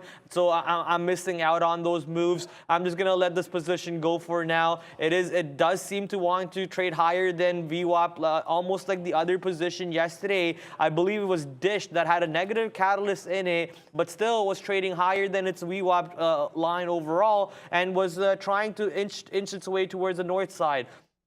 Or maybe it was a different stock that I'm thinking about right now. But either way, the idea is VWAP is telling you pretty clearly what the stock wants to do. So I'm going to stay away from that one. NVIV, you were correct, holding nice to 15. Thanks for the show. See you guys tomorrow. What, did you give that call out on the NVIV to 15 or something? I didn't know. Maybe you guys did? Maybe you, I didn't say anything about NVIV, so whoever four of us did say anything about NVIV, that one's for you. Okay. Well, either way, they're thanking you on that one, so you're welcome for that. Jose, and thank you for the super chat. Thank you for the 20 bones, man, 20 buckarooskies. Home Depot Q3. Remember, yeah, let's get over to HD then. We're still waiting for that one to come out, I believe. Let me see when this one reports. HD reports on 16th of August. So we got quite a bit of a ways for Home Depot to report. AMD 103, I'm break even on my long-term account. Woo, baby, let's go. We're sending these positions to the moon right now. Apple, we're $10 and $15 in the money on Apple in the long term. We're break even on AMD in the long term. Now we're just waiting on DraftKings, SoFi, Palantir, and a bunch of other garbage, not garbage, but a bunch of other growth stocks in general. Thankfully, I didn't buy a firm. You know, Sean saved me on a firm over there. But PayPal, let's go take a look at PayPal today. PayPal came out with a good earnings report not too long ago, but they weren't able to stay above 100 yesterday. Today, still struggling to stay above 100. Look at the pre-market consolidation at around $98 to $99. I would love for PayPal to get above 100. That would still not put me at break even though, but we'll watch these stocks move around. I know I said garbage because I'm just hating the fact that these stocks don't want to go up, but you know, it's growth stocks. They take a little bit longer. Keep calm and trade, Brad. That's true. Keep calm and trade. I need to buy one of those shorts. Right now, though, keeping calm and focusing on the variables in the market has saved me some money. For example, Microsoft inching its way a little bit higher than my previous, at least my average position entry. Apple trying to do something similar. Apple getting back above 165 over here. Thankfully, Eli Lilly does not want to go back up and is hanging out near 305, 306 areas, keeping us $2 in the money. And UVXY heading back to VWAP, which is now putting us back to flat on that position. NASDAQ, what the heck? NASDAQ actually turning green right now and going above VWAP. So let's go. Markets may be turning green for the rest of the lunch hour. Not rest of the lunch hour, but to start off the lunch hour. We have 9 minutes for the official lunch o'clock. But let's see if lunchtime means green moves. If that's the case, I'm going to actually punch out of my future short for a flat trade. I was in the money 10 points, and I'm getting out for a flat trade, which sucks. Yeah, you know, can't always win them all. But yeah, this NASDAQ now breaking above VWAP. So are we going to get that, maybe not a V-shaped recovery, obviously not, but this is like a, wait, like 1, 2, maybe you got like a little bit of a W face, you know, like I think me and Ian, we got this in our playbook as like maybe the mask. Like it's the mask face recovery. So if it sets itself up, it'll be interesting and I'll share it with you guys. But if not, is what it is. Somebody's saying HKD halted downside 585. That's what I like to see. I'm like 585. Okay, now we're falling off here. Now we're falling off. Got to imagine. Let's quickly take a look at it. And I'm quickly pulling up AMTD because obviously, you know, the correlation there. It fallen off. This thing's SSR. Nice move from 5 down to 4. We're getting some bounces around the $4 area. But let's look quickly at HKD. So this thing is now 585. I'm not sure if this is a good indicated open here, but it's showing 650. But take that with a grain of salt. But yeah, you know, is this thing now coming down? And let me like quickly bring up the daily here just to kind of show you guys. You know, obviously everybody knows the very strong move to the upside, touched 2,500. And man, if you didn't sell there, you are upset today because it is at 585. And are we closing this gap and closing and getting towards 400 and going back to, you know, reasonable prices? It's funny because like as a trader, I'm watching these moves happen in real time. Then I'm like going home and I'm like, you know, like reading news, whatever. And I'm like, I read like a headline like, this company is bigger than Goldman Sachs. It is now the 10th largest company. And I'm like, oh my God, that's crazy. And I was like, oh yeah, well, yeah, like, I mean, I'm watching it, but like, it's kind of crazy. You know, it's crazy to add perspective to these things. Like, this thing was the 10th biggest company, publicly traded company, like at the height of like 2,500, call it. So it's like kind of insane, right? It's absolutely insane. But going back to the theory of, as a trader, you got to react to the moves. You got to do what's realistic. Nobody's shorting this name. You're not paying $11 for shorts. I mean, at one point, the shorts came down to like $8 or something, and I was like, oh, $8 now. Like, but no, yeah, that's just way too expensive. Just not reasonable, not feasible. You know, the better short being AMTD, more reasonable, better liquidity, more manageable, but, you know, not an easy trade, not an easy trade. I had the short on this yesterday. I'm not even sure if, I'm not even sure if this is going to show, but obviously, you know, like yesterday, like solid day. I'm not even sure, but I had a short here on the breakdown, but, you know, I was in the trade, and it wasn't an easy trade. It was just kind of dancing around, you know, it kind of hitting the bids, then stopping, popping back, spread opening up 20 cents. So it's like there's easier trades out there. That's you know, just inflation hitting the pay for shorts too, eh? Yeah, exactly. Inflation hitting everything. Your plane ticket, pay for shorts, you know, beers at the bar. It's just unfortunate times. Yeah, nothing we can do about that. Inflation is affecting everything across the board. We're enjoying some of the trades over here presented to us today, though, from the market. Thank you, market, for always presenting opportunities for us to take advantage of. AMD currently 103.46. Can't stop, won't stop. Just keeps on launching to the north side over here. Maybe AMD actually gets up to the 108, 105 areas today. You know, what are the chances we do that? With AMD doing this type of movement in the chip sector, we're looking at NVIDIA now most likely heading towards the day's high near 192 also. Not that AMD and NVIDIA have to follow each other. They don't really, have that set in stone kind of rule. But there is a possible sympathy trade in the chip sector overall as one of them starts launching to the north side. Intel actually down on the day in the chip sector, down almost 3% over here, but heading towards VWAP. Let's see if we can do so successfully, as the S&P 500 and the NASDAQ did retrace quite a bit on the 5-minute chart. It looks like a clean little W formation coming in, pushing the market right back above VWAP for both of these markets. Let's go see what the other markets are doing today, such as IWM Russell 2000 or your Dow Jones. IWM actually down 0.25% or slightly more than 0.25% over here, getting rejected by VWAP throughout the day. This is your small cap basket. Your small cap basket, for the most part, is looking her. And DIA, your diamonds, your Dow Jones 30, I'm expecting is also her. Yeah, about slightly less than 0.25% over here, but still the same pattern as the IWM Russell, which is rejecting VWAP and constantly going down. So this pop that we're seeing in the NASDAQ and the S&P 500 could really just be fugazi. We could very easily see a move right back to the downside. Not sure where this pop in NASDAQ really came from. We saw Microsoft launch up, but we didn't see Apple move up like that. Maybe Tesla had something to do about it. Let's head over to Tesla. No. So I'm guessing AMD, man. AMD really saving the market over here for the most part, because any other tech stock that I pull up is not really doing what AMD is doing, and that's just a random guess out there. You know, AMD is not really that big part of a component of the NASDAQ basket that will start moving the basket like that. But overall, clean moves on my favorite chip stock of the sector, AMD. Yeah, AMD running towards that 104 area, which will be a new recent high level. And then the next being 110. It actually rejected 110 very clean. I don't think it broke 110 the last time it was there, which was around June, early June.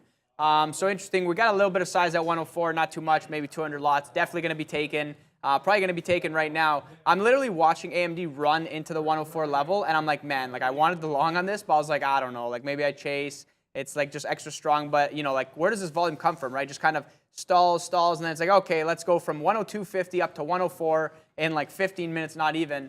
Pretty strong move there. So yeah, for sure, you know, AMD strong. Obviously, getting that NASDAQ break above VWAP. So all these names moving together.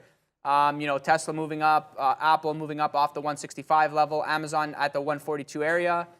Still in my AMC short. I think if this like rips through VWAP, I'm done. But you know, if it kind of breaks down from here, it might look good. We'll see what happens. And what else do we have here? Coin just 95, 96. I think that 96 on Coin is pretty interesting because it's like it topped out over. First you had like the kind of bounce area, right? 96, 97. Then the breakdown consolidation, then the flash down, and then rejected once, cannot get above. Now it's kind of just, you know, like flirting with it and hovering below there. So, you know, I guess question is, does this kind of continue to reject that area and then go for low day tests and maybe test 88? You know, kind of feels like we could get that. Did not break 90 yet, right? Did not break 90. This was a bounce off of 90.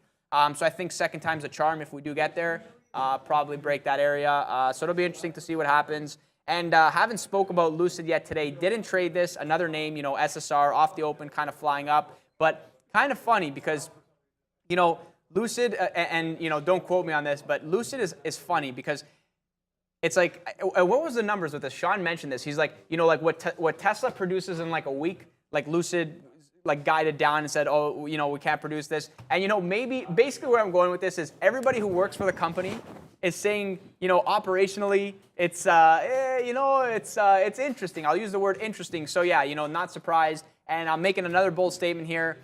Lucid is a $10 stock. Lucid Try again, 5.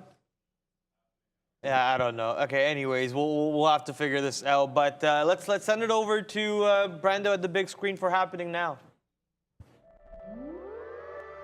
Hey guys, yeah, let's head into lunch hour here with a look at what the market overall is doing. It's kind of funny. If you look at this board, you had no idea how crazy today has been, but what a wild day it's been. Negative right now for the S&P 500, just though 0.03 to the downside. The Russell leading as far as weakness is concerned, about 0.5% for the 1,000, 2,000, and 3,000, depending on when you look. Yeah, NASDAQ's green on the day, trying to lead once again tech stocks back to the upside.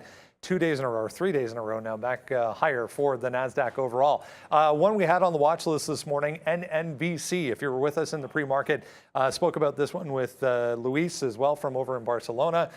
He was saying through the top, it was a long, I believe.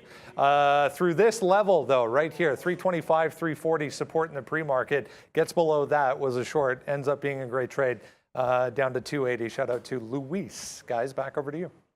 Let's go AMD. Looks like I'll be able to buy 5 more plane tickets now with this move coming in. 6.6% to the north side. Loving this move. AMD just launching it. We got the SpaceX booster rockets strapped up to the sides, and the only next stop is Mars. Speaking of SpaceX and everything Elon based, Elon is on a podcast with the Nelk Boys. What? That's pretty sick, man. For those of you who know who Nelk Boys are, you know, Canadian boys, they like have like this prank shows on YouTube and whatnot, and they have this little podcast too. But Elon's on their podcast. That's pretty cool. Not sure when Sean and I are gonna start our podcast, so we could have Elon and you know, Kathy Woods and so on to interview. That'd be sick. Come on, Sean. Let's get the ball rolling on that one over there. But AMD, bro, AMD just rolling the ball straight to 104.10, 104.20.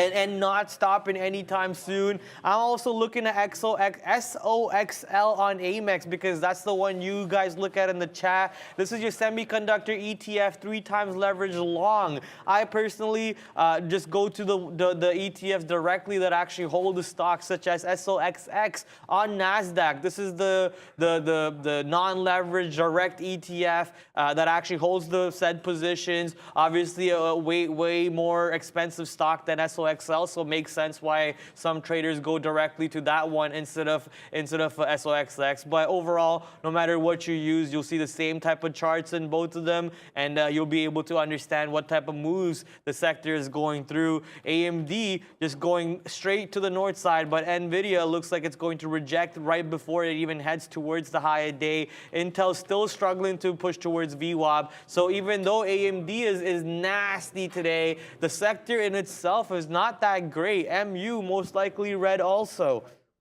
Flat on MU. Yeah, flat on MU. Somebody also saying XELA is gonna rug pull. So guys, you know, you could always look at the level 2, right? Or continue to ask us, and you know, like it's like it still has size here, right? So it's like you tend to see these rug pulls. Like obviously this is not that much size; it could easily get hit, but you tend to see the rug pulls when the bid is just not there and the offer is very thick and the stock has had a move like this, right? So it's like a move like this. There's no one on the bid. There's a lot of dark pools holding it up. and then as soon as those dark pools evaporate, then there's just no bid, then you get the rug pull. So kind of feels like this one's going to be a little bit of a slower mover overall, a little bit of a slower mover.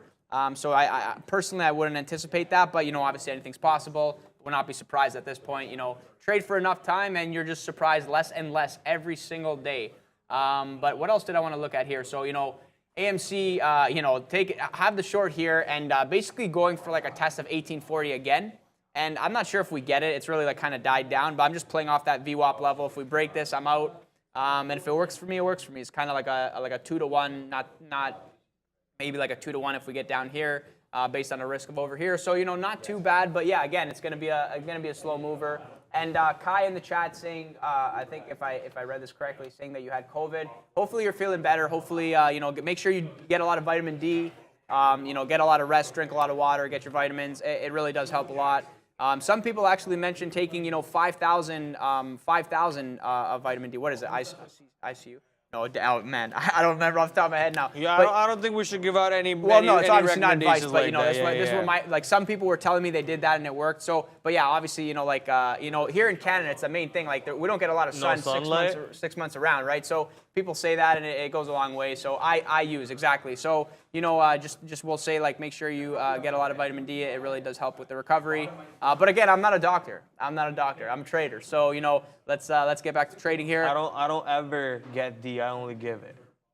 All right, but CL over here is the stock we're talking about real quick. Not CL the stock, sorry, CL the futures, because we got a super chat in the question in the chat that's coming out asking. I think maybe you can help me with this question. How are the oil stocks related in the U.S. market inversely? I don't think there's like a set in line stone that said they're related inversely or they're not related inversely. There's a lot of other factors that come in, such as the oil production around the globe, how Russia is dealing with the invasion with Ukraine, and their oil supply lines, and are they going to restrict their supply lines? Are they going to increase their supply lines? How is U.S. going to deal with the barrel supplies? We already know that U.S. talked about increasing the rate of supply for the overall globe. So it's not that it's directly related to the U.S. market. It has its own variables that play in, and I think, what is it, Wednesday or Thursday, 10:30, the numbers drop, right, for the oil barrel. Is it Wednesday or is it Thursday? I think it's Wednesday, yeah. So every Wednesday those numbers drop, and you got to keep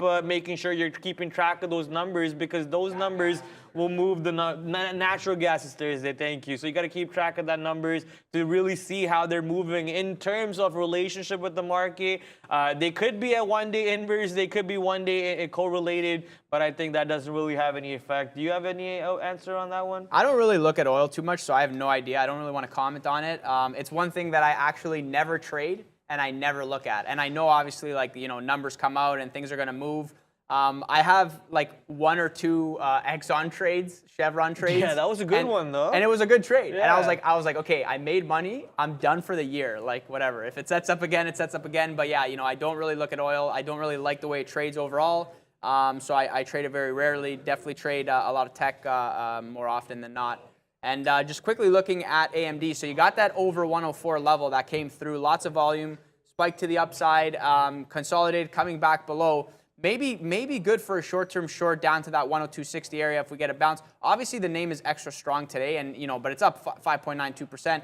Like, my thing is, like, I don't really want to short this into all this strength. Like, it could obviously continue higher. Like, you know, it's very, very strong. Maybe you're going to get a 105 test today, but you know, that 104 level, interesting. We'll see how it reacts. Is it going to kind of break through again, or is that going to act as a short-term resistance? Fahad apparently wants to talk about ATER. He said, can you guys talk about ATER? I would like some knowledge about that. I think he's just trolling me. I don't know. But ATER, you know, why not? Let's satisfy our production team over here a little bit too. ATER up 9.6% today. How much volume is it doing and how much relative volume? 1.666 million. Okay, with 1.7 relative volume, so decent amount of volume, decent amount of eyes on here. Are you like invested in ATER, Farhad? Okay, so you know, obviously I cannot answer this question anymore at that point because I'm not a financial advisor. You got to do your own due diligence on that side. But you know, based on technical levels that I see, ATER maybe holds this all-time low. I'm guessing that's an all-time low around $2.141, and creates another bounce opportunity to the $8, $6 levels, allowing you to maybe get out. Obviously, if you're somewhere over here, then I can only pray for you, my friend. I don't know when this move will come in, but hopefully we get that nice little bounce. Looks like it has a little bit of a time period between it bounces. So low volume period, maybe the upcoming bounce is coming in very soon around September of this year. We'll expect the bounce. You know, we're just throwing out random guesses at the moment. I remember trading the stock around these ranges when it was squeezing and then when it was coming back down, but obviously no volume in it for now for me to take advantage of. Today though, 10% to the north side, trying to go back for Fahad in the money. Yeah, you know, I just want to, it's kind of funny because, you know, sometimes people mention these tickers in the chat and I'm like, and I love how everybody's coming through here. AT reports Monday, a long-time bag holder from $5. I'm sorry about that. I didn't even pull up the stock because I'm like, I don't even want to look at this. But, you know, just make sure as a trader, it's like you're trading things that are in play and you're not bag holding, right? You're not an investor, you're a trader, hopefully. So, you know, keep your life easy there. Are you really an investor, though, if you're never bag holding something? Well, this is basically where I was going with that is this. People tend to buy these things. They're like, I'm a trader. If it goes from here to here, I'm selling it. Then it goes down. They're like, all right, I'm an investor now. I'm bag holding this all the way to zero. I will not take the loss. So, yeah, don't do that. But one thing I wanted to talk about, APDN announced 12 million upsize offering priced at $4. So, again, guys, APDN from yesterday, the day before, this was the one that was going wild. You know, today down on the day around $3, $4 and had to move up on the news. I guess, you know, having that kind of offering priced at $4, you know, this is the market saying that, like, this thing is worth $4. Somebody is, you know, giving that money at $4. So, you know, that's kind of a reference point for the stock, I guess you could say.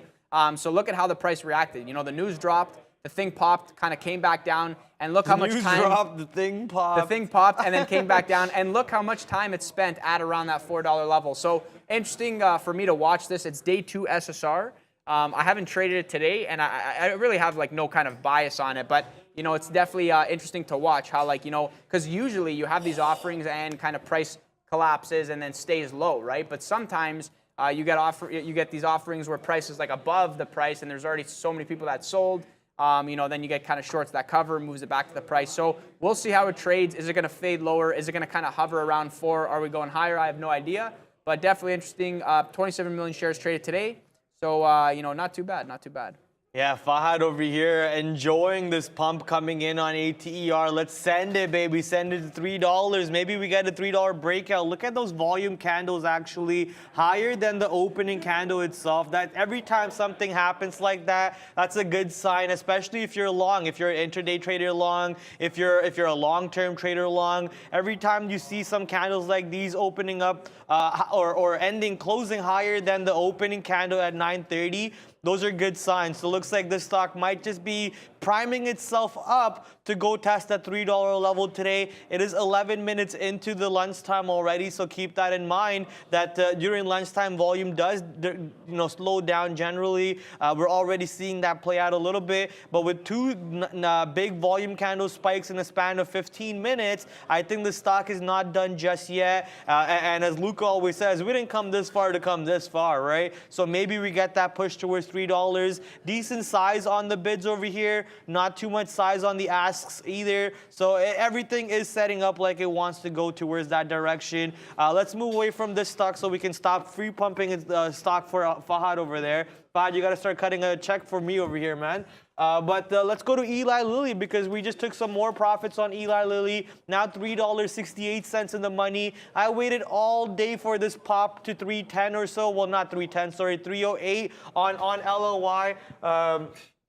After that, you know, $100 period EMA giving me a trade over there. Now almost $4 in the money on said position. But sadly, the market keeps on wanting to now hold S&P 500 and NASDAQ, wants to hold VWAP as a support area, looks like. So that's not going to be a good sign for my re-entry into Microsoft or my Apple, which I do want to be short on. Microsoft's still stuck in a range, honestly. So the risk to reward on the short trade still looks good, actually looks better than it did earlier. But I'm watching NASDAQ, I'm watching S&P 500. Both of them on the 5-minute candles are just showing me moonshot green straight to the north side. NASDAQ has been positive and S&P 500 just now turning positive. So I'm going to be hands off on the bearish mentality. You know, yesterday some longs paid me off, and not bears versus bull, but blind Jedi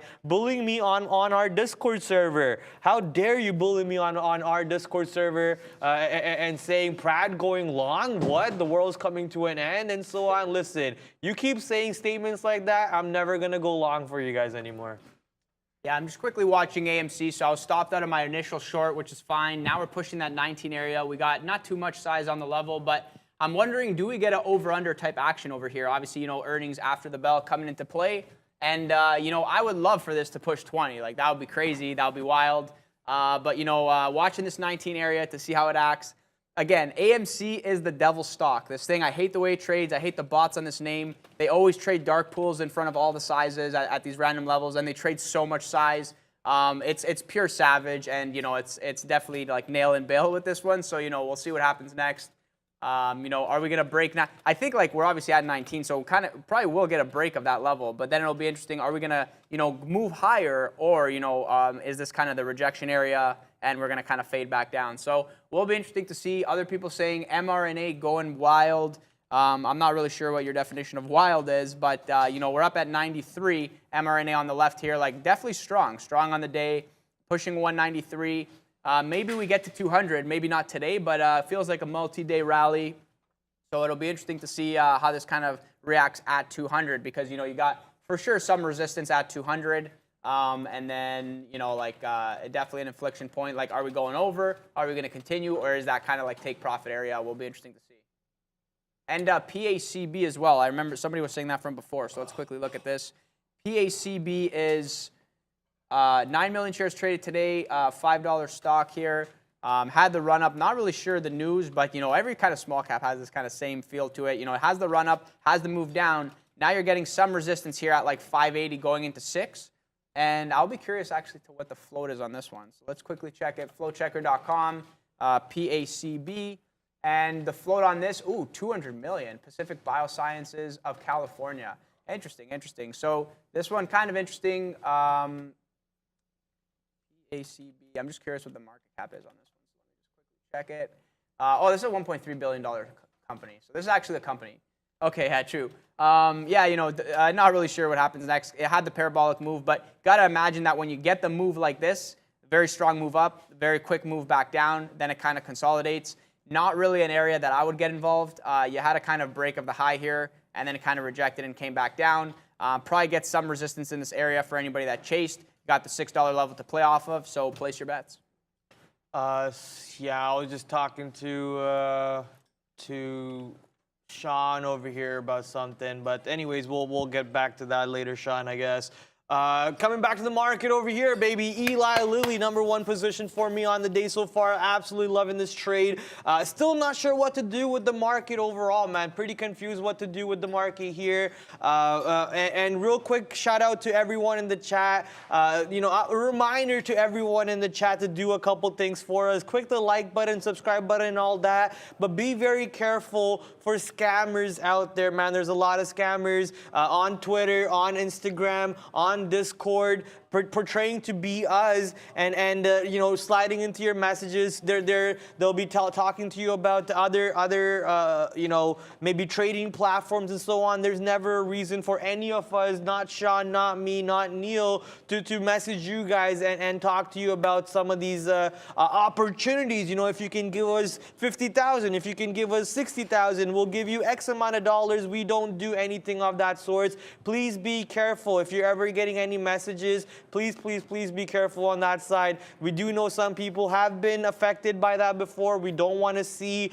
our beautiful fan base, our lovely fan base get damaged like that. And for anyone who we can help out in some way, I think we'll try our best on that side. But yeah, be very careful on the scammers side. There's never a reason for any one of us to message you first. If you message us first, there is a chance that we can reply.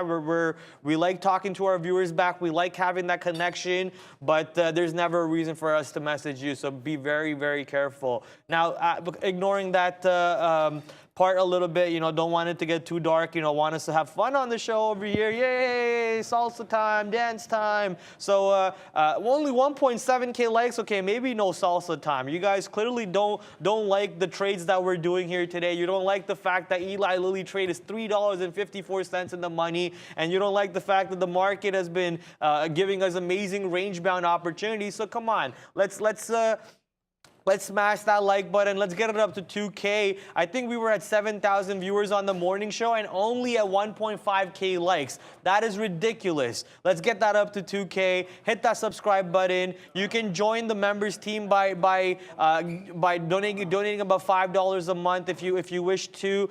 You get custom emojis and badges next to your name. We also got super chats, which a lot of people have done so today. Those are just a little super chat notification that comes in. And last but not least, the store, the merchandise, where maybe we'll have Lucas Weston on over there. We just don't know yet if that's a possibility. But yeah, go smash that like button and get it up to 2K, please and thanks. Now let's come back to the market over here. Let's see what stocks you guys are trading in the chat. Help support the show. That's Bearish versus Bull. Why do I read blue names? Sometimes my brain just blanks out. What's happening with NVIV? NVIV on NASDAQ.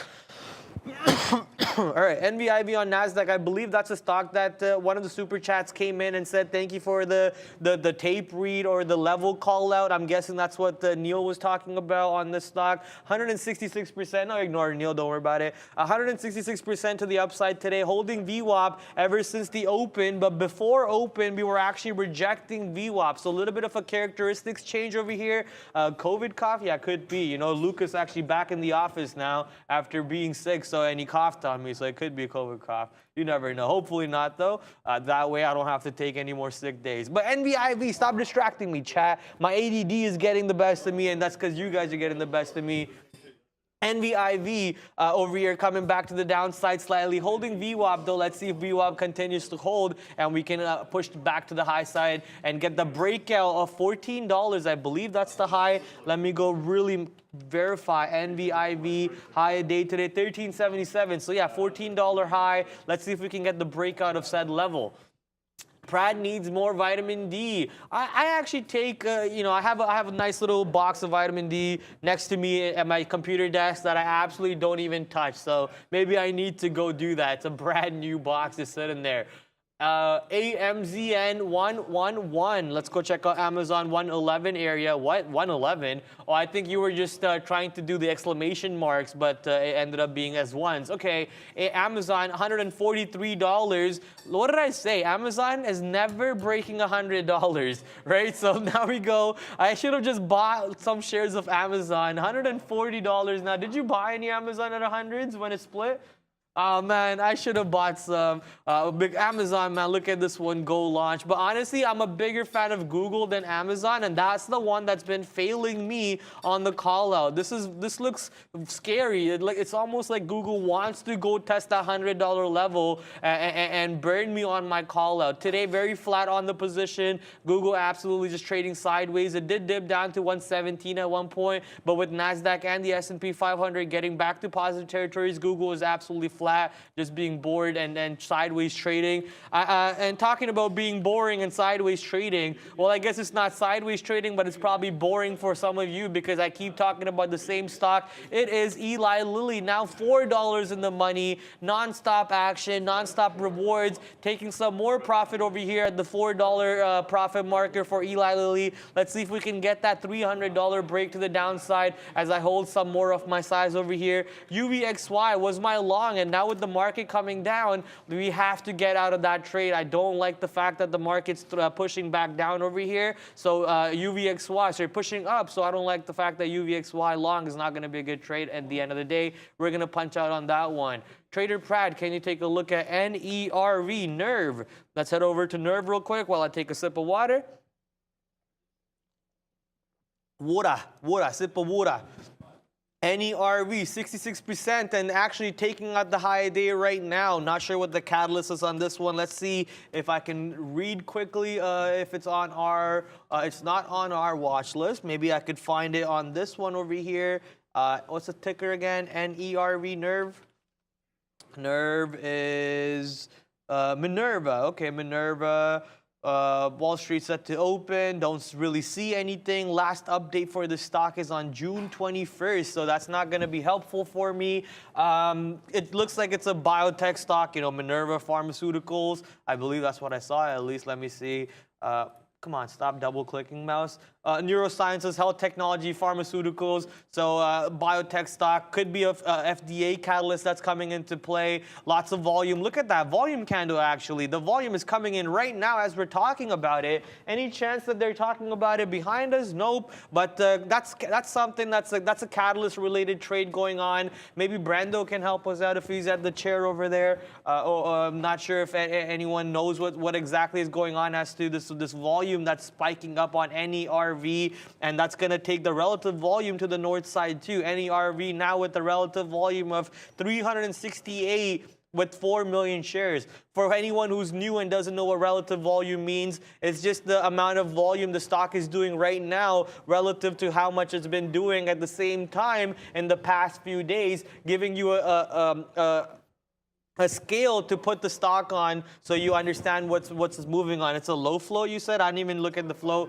I should have seen that. I didn't even look at it. 5 million shares flow. Don't really see any news, says Sean. Thank you, Sean, for at least putting in the work for me over there, Googling for me. But we don't really know what's going on over here just yet. We just see the $5 breaking, NERV breaking $5 by barely even 5 cents. I think it ticked barely above 5. A little bit of a selling action coming in. Look at that volume on the tape. Let's filter that tape off for, it's a $4 stock, so I want to see only 5,000 shares or more. Maybe I filtered that for a little bit too much. Maybe we'll go 2,000 shares or more. There we go. Now we're seeing some of the prints come in. 5 trying to get back above bid. There we go. 5 is now above bid. Let's see if we can hold 5 on the bid, which means buyers are getting ready to step up above 5 and still push the stock to the roof. NERV now 85% in the money, 85% to the north side, sorry. Yeah, NERV kind of looking like it's going crazy here. And AMC got that 19 rejection. I don't even know if this broke or not. It kind of looks like it broke maybe slightly, but I guess I'm not 100% sure. Wasn't really quickly watching that, but we have a surprise guest for you coming up soon, coming up shortly. Just want to see quickly, kind of revisit everything. So Neil's saying NERV reports on the 8th. Getting that volume spike, things looking kind of crazy. Watch for the volume fall off, though, in case it kind of, if that happens. With these things, what you want to see is the volume continue if you're kind of long biased on it. That gives it the strength that you want to see. So AMC now over 19. Thinking I'm not sure if the over-under is good here because there's not really that much volume. It's like you get the volume spike, that's the size being taken at 19. Now holding 19 and really what I'm looking for, I guess what everybody's looking for is will decisions be made here, right? It's, obviously 12:30, approaching 12:30. Everything else is moving very quickly. So, you got earnings after the bell. I think I might let this go. My initial plan here was maybe we get a pop above 19, kind of reversal, and then move back down, break here, and then go test the lows.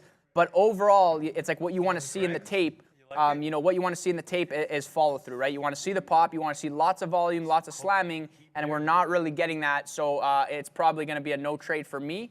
You know, I don't really want to get involved with too much size, you know, kind of throw myself offside very quickly on that. If it had a quick pop and we popped to like 1910, lots of volume, lots of slamming, then that's where you get the opportunity. Just didn't really set up the way that I thought it could. And so let's quickly revisit NERV here. NERV, oh, spread here is actually like 15 cents, which is kind of interesting here. Getting those spikes there, now the $5 level rejection. I mean, I wouldn't be surprised if this holds trend and bounces off trend and then runs. But, you know, obviously anything's possible. We'll have to see what happens. And Currency saying AMC is destroying Luca. So, yeah, well, you know, not really like destroyed per se. So, like, that sounds very aggressive. But, like, yeah, like not destroyed. See, this was like a way smaller short because I'm like, I don't even love this. Like, the thing is you want to see the moves. Like, you want to see, like, parabolic moves one way or another so that you can get the fade. If you're, like, getting in, like here, where it's like, I'm like, okay, here, I'm going to go here. Maybe I'll get out over here. This is, like, smaller size. So it's like, I don't really care, like, to take the L on this. Like, it looks bad on the chart, but, like, overall, it's, like, it's not too bad. These are the ones that kind of pissed me off because, yes, like, you could argue, like, these ones, I thought there was going to be follow-through. There wasn't. Like, look at this. It kind of fell off, and I thought there would be, like, another leg down. It just kind of, like, super parabolic move to the upside, fade to the downside. I thought, like, we're getting the bounce maybe at 18. So that was kind of my logic there. So that one pissed me off, not going to lie. But this one over here, I don't care. Like, I don't care at all. It's like small size. It's midday. These are my expectations. But no, I would love for this to actually run for high of day and test 20 because then it gets interesting. It gives you ample opportunity. That's where you can really, really take size. Like, nobody should be taking size like over here. Like, that doesn't make any sense. That's not a real trade. It's small size, right? I'm going for it. I'll take the win if I get it. But if I don't get it, it's like, whatever. It is what it is. Can't complain there. And, you know, as I'm not sure if you know, but we're going to bring on a guest for you guys to talk about these crazy movers. So maybe look at something and get them set up. Yeah, and every time you keep saying NERV, it reminds me of one of my favorite, you know, hip-hop rock bands, NERD, with Skateboard B, Chad Hugo, and Shay. You know, Shay's cool and all, but it's all about Chad Hugo and Skateboard P. You guys know, if you guys know what I'm talking about. It's all about Star Trek Entertainment, baby. That's Skateboard P's brand over there. But yeah, the special guest coming on will know a lot about the sector that we're talking about right now. So you guys love him. He'll be setting up soon. We'll give him some time to set up. In the meantime, let's see some of the stocks that you guys are trading at. Well, punk rock shout out to, it's not punk rock. NERD is you know, hip hop and a little bit of a rock in there. Anyways. Pac Sun and Skinny Vans. Oh, you guys are talking about something else over there. Please, Amazon, 150 today, says Viru. You know what? Amazon could maybe go towards there, but the market really needs to launch to the north side. You know what? I see why the market is doing what it's doing now. It's Amazon's fault. Amazon is a big component of the market, I believe, which is up 2.67%, and Apple, which is the #1 component, actually still in the red, trading sideways. And Microsoft, look at Microsoft's recovery today, all the way towards a new high a day at 283.50, 283.70, actually turning positive along with the S&P 500 and NASDAQ. So now it makes sense why the market has been finding some strength when I've been trading some of the stocks with the weakness in it. I just haven't been able to find the stocks with the strength in it. Amazon, the #1 strength stock, 150 being expected by some of the viewers. Not sure if we'll see that today. You know, something that I always use to look for something around those realms are if you head over to Finviz. If you head over to Finviz and type the stock's name here, AMZN, you will see the ATR, which is the average true range. I think that's, yeah, average true range of the past 14 days. That's how much the stock basically moves around in. This stock has already moved $3.60. The average true range is $5. If you consider that, maybe we have another $2 room to the upside, and then it kind of stops and it doesn't really have the wiggle room in it anymore. And then the dislocation from VWAP is also too far out, so it's going to start coming back down. You know, market mechanics going to kick in. So based on all of those reasons, I don't see 150 coming into play on Amazon today, but anything is possible. Maybe Papa Powell will come onto the news channels and say, printers back on. We're loading the stocks onto the Fed sheets again. No more quantitative easing. And at that point, you'll see the market just launch to the all-time highs and create new all-time highs. So, you know, anything is possible, but we know Papa Powell is not going to say that just yet. Maybe he's not going to say that just yet. But like you said, who knows at this Whoa, point? who's Amazon. that voice? Oh, geez, my bad. All right. Hey, how's it going, everyone? Stuffing in for Luca for just a moment. He's going to be taking a little bit of a half-hour break, but figured he'd throw me on for a moment. Brad, it's a great pleasure to be back. Let's go, buddy. More than happy to, very grateful to be here again. And Last time I saw you was at Greg's barbecue playing spike ball and whatnot. I saw you were having a great time. We've yet to face off in the badminton match. Apparently you're good. I know I'm nasty, right. so I can't wait to smash on you. But we'll see when the opportunity arises. We'll go to that. But yeah, what's your opinions on some of these biotech stocks today that have been going a little crazy? Chat's been talking about NERV a lot. Maybe you can take a look at that one. NERV, yeah, I've seen a lot of poppers these days. I think NERV, I guess, is today's. I remember seeing this stock actually. Should have saw what happened to this thing pre-split. I was buying to this thing at $5 before. I think the one for 10 or one for 20.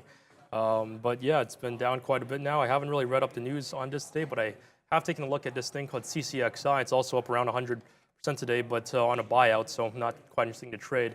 I think it was Amgen who bought out this company for one of the drugs that got phase 3. I think sometime late last year, but I actually held shares of the CCXI back when it was $11, which was last summer. I think this has to be one of the best performers, since then, if you were to invest in the biotech sector. But like you were saying, tremendous amount of poppers today, NERV being today's. I think HKD kind of fell off a little bit, perhaps the end of that huge rally there. But, I was thinking early this week, actually, that we might start seeing a bit of a fade from for general markets. But then I started seeing a lot of these stocks, if you pull up the top gainers for the day, plenty of stocks just going up without much of a catalyst, up over 100%. And, I just think if you have money to throw around at this point now, I think we might have just saw the bottom of the actual markets, seeing that people have money to play with again. And so I think that's kind of been the case. I know, Pred, you were just talking about Amazon a moment ago. Yeah. Makes me shed a tear. I was short naked Amazon calls 139 a couple days ago, back when I was at 134, mind you. So I'm deep underwater on my short Amazon trade. I thought, Amazon was one stock that's been actually outperforming the Qs off of very solid earnings. I think it was like late in July. I thought the markets were quite overextended, actually. I think this has been pretty much like a straight move up for NASDAQ, for the S&P as well. And this is about 10% move, pretty much in a straight line, not much of a pullback at all. And I was thinking to myself, well, I see a little bit of a pullback, sooner or later, perhaps, even as a hedge for my long positions. And I lost quite a bit off the hedge. Hedge was a little bit more exposed than my actual positions. So I'm hoping that we are going to see a market pullback soon, and perhaps starting with Amazon, but that has yet to be seen. So I don't know if I'm very qualified to talk about the markets these days, given how bad my trading has been, but I'm still hopeful on that pullback. But what have you been looking at today? Talking about the drug sectors and the biotech sector, I'm looking at Eli Lilly. I'm not really not much of a biotech trader, but Eli Lilly negative catalyst earnings report dropped down 3.6% in pre-market itself. I waited for the pop. I took that short on the pop. I try to stay away from the biotech as much as I can, especially if the floats are on low float sections, right? I don't want to be trapped in a random pop of these stocks, so I try to stay away from those. I go for your big cap stocks such as mRNA, which is actually something being called out in the chat. They want me to take a look at mRNA. mRNA now up 4.3%. Positive catalyst for mRNA not too long ago. Let me unfilter the tape over here because it's looking for shares above 2,000, and a stock like mRNA, it's pretty rare that you see a 2,000 share print coming into play. Now that we unfiltered it, we can go back to what we're talking about. Earnings report coming in, positive earnings report because of the COVID-19 sales sales and so on. That's actually the opposite side for Eli Lilly. Their sales for COVID-19 vaccination going down hurt them. Moderna, Pfizer, and BNTX, I believe, were the top three, or Novavax were the top three ones that were circulating around the world. So mRNA taking advantage of that catalyst from not too long ago, now getting boosted 4%. We're expecting mRNA to go test the $200 level very soon. Maybe not today, but maybe not tomorrow either. But somewhere down the road, we'll go see a good test of the $200 level, at which point maybe we see a rejection or a breakthrough, maybe even all the way up to 220 instead of 200, because I'm seeing this bottom over here around 220, and then the next resistance or support area ends up being 190. Today, look at that consolidation, highs near 190 before the breakout of the 190, 191 high to 194. Let's see if mRNA has a strength in it to push itself all the way up to 195, 196 today. I think we close above 190. That's just my random guess, and I'm very happy noticing that the percentage for mRNA is 4.20, 420.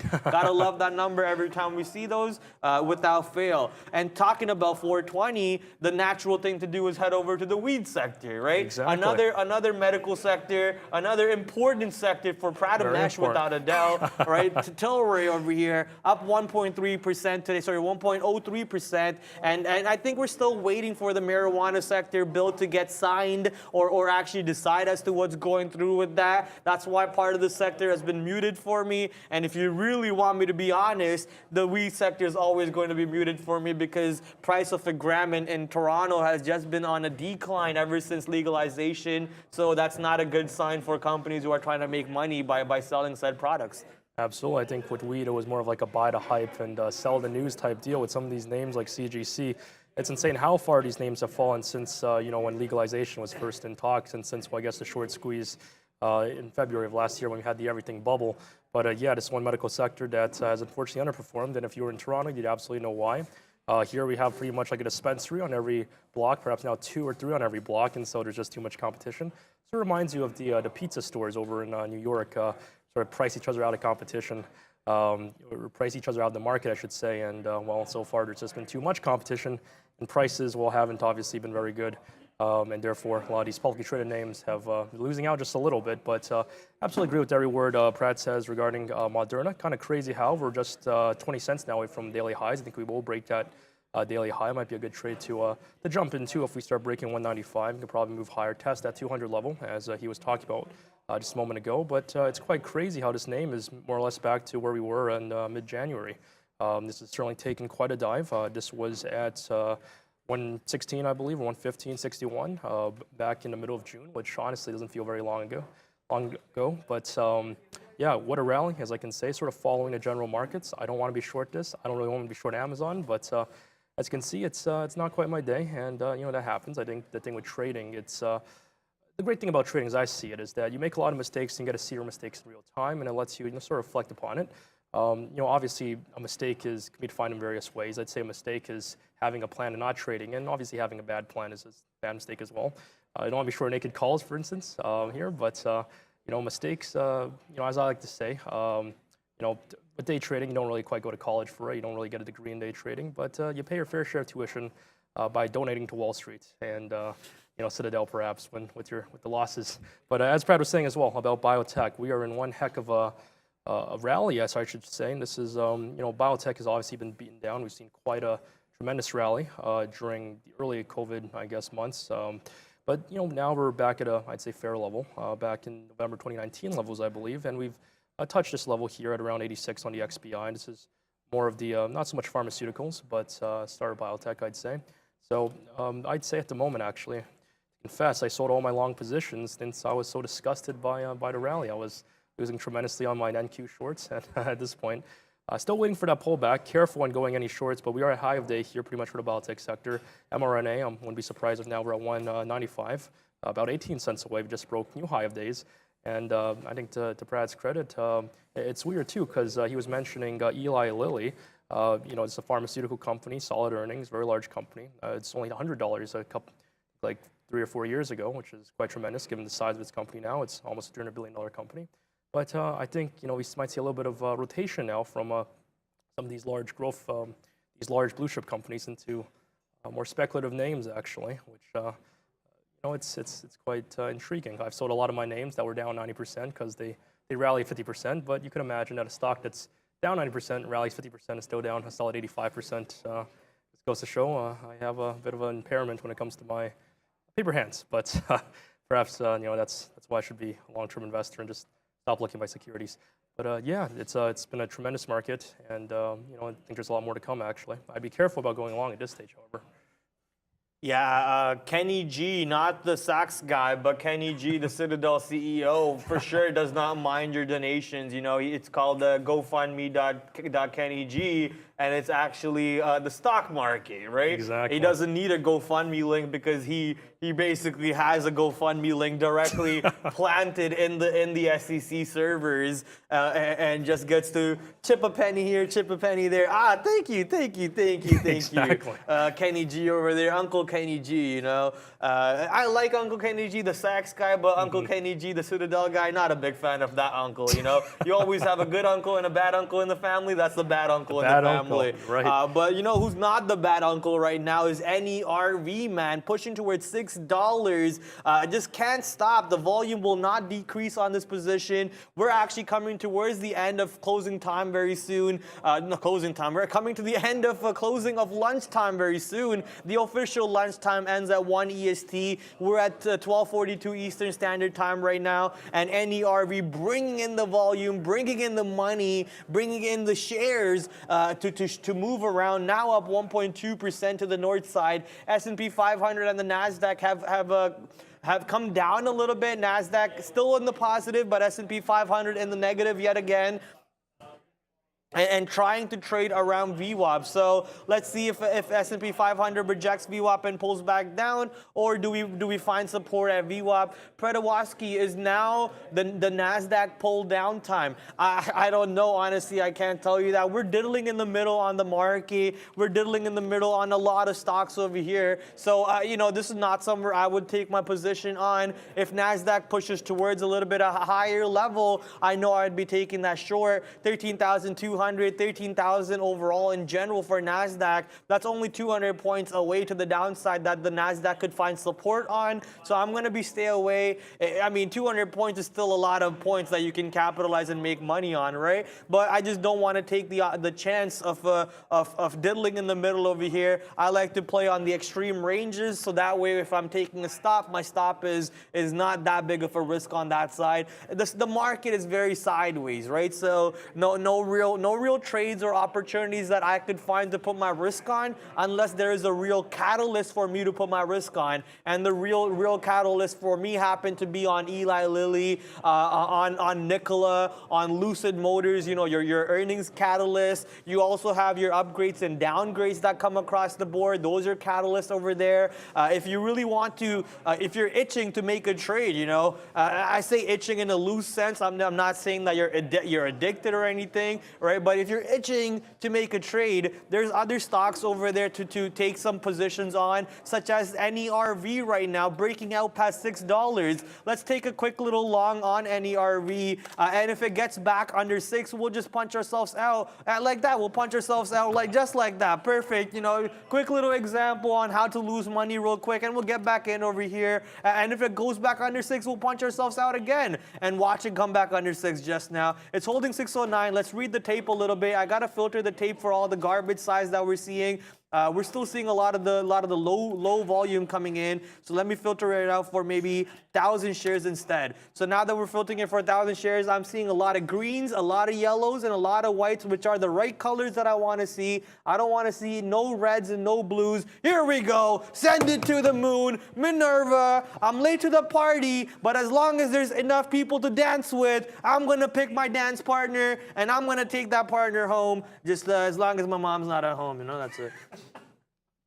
Well said, Fred. Wow. Yeah, NERV, wow, it's taken off now like a rocket ship. I don't think we're going to be holding that 6 for a while now. Hopefully 612 at the moment. Pulling back a little bit, just hit new daily highs, 640. But no, good on Fred. That was hilarious. But yeah, I think on the markets now we're seeing a little bit of a pullback. Hopefully I'm catching a bit of a breather. If we can, I should be like the moving with Fred. But yeah, I think the market's now cooling off a little bit. I think I've seen a couple people in the chat now agreeing that markets are just a little bit overextended. I'd absolutely agree. If you look on the daily candles now, it seems as though we broke the up channel. Quite fascinating. You know, I was speaking with Baxter here, a good friend of ours, Sean's kid, analyst at the firm, very intelligent fellow. He was saying that he believed the market's the bottom when we start seeing some good earnings reactions for the broad market. And so far, I think he's been very right. He's shorted oil at 120. He said oil's in a massive bubble. It's going to fall. We're going to see. He said he's very long on Fisker. It's a great company. He's holding long-term leaps, into 2024. And what he said is that the market's about to bottom soon. And, I disagreed at the time, actually. I thought, going long in the market with leverage and said this pretty much near the bottom of the market, I thought he was ridiculous. But it's been biting me, in the rear quite a bit now. But I think some people in the chat are saying that this is now due for a pullback. I strongly agree. As for the levels that I'm looking at, I'd say there's many. I think the Qs have been the most overextended now. We saw very strong, earnings from Google, Apple, Amazon, and Facebook, honestly, not even doing that bad anymore. But some levels, I'd say that we might fall towards perhaps Market's dumping right now. Dumping. Boy. Oh, perhaps I'm finally catching a break. Dumping right now. S&P 500 and NASDAQ turning red at the moment. I got to check my Amazon. I think you have delayed data for NASDAQ market over there, maybe? Perhaps. I don't know. I'm reading TradingView at the moment. You have the right data. It just flipped red. I think it's a great sign for me. Pulling back just a little bit. Hopefully this was a double top or close to it. Markets overextended. I'd be very precarious about going long on any security at the moment. What I personally do, safer playing, is sell some puts, much lower strike puts at a price that you feel is reasonable for some stronger names that you might like. And that's the way I'm going about my portfolio at the moment. We're just pulling it all together because apparently short naked calls, not a very good idea. And I decided against at the moment. But Brad, are you in any trades at the moment? How's that nerve doing? I took the profit on that one. I took a quick 30-cent scalp. Not really that big of a trade. Every time we push up to 630, I'm just seeing it stall out and not really bring in the volume. Oh, now it does. Oh, Obviously, it does that now. As soon as I'm out, they're like, "Oh, Pradzel, we got him. Let's send it to the moon now. We got him." These computers are so ruthless, man. You just gotta love these computers, right? He's out. Let's push it now. We got his money.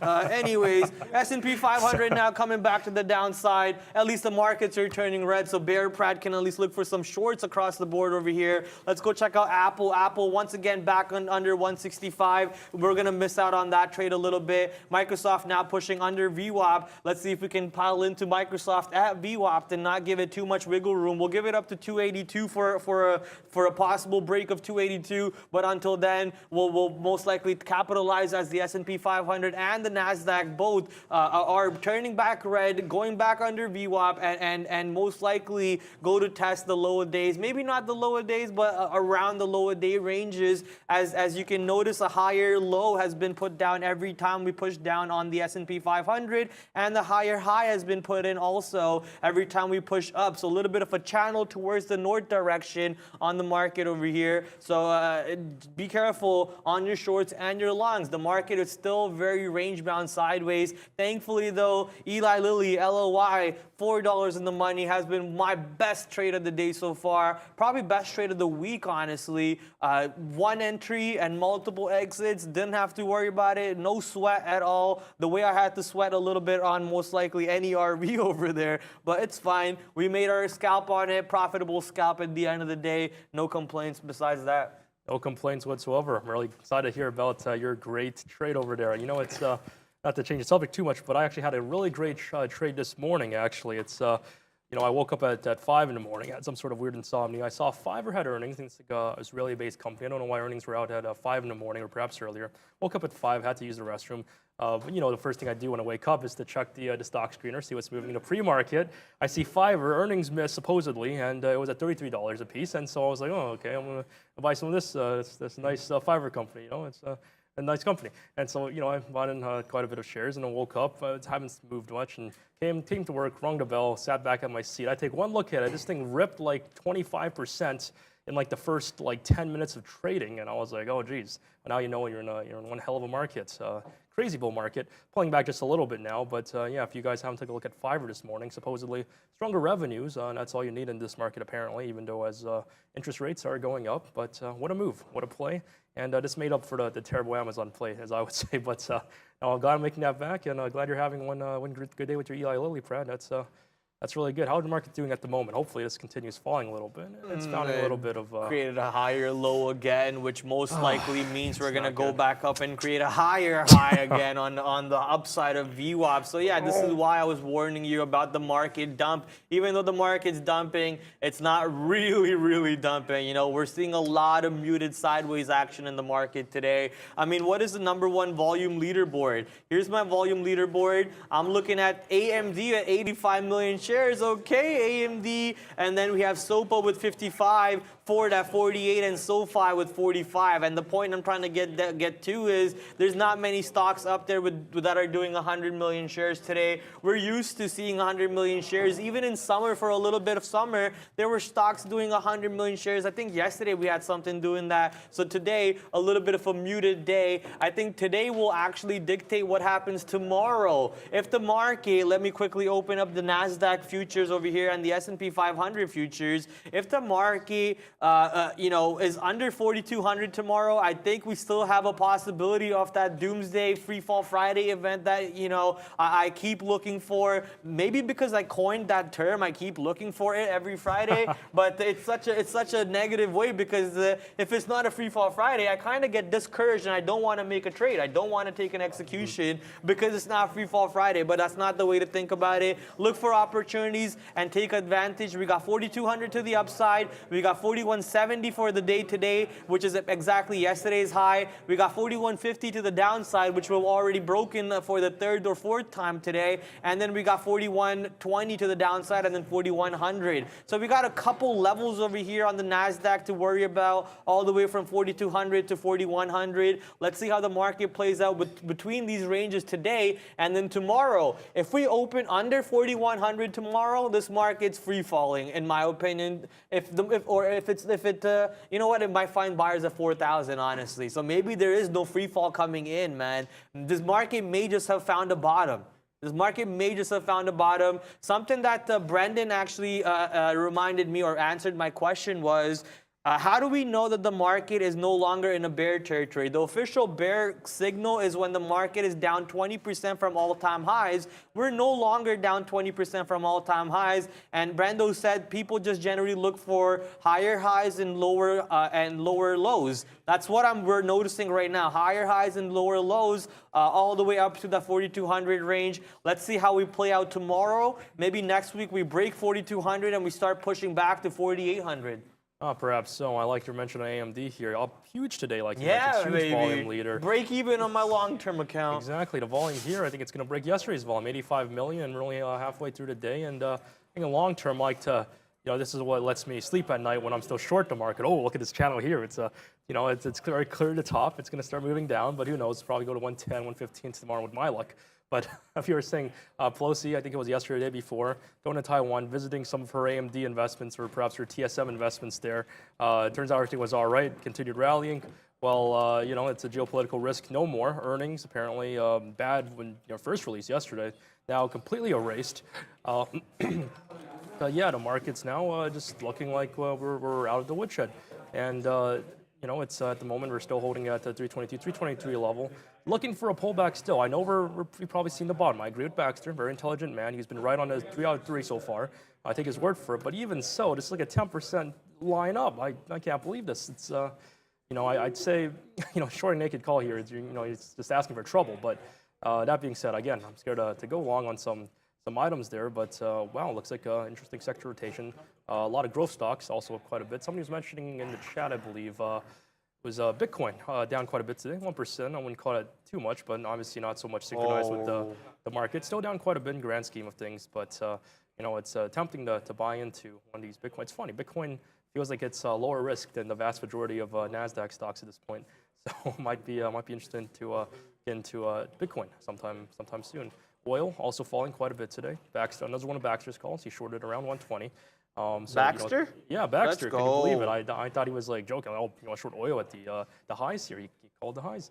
87, a lot of oil stocks down quite a bit today. ExxonMobil, I think now almost 1-to-1 with crude futures, 88, so a dollar more. But it's. I remember the previous stagflations. You had a huge, oil bubble. 790. That's what 790. Jeez. This is where the stock is going to. 790. That's where Nerv is going to. Yeah. I wouldn't doubt it.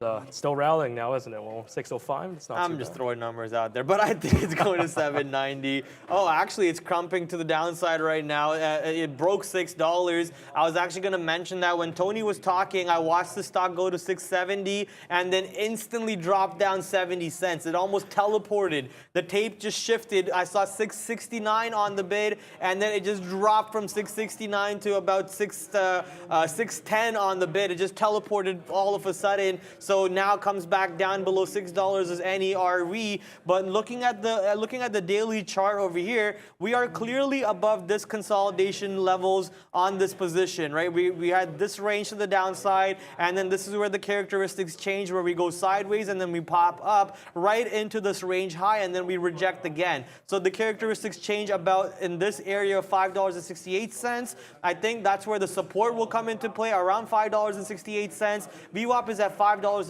so we could even pull back a little bit more to $5.30, $5.50, and then start launching towards that $7.90 area. I'm expecting a breakout of $7 over here on NERV after finding support at VWAP or even $5.50, and then push to $7.90 before you see any real rejection coming in. I mean, look at that volume candle on the daily chart. You don't even see the volume candles on the daily chart of the other days because this day's candle is so monstrous. It just goes to show all of the volume is coming in today. Let's see if that plan plays out. If does 550 hold as support, or does VWAP 530 hold as support, allowing us to retake or reclaim $6, push towards 7, break 7, go towards 790, reject 790 without taking 8, and then making Prad the ultimate fortune teller, Pradstradamus. Oh, you got to start manufacturing those fortune cookies with these calls. But I think someone was talking about in the chat, Walmart suddenly, going parabolic to the downside a little bit now. Not quite sure what the news is here. I couldn't find anything at the moment. But yeah, Nerva, at the moment, I think now below your level. Not a bad chance to get back in if you want to ride that all the way to 7 or 8, as you were mentioning. But for the moment, Walmart down 3.5% today. I found that to be quite surprising. Market's not really moving all that much with it. Volatility, interestingly, it's up around, or UVXY, it's the one I like to look at. I think most active one is up quite a bit now. I think it's kind of outpacing the indexes now, and to me, that's a signal we might be seeing a bit of a reversal. But of course, to me now, everything's like a sign of a reversal because I'm short, obviously, and so your selective attention, or perhaps what was the word again, where you look only for things that sort of confirm your viewpoints. But volatility a little bit elevated now. Walmart's down 3.5%. I remember they were talking about laying off a bunch of corporate workers yesterday, as was Shopify, another e-commerce company, as was Target scaling back on selling some of the items. And Stephanie actually asked me to bring this up and about the macroeconomics of everything. And she agreed with my thesis that we're still pretty much not an exactly healthy economy. We might see, as we're see new highs on the market. It's funny, back in the early 80s when we had a huge stagflation, we saw like a huge bubble right after right after, I should say, what people were calling a recession. And that lasted for a while until we actually fell into a bear market again. Could happen again, actually, if you look how extended we are on the SPY, the ES futures, I mean. But again, I think I'm sounding like a broken record here. I do believe this market is overbought. I know I'm not talking much about the daily movers at the moment. A lot more exciting to trade. HKD, I think, pulling back a little bit. But at the moment, I'm just glued. My eyes are absolutely glued to all these indices, hoping, praying perhaps, it'll come down with all my short positions that were meant to be a hedge. Close my longs, though now I'm just naked short. But yeah, it's quite an interesting predicament we're in at the moment. I mean, too much bearish news will be good. I mean, I'm expecting bearish news in the market to come into play. Some number that dropped in the morning was the weekless jobless claims, which actually went up. So that should be bearish, right? Because jobless claims are going up, which... Are you watching this stock right now? I called out exactly what's going on, and it's going to play out. Why didn't I take a long on this?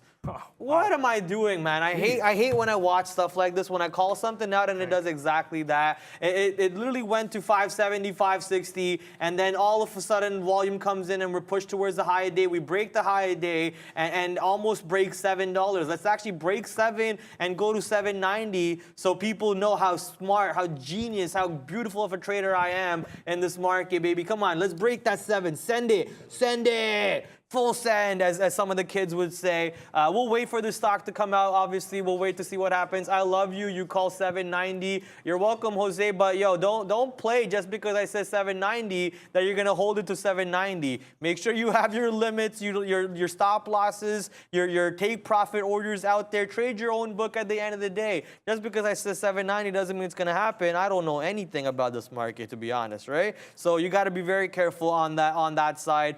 Trade your own book. But here we go, actually playing out 680 coming in. But every time I saw 670 on the book, we've stuffed right back down. Now we're actually breaking 670, 690 coming into play. Look at that volume of the tape kind of getting hot, boy. Let's filter 999 shares so we only see 1,000. $7 breaking out. Tony's about to head out over here, so Tony, say your goodbyes, my friend. Absolutely, it's been an absolute pleasure. Would have been much greater for me if I was in a winning trade, if I saw Amazon plummet while I was on the show, but unfortunately, well, it kind of happened. So I'll be a happy camper, and if the Qs start taking tomorrow, I'll be a very happy camper. But till then, it's been an absolute pleasure being on the show. And Brad, you absolutely call it. Someone in the chat called you a Pradstradamus. If I see that going to 8, I'm going to start calling you Pradstradamus every time I see you. But for now, we'll have Luca back on the show, and I'll be heading out. Until next time, it's been an absolute pleasure. Thank you, brother.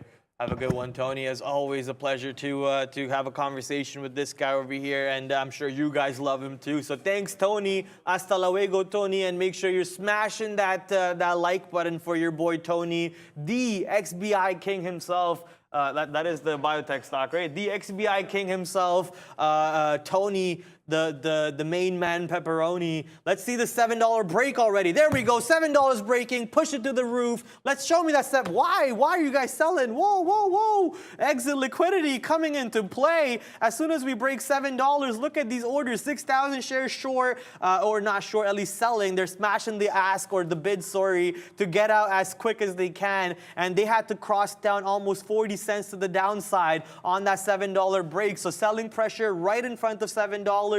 We pushed up to 709, and then all the people who are long, maybe at 4, maybe at 3, it's probably Kai, honestly. Kai stuffing the stock down for you guys. Be careful. Now I'm joking. It's probably not Kai, right? But she's enjoying the profits, $7 breaks, using that level as exit liquidity, as Luca always talks about that. And some of them had to chase that exit liquidity 40 cents lower than where they thought they could have gotten out. Now we're waiting for buyers to pile back in around these ranges high. $7 did manage to break. Now the only thing left for it to play out for me to be completely right on this position is that 790 test and 790 rejection. It's not me this time, says Kai. That was crazy. I actually sit back down. I'm eyeing the level. I'm like, come on, let's go. And I miss it. That's unfortunate, but all good. I think this thing is going to hold because normally what you see is you see the break, you see the flush down, and you see the rug pull. We didn't get the rug pull. It's actually holding. So this is pure savage. And I'm calling it now like 790 is conservative because this thing could easily go to 10. I quickly referenced the float. I think it's like 5 million. Yep. So it is one of those kind of setups. It's holding trend here. It is holding trend, right? Got that kind of wick off top area, 650. Kind of come back down, test a 580, hold, rip everyone's face off type move. Then the break of 7, and like keep in mind the break of 7. And let me bring the chart up here. The break of 7 did not have the volume spike that the break of 7 could have had. So I will repeat that. The break of 7 did not have the volume spike that the break of 7 could have had. You tend to see increased amounts of volume up here, then the break, then the flush, then a move into a halt. Sometimes move into a halt, right? We actually held here. We did not continue to sell there. So even though scalpable, even though like nice kind of wick off top there, I don't think this thing is done. I think this thing has more room to go, and I would love for this to go higher. Shorts are dirt cheap on this thing, so I'm not sure how it is for you guys. It's like 0.003. Oh, that's not. So I was like, give me all of them. I'll take all of them that I can get. But keep in mind it's a 5 million float, so it's going to move around. It's going to dance around. So yeah, just be very careful. Definitely something that you should use stops on for sure. Eli Lilly now $5 in the money, baby. Let's go, Eli. How low can you go? I want to see that $300 test today. I want to see the $300 even breaking if possible. And I don't have much size left, so I'm going to try and hold this last few shares that I have for that move. But if it does get back above 303, I'm most likely stopping myself over here, 303.50, 303 or so. I'm not really going to say exactly where, so those algos who caught me on NERV are not going to catch me on LOY over here, you know. But NERV getting back under $7 as Luca mentioned, but now trying to push above 7. Let's see that level break again and see it really bring in the volume that Luca was talking about. Bring in that oomph, that extra power to really push through 7, stay above 7, and then go to those higher levels, maybe 10. I think Luca said 10. You said 10, right? I'm just, it's like You're close to, throwing, it's just like a number. random, like, So maybe we see that 10 number coming into play.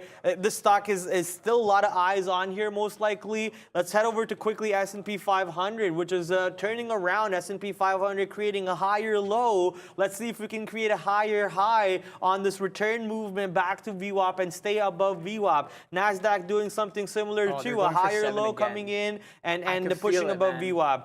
I can feel it in my bones, says Luca. Look, listen, last time TBLT had this set up at 9. They broke it, they held it because there was the volume. They broke it again, and then it was the rug pull. Imagine it's the exact same setup. That would be pure savage, but you know, that's the market that we're in. Savage algos doing savage things. Somebody mentioned GovX. I appreciate it. Somebody's like, Luca normally eyeing the short on GovX at these levels. I was like, what do you mean? Isn't it at like $2? But no, it's actually above $3. But you know what? It's SSR. It's SSR. So they had earnings yesterday after the bell.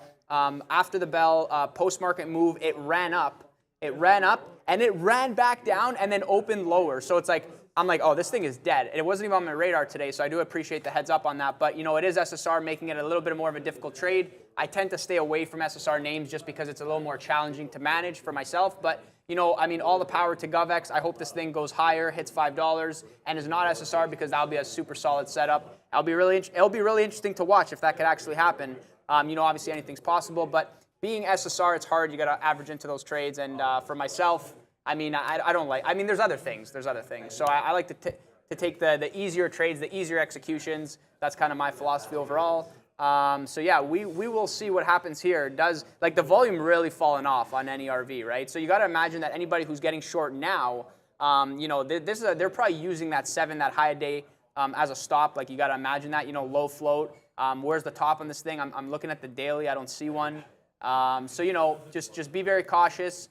I wouldn't be surprised if this goes for a high day push again. High day push again. You're talking about NERV. Yeah, cool, awesome. Holding GOX. I'm guessing you're talking about GOVX. Till 7. That's savage. Till $7. Anything is possible, ladies savage. and gentlemen. That's anything. diamond hands right there. TUP long. Is that Tupperware? TUP. Let's go check out TUP on NY. What is TUP? TUP is... It is Tupperware. Okay, I just randomly guessed if that was Tupperware. I honestly didn't even know if Tupperware was public or not. But, you know, sometimes throwing out random guesses over there ends up being right. Positive earnings on Tupperware, up 10% off that earnings catalyst. Tupperware, let's see your all-time chart because I need to learn more about you. This is your all-time chart. All-time, there we go. All-time chart. Looks like you IPO'd around 40, you dropped down to 10, and you popped up to 100 during COVID era. No, that's not even COVID. That's the 2014 period. This is 17, 60s. You dropped down even more during COVID era, actually. You made a new all-time low at $1.27. Then you recovered to 37. You dropped back down to $6. Okay, so Tupperware having a little bit, I mean, everyone has Tupperware at home. I don't know a single family that does not have Tupperware. Positive earnings catalyst, pushing it back to $10. I think we'll very soon see this range playing again on TUP right here. This range of movement coming into TUP. Today we're pushing into this range low where we expect a little bit of resistance to be there. Previously that was support, so we expect now for that to turn into a minor resistance. Minor because the catalyst is too strong. That minor resistance breaking, going into this range over here for the Tupperware stock, and then trading above I think $12 and between $20 is something you can expect for Tupperware. It's probably a pretty good swing trade investment over here, but don't take my call on that. Trade your own book, right? Take the trade if you like it, that is. For a swing trade idea, could be, you know, get in long around $10, around $9, and if it goes back below 8, you get out for a $2 loss. But if it doesn't go back below 8 and it goes to 12, you're break even on your risk to reward ratio, and then any more dollars above that is just more pluses. It's plastic, so it's toxic. I don't have Tupperware. Fair enough. You know, I know a lot of families that have Tupperware. I personally have like too many Tupperware products. I know it's plastic and it's toxic and so on. But honestly, I think this might be wrong, but apparently humans eat about one full plastic credit card worth of plastic in about a month, just off of microplastics. So you can't evade it anywhere you go. You could try to evade Tupperware. You could try to evade plastic water bottles, but it's all in our food. It's in the fishes. It's in everything. It's just something we have to live with. Microplastics are always in our food. You're just something you have to go with. So guys, NERV pushed over 7 again, exact same setup. Didn't take a trade on it though, because not showing me what I want to see. Kind of feels like they're holding this. This thing could go higher, and for me, the higher the better. Like, just go to 10. That would make my life so much easier. Yeah, somebody in the chat was like, yeah, he's watching this like a hawk. Absolutely, absolutely. For me, these are snipes. Like, you got to be a sniper. You got to kind of pick your spots. You don't want to be offside. I'm not averaging into this. I'm definitely not averaging into this because, you know, you get the black swan events where it's like it goes higher, it looks like it's going to go lower, then it rips your face off, it keeps going. So I'm not about to blow my account on this right now. But there's opportunities to snipe clearly. But look at this, right? Look at how this looks right here. It's like you got the top, the push through 7, the fall down, the not increase on volume, held, right? Holding, not really much happening. Spread opens up. Then we break above 7 again. We pop. We do not go to high a day, 715 being the high. And then we drop back. We're getting some people selling here, but it's not exactly the dump that like I'm used to seeing. And so like now I'm watching this, it's still at 680, it's still at 690. Like I'm happy that I didn't take the trade, and it's like a complete tapery right there. I'm like, it's not showing me what I thought it could have done. Like it should have did way more volume at the top there, and there wasn't really the volume spike. So this is the reason why I'm not taking the trade. And guys, understand that as a trader, it's so important to understand when not to take the trade. I'm sure you guys realize this. You know, you have trades, you have setups, but you have to let them go. If you continue hitting things over and over again, you know, if it doesn't work, it should work, right? You should understand, you should have context, you should have a feel for when it should work. And if it doesn't work, then it doesn't work. You don't want to kind of overdo it, right? So, you know, kind of is what it is. But yeah, like, I mean, at this point, like this thing's going to break 715. I'm just wondering if we break 715 right now and flush, do we get the dump? Like if we get the dump now, then like, okay, we got some size 710 there, but yeah, it is kind of slow and spreads opening up too. So, you know, completely different trade relative to the TBLT trade. But if we get over that 715 area, you know, more fireworks, pushing towards 8 and then kind of reevaluate. I like to use 50-cent levels on these things when I don't have a general idea of like kind of where they're going. I'm looking at the daily and it just doesn't, okay, that was a quick move down. But yeah, no, I'm not really too sure. See, the thing is these moves are super quick, right? Super quick. So obviously gotta kind of pick your spots accordingly. And manage risk, and don't forget to manage risk. But you know, not the same feel for a stock that has like, let's say a 3-cent spread, right? This one, you know, sometimes 7 cents, sometimes 10 cents. You know, not really selling off the way that it could. So you know, maybe it's going to be a slow fade, and then I'm just going to have to let it go. But you know, thankfully shorts were extra cheap on it. But you know, at this point, I want to say the higher the better. Would love for this thing to push like $8, like you know, $7.50, $8. And again, I'm looking at the daily. And there's just nothing. So let's quickly like bring up even more data here if it wants to load. So yeah, that $4 level like was like the resistance. We got through it. Got to imagine that some people are getting extra squeeze on this one. And I don't know if this was sell-off. I guess this is a biotech company, if I'm not mistaken.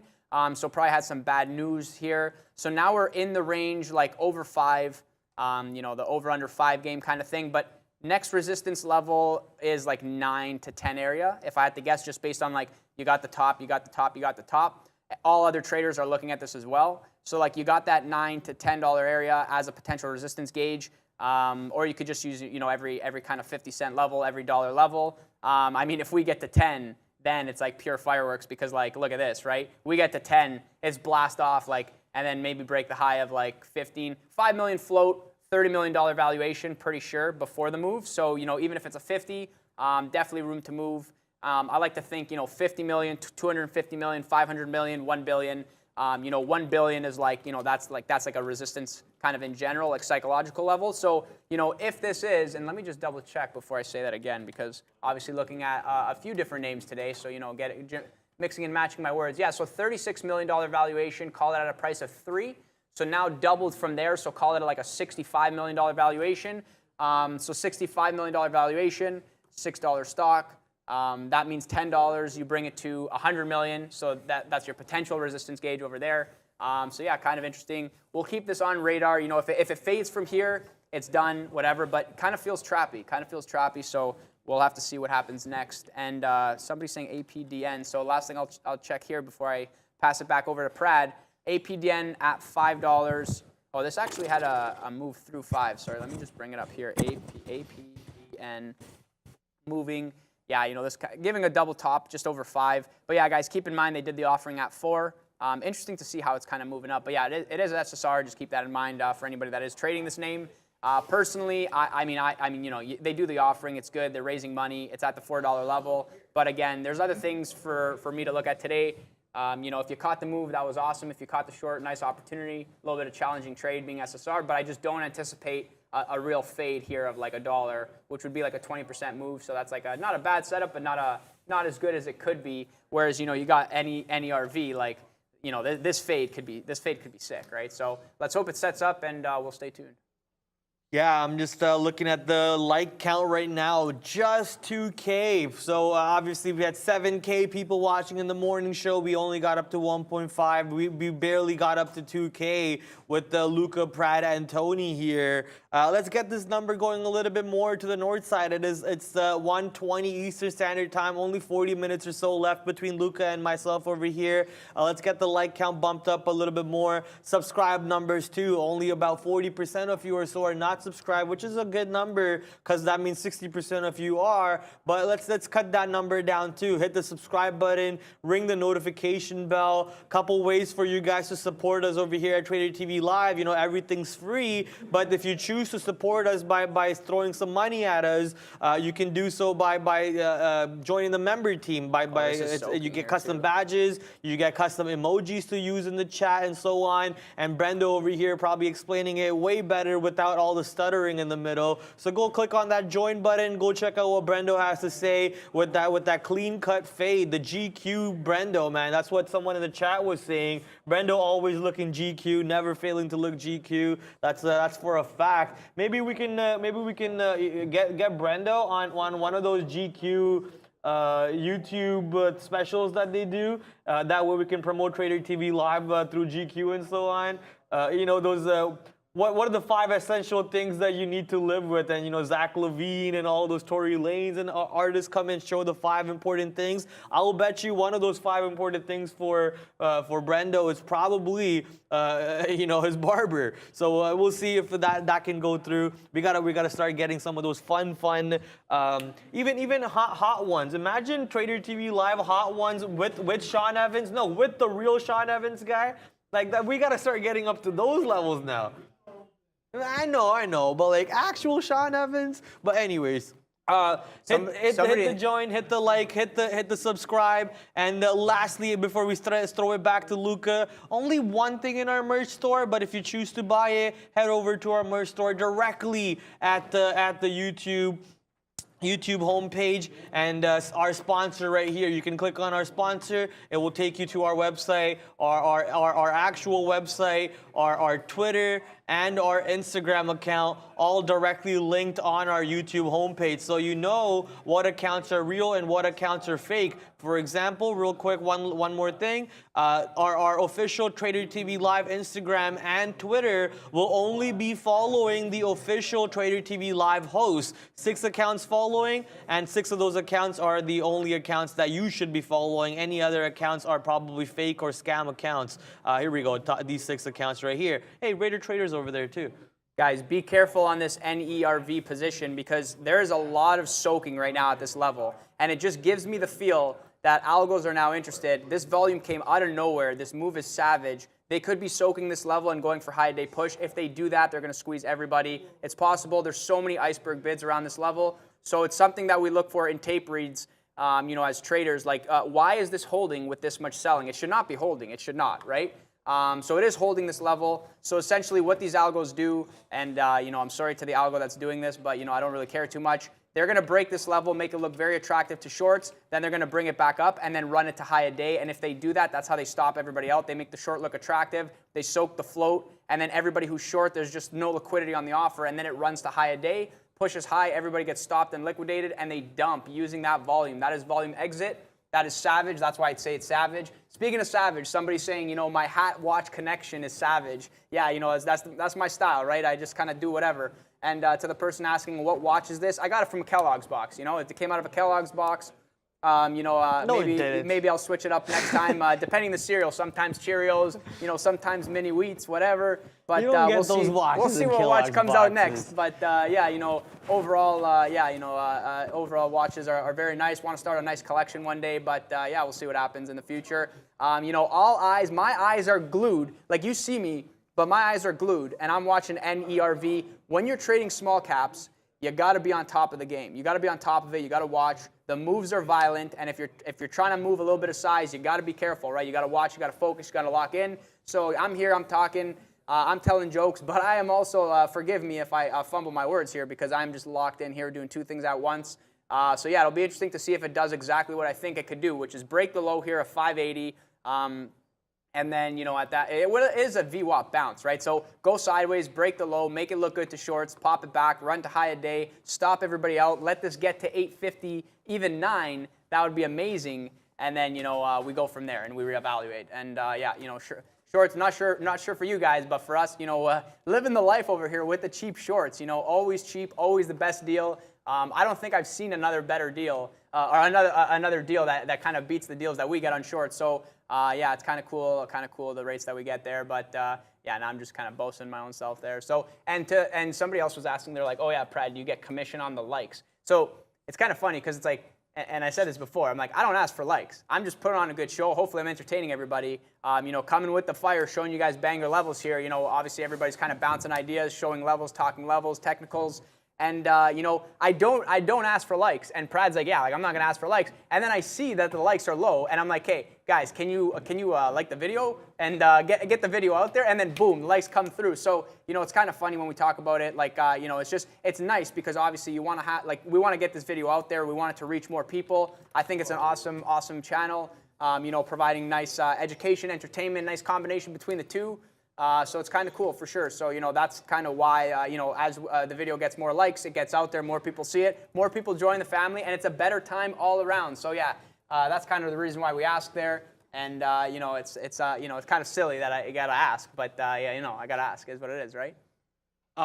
Sir, please, your view, I can make $10 to $15, but I'm not happy to like make 50xx or whatever. That's up to you, my friend. You know, that just sounds like that's something that you have to figure out on how to level up onto the next step. You know, it happens to everything. It happens to humanity on a wider spectrum. We go a learning curve, then you plateau, and then learning curve, and then you plateau. Some people actually plateau and go down. That's the direction you don't want to go to. It's better plateauing sideways than actually going down back again, right? So do your normal incremental growth process process where you're going up and you're plateauing, growing up and you're plateauing. Don't stress too much about it. Focus on the setups, not about how much money you're making, but what is the quality of the setup you're trading, how repeatable is that setup, and how scalable is that setup. If you can answer these 3 questions on your trading setups over there, then all you have to do is add an extra 0 on your size.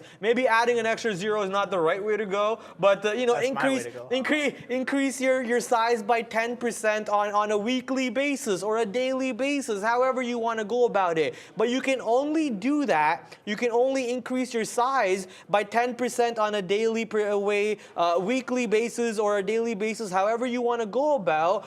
Only if your trade or your setup that you're picking is scalable and is repeatable. If it's not repeatable and scalable and you're just getting lucky on some of these trades, you're just going to keep on getting hurt. You're going to make 10 here, lose 10 there, make 10 here, lose 10 there. You're going to have fun. You're going to have a great time in the market, but it's going to be net neutral. Nothing wrong with that too, because at least you're not paying the tuition fees that Tony was talking about earlier. You're not paying that tuition fees to learn the mistakes that you're making. You get to be net neutral and still go to school. Basically, you're going to school for free. You're getting a free scholarship in that way. But if you start making money and you're going to school at the same time, that's a paid scholarship, right? That's where everyone wants to be in this market, where you're making money, you're new, and you're still learning at the same time. Sadly, that's a very rare situation to be in. I would focus more on the setup quality than the amount of money you're making, because the money is just the byproduct. It will happen as long as you're doing the right things. If you're doing the wrong things, naturally it's not going to happen. It's going to go away from your account. So ignore the monetary side. I would even say hide the P&L until you're done with the day. If you feel like your mental capital and your capacity for the rest of the day is drained out because of a trade like AMD long, oh my God, I held AMD from 97 to 104. I'm mentally drained. I'm tired. Take your money, go away from it. It doesn't matter if you made $10 on that move, $100 on that move, or $1,000 on that move, because if you learn what you did on this setup, the next day you come back and you find the same setup again and you increase your size by 10%, you're going to make more money tomorrow than you did today. And then you keep repeating that, The stars are your, forget stars, Andromeda Galaxy is your next stop. Yeah, you know, we're getting size here at APDN, 1,000 lots, not really like crazy size, but like 1,000 lots at 607, and getting front running that size too. Guys, remember, this is SSR, so people saying this is going wild. We're getting people stepping in front of the size here. Kind of interesting. You know, this could continue to go, right? Could continue to go, but just understand that if that size does go, you know, obviously there's going to be some slippage there. And there it goes. Oh my God, 630. Okay, yeah, this thing is now insane as well. I love it. I love the environment we're in. Super exciting. Great time to be a trader. Things are going wild. And APDN, that was a nice 40-cent move. If anybody caught that, I think it's going to halt. Oh, that was a fake halt. It's cold in there with all the computers. Yeah, it is. Sorry, go ahead. Wow. No, nothing's halting now anymore. It's like, well, you just give a good halt. Give him a halt. We'll let Luca focus on his trade over there. He's probably, looking to make a trade, and I don't want to disturb him on that side. Honestly, you disturb Luca, you probably get punched in the face. So I don't want that to happen. Luca's a strong guy. I'll need to leak that picture one day. That's gonna be a no. Reversing. Oh, it did there not. We go. Oh my! I couldn't do it. So look at it. Sorry, I appreciate when you pull it over, because I'm like, okay, I'm thinking about this. Like, these are like game time decisions. Like, if this fake halts, for anybody that doesn't know, obviously, like, a lot of people know, like, a lot of people are watching what's happening. But if this fake halts, like, this goes back down to 6, right? Like, you take some real size there, like, you're smoked instantly. So it's definitely something you got to lock in. You gotta lock in, and I'm literally watching this thing. I'm like, okay, the bids are piling up. Okay, it looks good. All right, this looks solid, and it is SSR, right? So people cannot hit the bid. Like, you cannot slam it short. It's like, okay, the halt's gonna be good, but it was a fake halt initially. Then we're gonna halt again. Then the size was dwindling down, and guys, halts are 15 seconds. So it'll run up into a price. It'll look like it's about to halt. As soon as it starts looking like it's about to halt, count 15 seconds. At the 15-second mark, that's when it halts. And so, like, you're kind of like these little things in your own mind. You're watching it. You're waiting. The size is dwindling down. I'm like, oh my God, should I get in? This is gonna fake halt. Oh, if this rips my face off, I'm done. And then I'm like, I'm not doing it. I didn't do it. I have no position. and it's showing indicated open price of $6.53, so 1 cent higher. So, you know, nothing special, so I'm not too upset about it. But again, these things, you know, at the last second when they open, they change, right? So it halted exactly at 1:28.24. So 5-minute halt, 28, 29, 30, 31, 32, 33. So 1:33.24 exactly is when this should open if it is a 5-minute halt. I would expect it to be a 5-minute halt. So yeah, stay tuned. We'll see what happens. You had to do this to add 5. Come on, so dog. many numbers, man. You do like bigger math calculations than to add 5. But you have to do this. It's you know, all good though. Do you know how many numbers I see? Like we see a know, I day, know. and like especially like days like today where you're watching 100 things at once. It's like I'm like this, that, this, time, price, It's all this, good. up, down. Okay, yeah. It's all good. I know we look at a lot of numbers all day, but these numbers we do not look at all, and actually it's currency. So let's go to Money Talks with Brendo. Hey guys, yeah, quick update for you on currency markets this afternoon. The slide continues over here. That is a daily chart of the DXY, the dollar index, back to the downside after a 2-day bounce that failed miserably late in the day yesterday. 0.6 now to the downside for the dollar overall. We got that manufacturing index number yesterday. We got some more data this morning that was in the wrong direction. So the slide continues. Remember, tomorrow as well, 8:30 a.m. we get non-farm payrolls. That will also move currency markets. Here we go. The euro 0.7 to the upside, back to 102.3. The Canadian dollar still holding on to 77.75. Everything else, so pretty positive on this board. British pound, Japanese yen, Swiss franc, all to the upside today. Australia, New Zealand. There was some positive data in Australia out overnight as well. That sent the Aussie higher. New Zealand trades along with that. Still negative for cryptocurrencies as well, 3% for both now, Ethereum and Bitcoin, guys. Back to you.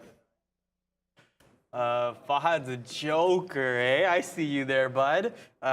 We got anyways, we'll leave that between inside joke. Some things need to better left inside between the group itself. Palantir being talked about by Frank Jones. You know how much I love Palantir, boy. Palantir, another stock in my long-term account. Absolutely enjoy enjoy watching this position move back to the north side every single day. 1.6% now instead of being red. It was originally red to start off the day by 0.5%. Now up 1.6. Here's S&P 500. That's all you really need to know. S&P 500 pushing right back above VWAP, being flat on the day again, and we're expecting S&P 500 to create a higher high. So maybe that bearish mentality that we were having on the market to begin the day with, it's going to be, as Sean says, no more bearish mentality, as the market is telling you we're creating higher lows and higher highs. What makes you short us in your right mind?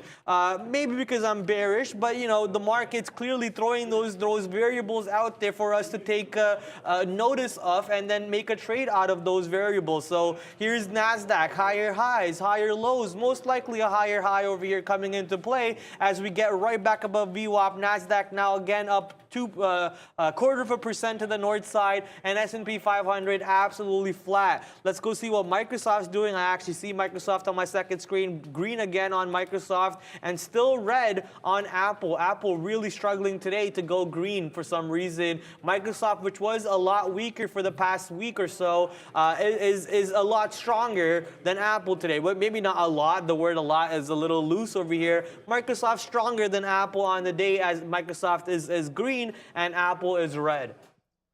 Yeah, you know, things going wild. APDN just opened. This thing is now pushing 7. Let's see if we get a breakthrough 7. Kind of feels like, I think we're for sure going to break 7 here.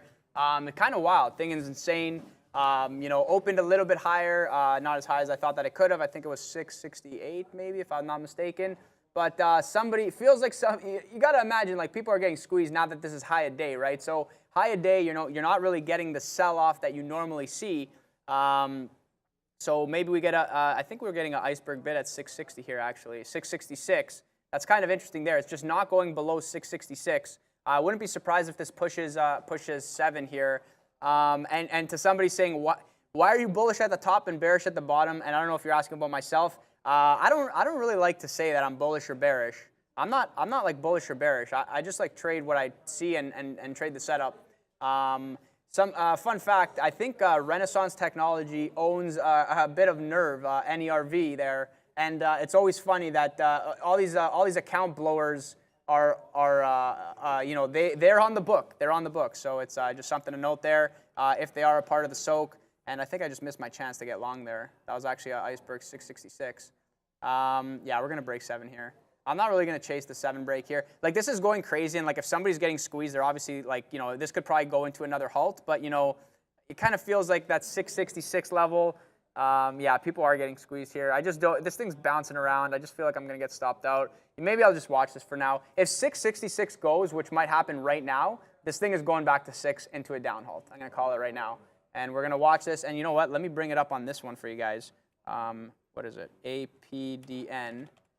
Okay, and there we go. We broke 666. Oh, no way. And bid stacked. Okay, this is actually really, really interesting. When you see a halt like this and a gap up over here, and then it does some type of action like this, you got to imagine like this is an area of significance. So that 651 level is an area of significance. It's holding the level, right? And we're getting bids stacked below here. So could easily be bouncing off this level and then run for the high. But if we break back below, the trade is done. The trade is done. So just quickly looking at this, let me actually see if we get something going here. Sorry, while I multitask this here. And I mean, there's because it's just like, see, the thing with these trades is like, obviously, like you guys know, these are like quick trades, quick scalps. So maybe I'll just stay away. Maybe you guys hit that if you want. That 651 level seems to be holding. If we break down, like the trade is done and whatever is what it is. But if it holds, maybe you get the run to 7 and break of 7. And then if we don't get a dump back through, then solid for another hold, and wouldn't be surprised if it goes into another halt. Keep in mind the daily on this thing as I slide my daily chart over. It is above the recent high of 621, and 7 would be a relatively new level. You probably got some resistance at like 7 going to 8, just based on kind of how this feels over here. And then kind of sliding back, 7 to 8, and then after that, just like 50-cent increments. Yeah, sir. I was just talking to our Discord moderator, Blind Jedi. We were just trying to solve some things over there in our Discord. If you want to join our Discord, feel free. But you know what I'm upset about? NERV not touching that 790 marker.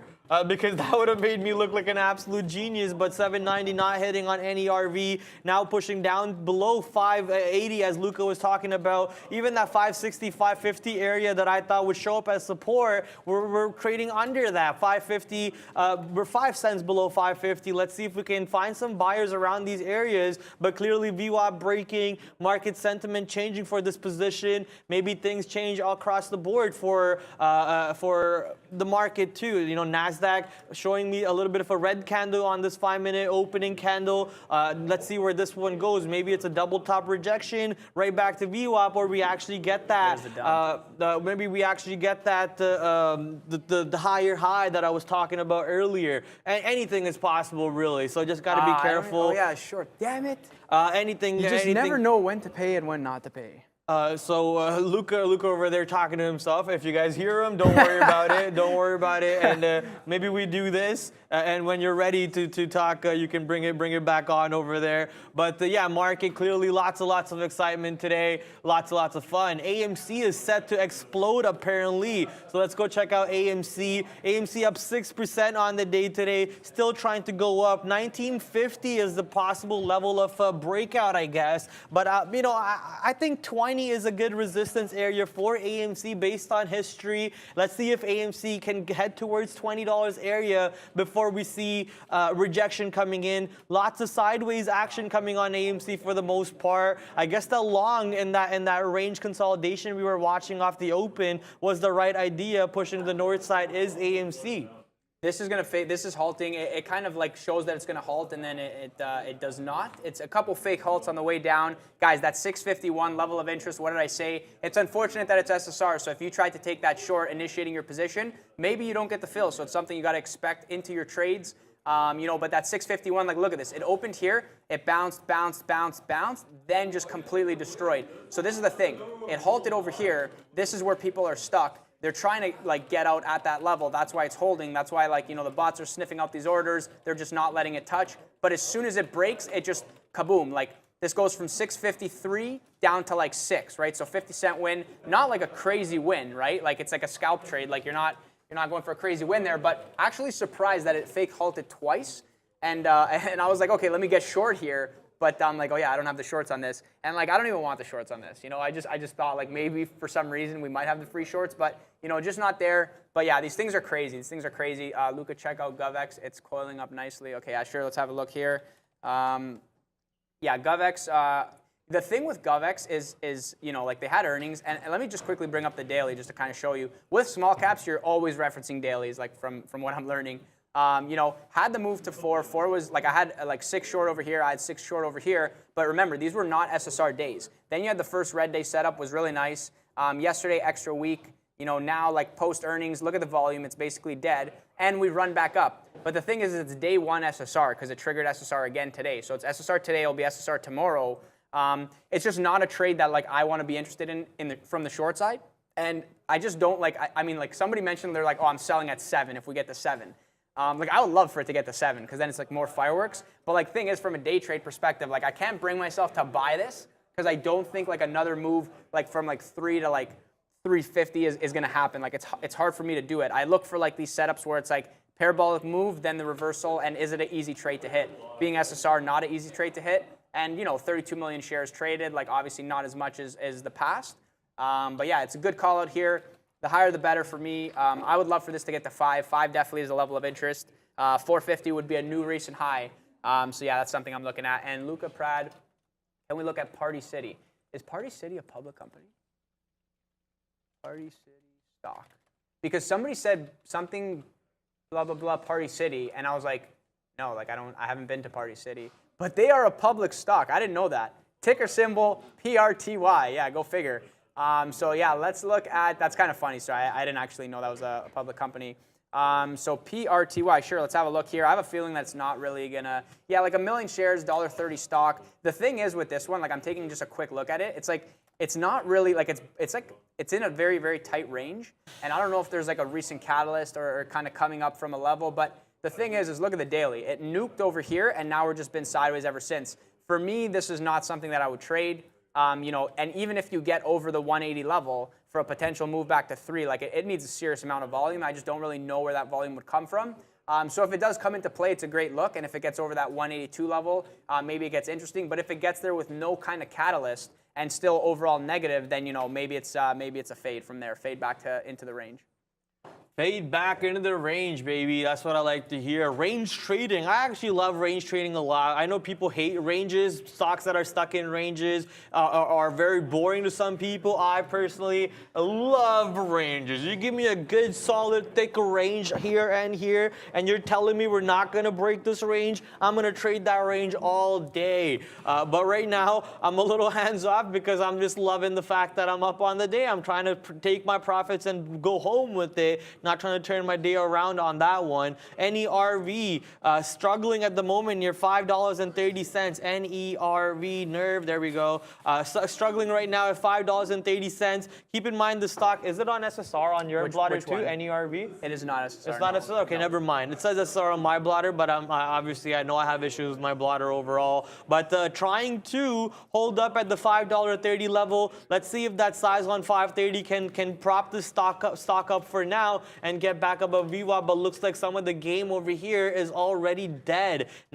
NASDAQ and S&P 500 double topping and are pushing back to the downside to VWAP. Let's see if VWAP can hold up the market from going too much further to the downside, and then we get the next pop on the market over here. NASDAQ still positive, S&P 500 once again back to being negative. CMRX approaching all-time highs, really. CMRX all-time highs, and it happens to be around $2. Okay, let's go check out this position.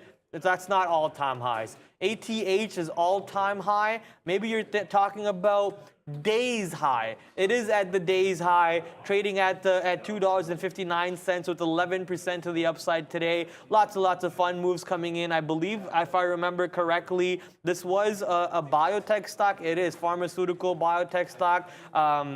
What's his face? Tony was talking about this position. I don't really know too much about this company, so I can't really tell you exactly why they're doing what they're doing, but based off of on a technical analysis, maybe we can find some levels that we could talk about. support near 150, 120 areas. Resistance most likely near the $2, $3, and $4 even dollar areas. The stock apparently popped up to 12 not too long ago on low volume. So let's see on high volume where we go to. I'm just responding to a couple people in the chat here. Got multiple chats going. Yeah, what's his face? He's gonna get you, Brad. I'm not worried about Tony, trust me. But Tony and I are friends. We're not gonna get into any sort of fight unless there was some money behind it. If the chat's gonna put some pay-per-view money behind it, we're gonna for sure throw some gloves on and go have some fun. We need some volume on SOPA. Let's go check out what SOPA is doing today. SOPA 11% to the north side so far. Is that true? 64% to the north side on SOPA. New high a day. Volume candle coming in. Big volume spike also on said position. Finally breaking 3 for the day. Let's see if we can actually manage to stay above 3 and keep on climbing over here. SOPA bringing in some volume and some fun while we only have about 15 minutes or so for market mayhem, midday madness. Market movers. Prad versus Jake Paul. Imagine, that would be crazy. I'd put him to sleep. Oh, you heard it here first, folks. He'll put him to sleep. Jake Paul, if you're watching this, that's a deal. Make it happen. Do your thing. Do the dudes. I'd Ben Askren. I would love to see it. I would love to see it. I'll be there. I'll be there in my hat, my vest. What's the other guy's name? I'll Nate Robinson him. I'll Ben Askren. Oh man, that'll be wild. Quickly to get to some tickers that you guys were mentioning before. People saying AMC is moving. So, AMC, obviously you got earnings after the bell. Maybe we make the run to high a day. Maybe it sets up, gives a good opportunity. The thing that worries me with AMC is there's not a lot of activity on it right now, given the fact that all these other names are having like crazy activity.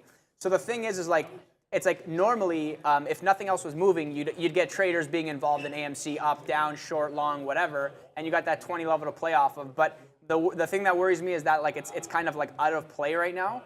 Not like out of play, but it's more so like it's not going to have like crazy moves that I want to see. So overall, like the higher the better. I would love to see this push 20, and I would love to see a crazy earnings report. So I come in tomorrow and this thing's at like $35. Like if this is at $35 and people are getting squeezed, I would love to see it. You got to imagine that a lot of funds are short this name.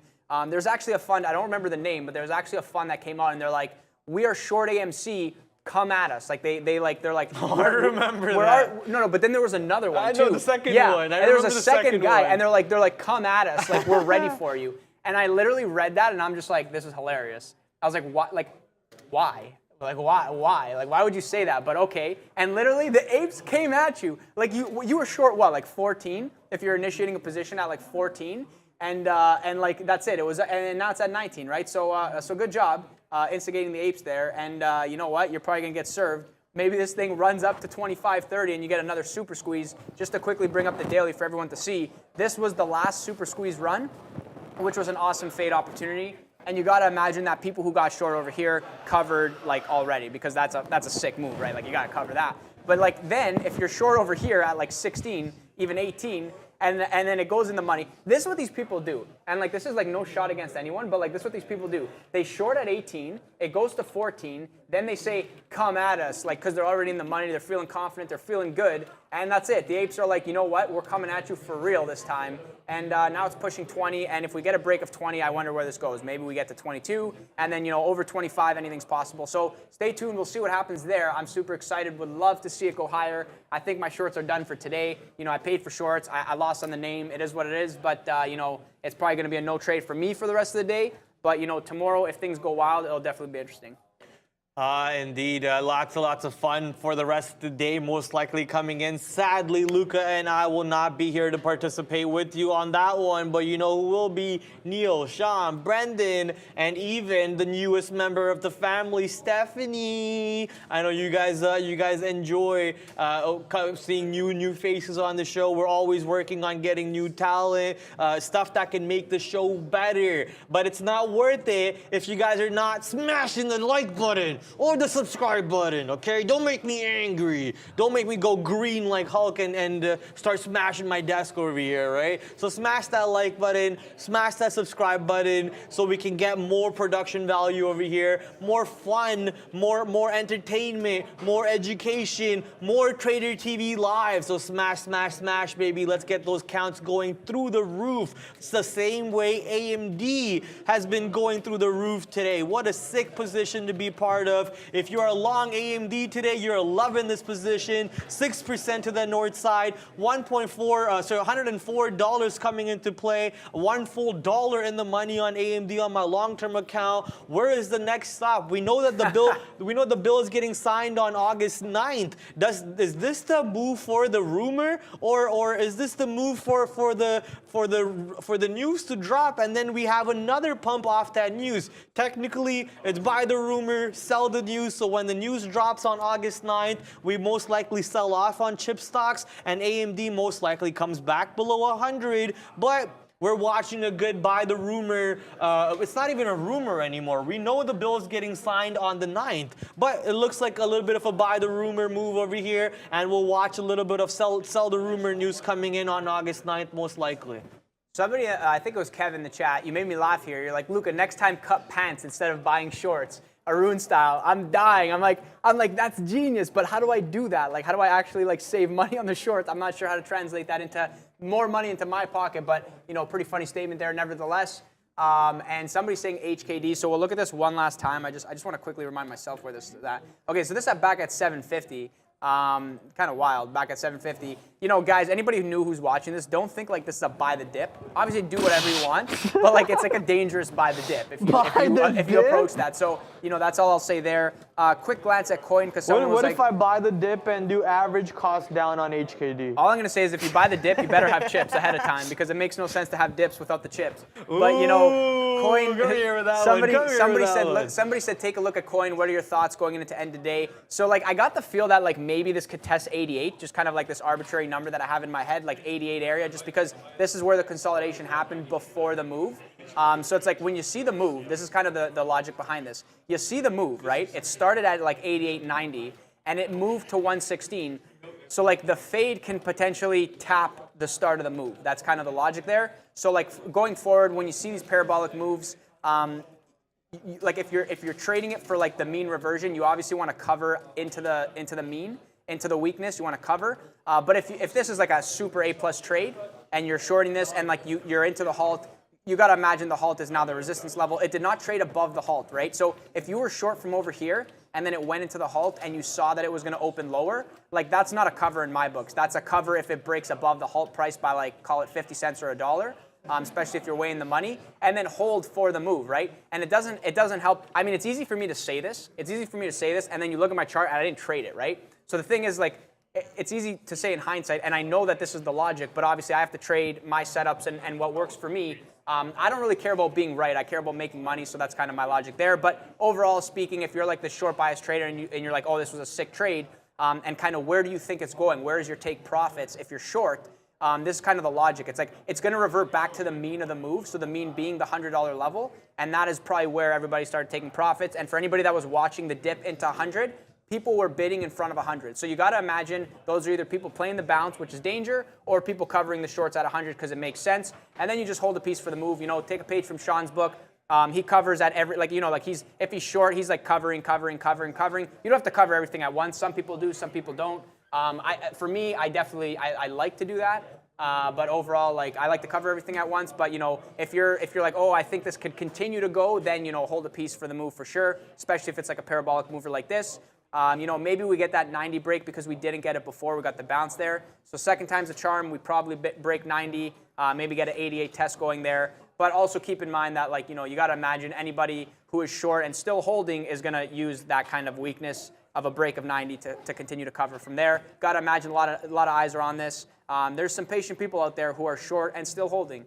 Not myself, but definitely, I'll say better traders than myself. I don't care, A comment says, this whole time I'm thinking this program doesn't have dark mode, but the guy behind you logged in with dark screens. Yo, stop exposing us, guys. Come on, we're trying to hide the fact that we have dark mode, and these new traders come in and just expose us over here. No, we have dark mode, guys. Our producer just doesn't want us to use the dark screens on it. And I understand, you know, the white one looks a little bit cleaner. Also, it does look like you're staring at a flashbang for your CSGO players, but that's fine, you know, it's fine. You get used to it. But yes, we do have dark mode, and it's the software is called Day Trade the World. For those of you interested, do !software !sponsor to go learn more about it. I personally have dark mode enabled for my main screens. You'll see Luca. Can we get the bald cam real quick? You'll see Luca has dark screens on that screen. I have dark screens. Same with Sean and Neil too. They have dark layouts. But for the show, we have this layout. Hopefully, that's not too much of a deal for you on that side. Coming back to the chat over here for another comment. Oh yeah, it was Henry Z. Henry Z doing his best Sean impressions today with the bangs and the hot dogs about Palantir. Palantir making Henry Z go bang bang and hot dog cannon all over the place today, and it makes sense. This stock was down 0.5% to begin the day with, but now 1.7% to the north side goes Palantir. S&P 500 flat on the day. NASDAQ up 0.25%, and NERV, the stock that most likely a lot of you guys are watching, right back to VWAP right now. And another stock that you guys are watching is SOPA. SOPA, woo, sadly, wrong time to pull up SOPA, I guess, because it just now started coming back under $3, struggling a little bit as we push back to VWAP. Only 5 minutes left over here on the midday show with Luca and I. So make sure you're throwing out your stocks over there so we can quickly look at some of these positions, cover them for you, and maybe we can find a trade within those positions for ourselves to take advantage of. MULN offering ? This stock is dead. I mean, we don't know if it is, but if it is, we'll be able to find out when the news wire hits. Not sure. There's a big volume candle coming in. He put a question mark in there. Okay. Yeah, it's a question mark, so I don't know. But there is something going on MULN. Look at the volume candle on MULN right now, extending the losses on MULN to down 6-7% on the day, and the new lower day for MULN. Big volume candles coming into play. So maybe there is some sort of a catalyst over here causing the stock to push down at the moment. And if you see me kind of like really whipping my head to the left, it's because I'm watching my Eli Lilly position, which was $5 in the money, now only $3 in the money. So that's a little painful for me on Eli Lilly, but still one of my best trades of the day. Maybe an opportunity to reload over here as the NASDAQ creates a nasty red candle on the 5-minute chart, pushing right back to VWAP and a little bit below VWAP. Sorry, not NASDAQ, S&P 500, and NASDAQ also following suit, trying to go back downside to VWAP is NASDAQ. MULN CEO had an interview and it was bad apparently. So maybe that's what hurt MULN today. We know MULN had an interview yesterday too on CNBC. Maybe that wasn't MULN, it was a different stock. I'm sorry, so forgive me on that one. Yeah, you know, 100 things going on at once here, and I'm just looking over my position board, not my position board, but my watch list, and I'm wondering, so Biden declared monkeypox a national emergency. Today? Today, yeah. So that's the move. That's the move in SIGA. That's the move in GovX. Obviously, old news being that it happened at 12:53, not right now. 100 things happening at once. Obviously, price tells the story. Like something happened there. You know what I mean? Like obviously, you're seeing price. You're like, hey, something did happen here. I'm kind of upset though about that MULN because that $1 level was solid, and I was like eyeing it for like a short if we got there. But you know, it is what it is. But look at that move, man. Like 93 down to 85. Probably take unlimited size there. That's pretty sick. And NERV still watching this. We got a couple minutes left with us, but I'm still watching this for a move through 6 and back to high a day. Would love to see it. And anytime the Renaissance Technology is on the book, Rentech.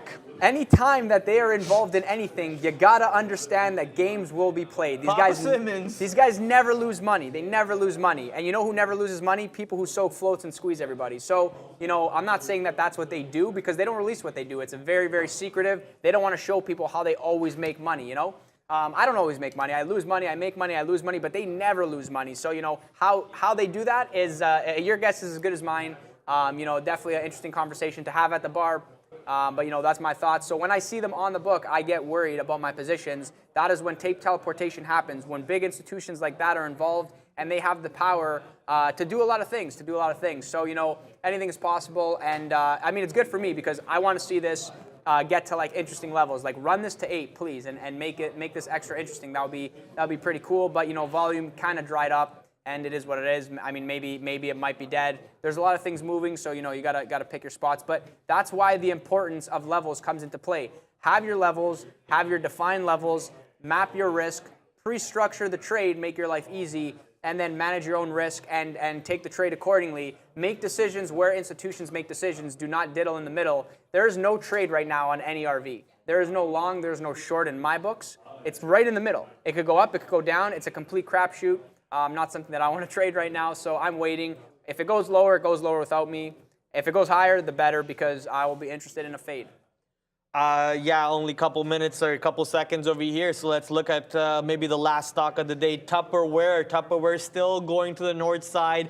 1080 now looking to be the new high a day. I did say I expect the stock to reclaim that $12 level probably sometime next week or even tomorrow. Reclaim this $12 level and start trading between $20 and $12. So we'll see if that theory will end up being true. Just going to throw a line over there and also going to write down Tupperware for my stocks to watch tomorrow. TUP.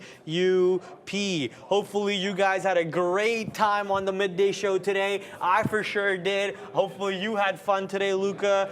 We will be back here tomorrow, same time, same place at 11 o'clock Eastern Standard Time. But the morning show starts at 8:30, and the morning show is about to come back right now, 2 o'clock Eastern Standard Time. It's time for both of us to check out, have fun on the closing show. Hit the like button on the closing show too. Make sure you smash that like button on the closing show. We will see you tomorrow, ladies and gentlemen. Ciao. Ciao. Hey guys, 2 o'clock, a busy afternoon. A ton of individual movers to discuss. These low float runners, there's been one at least every single day this week, sometimes even 2 or 3. We'll talk about that APDN a little bit more. We'll talk about HKD a little bit more.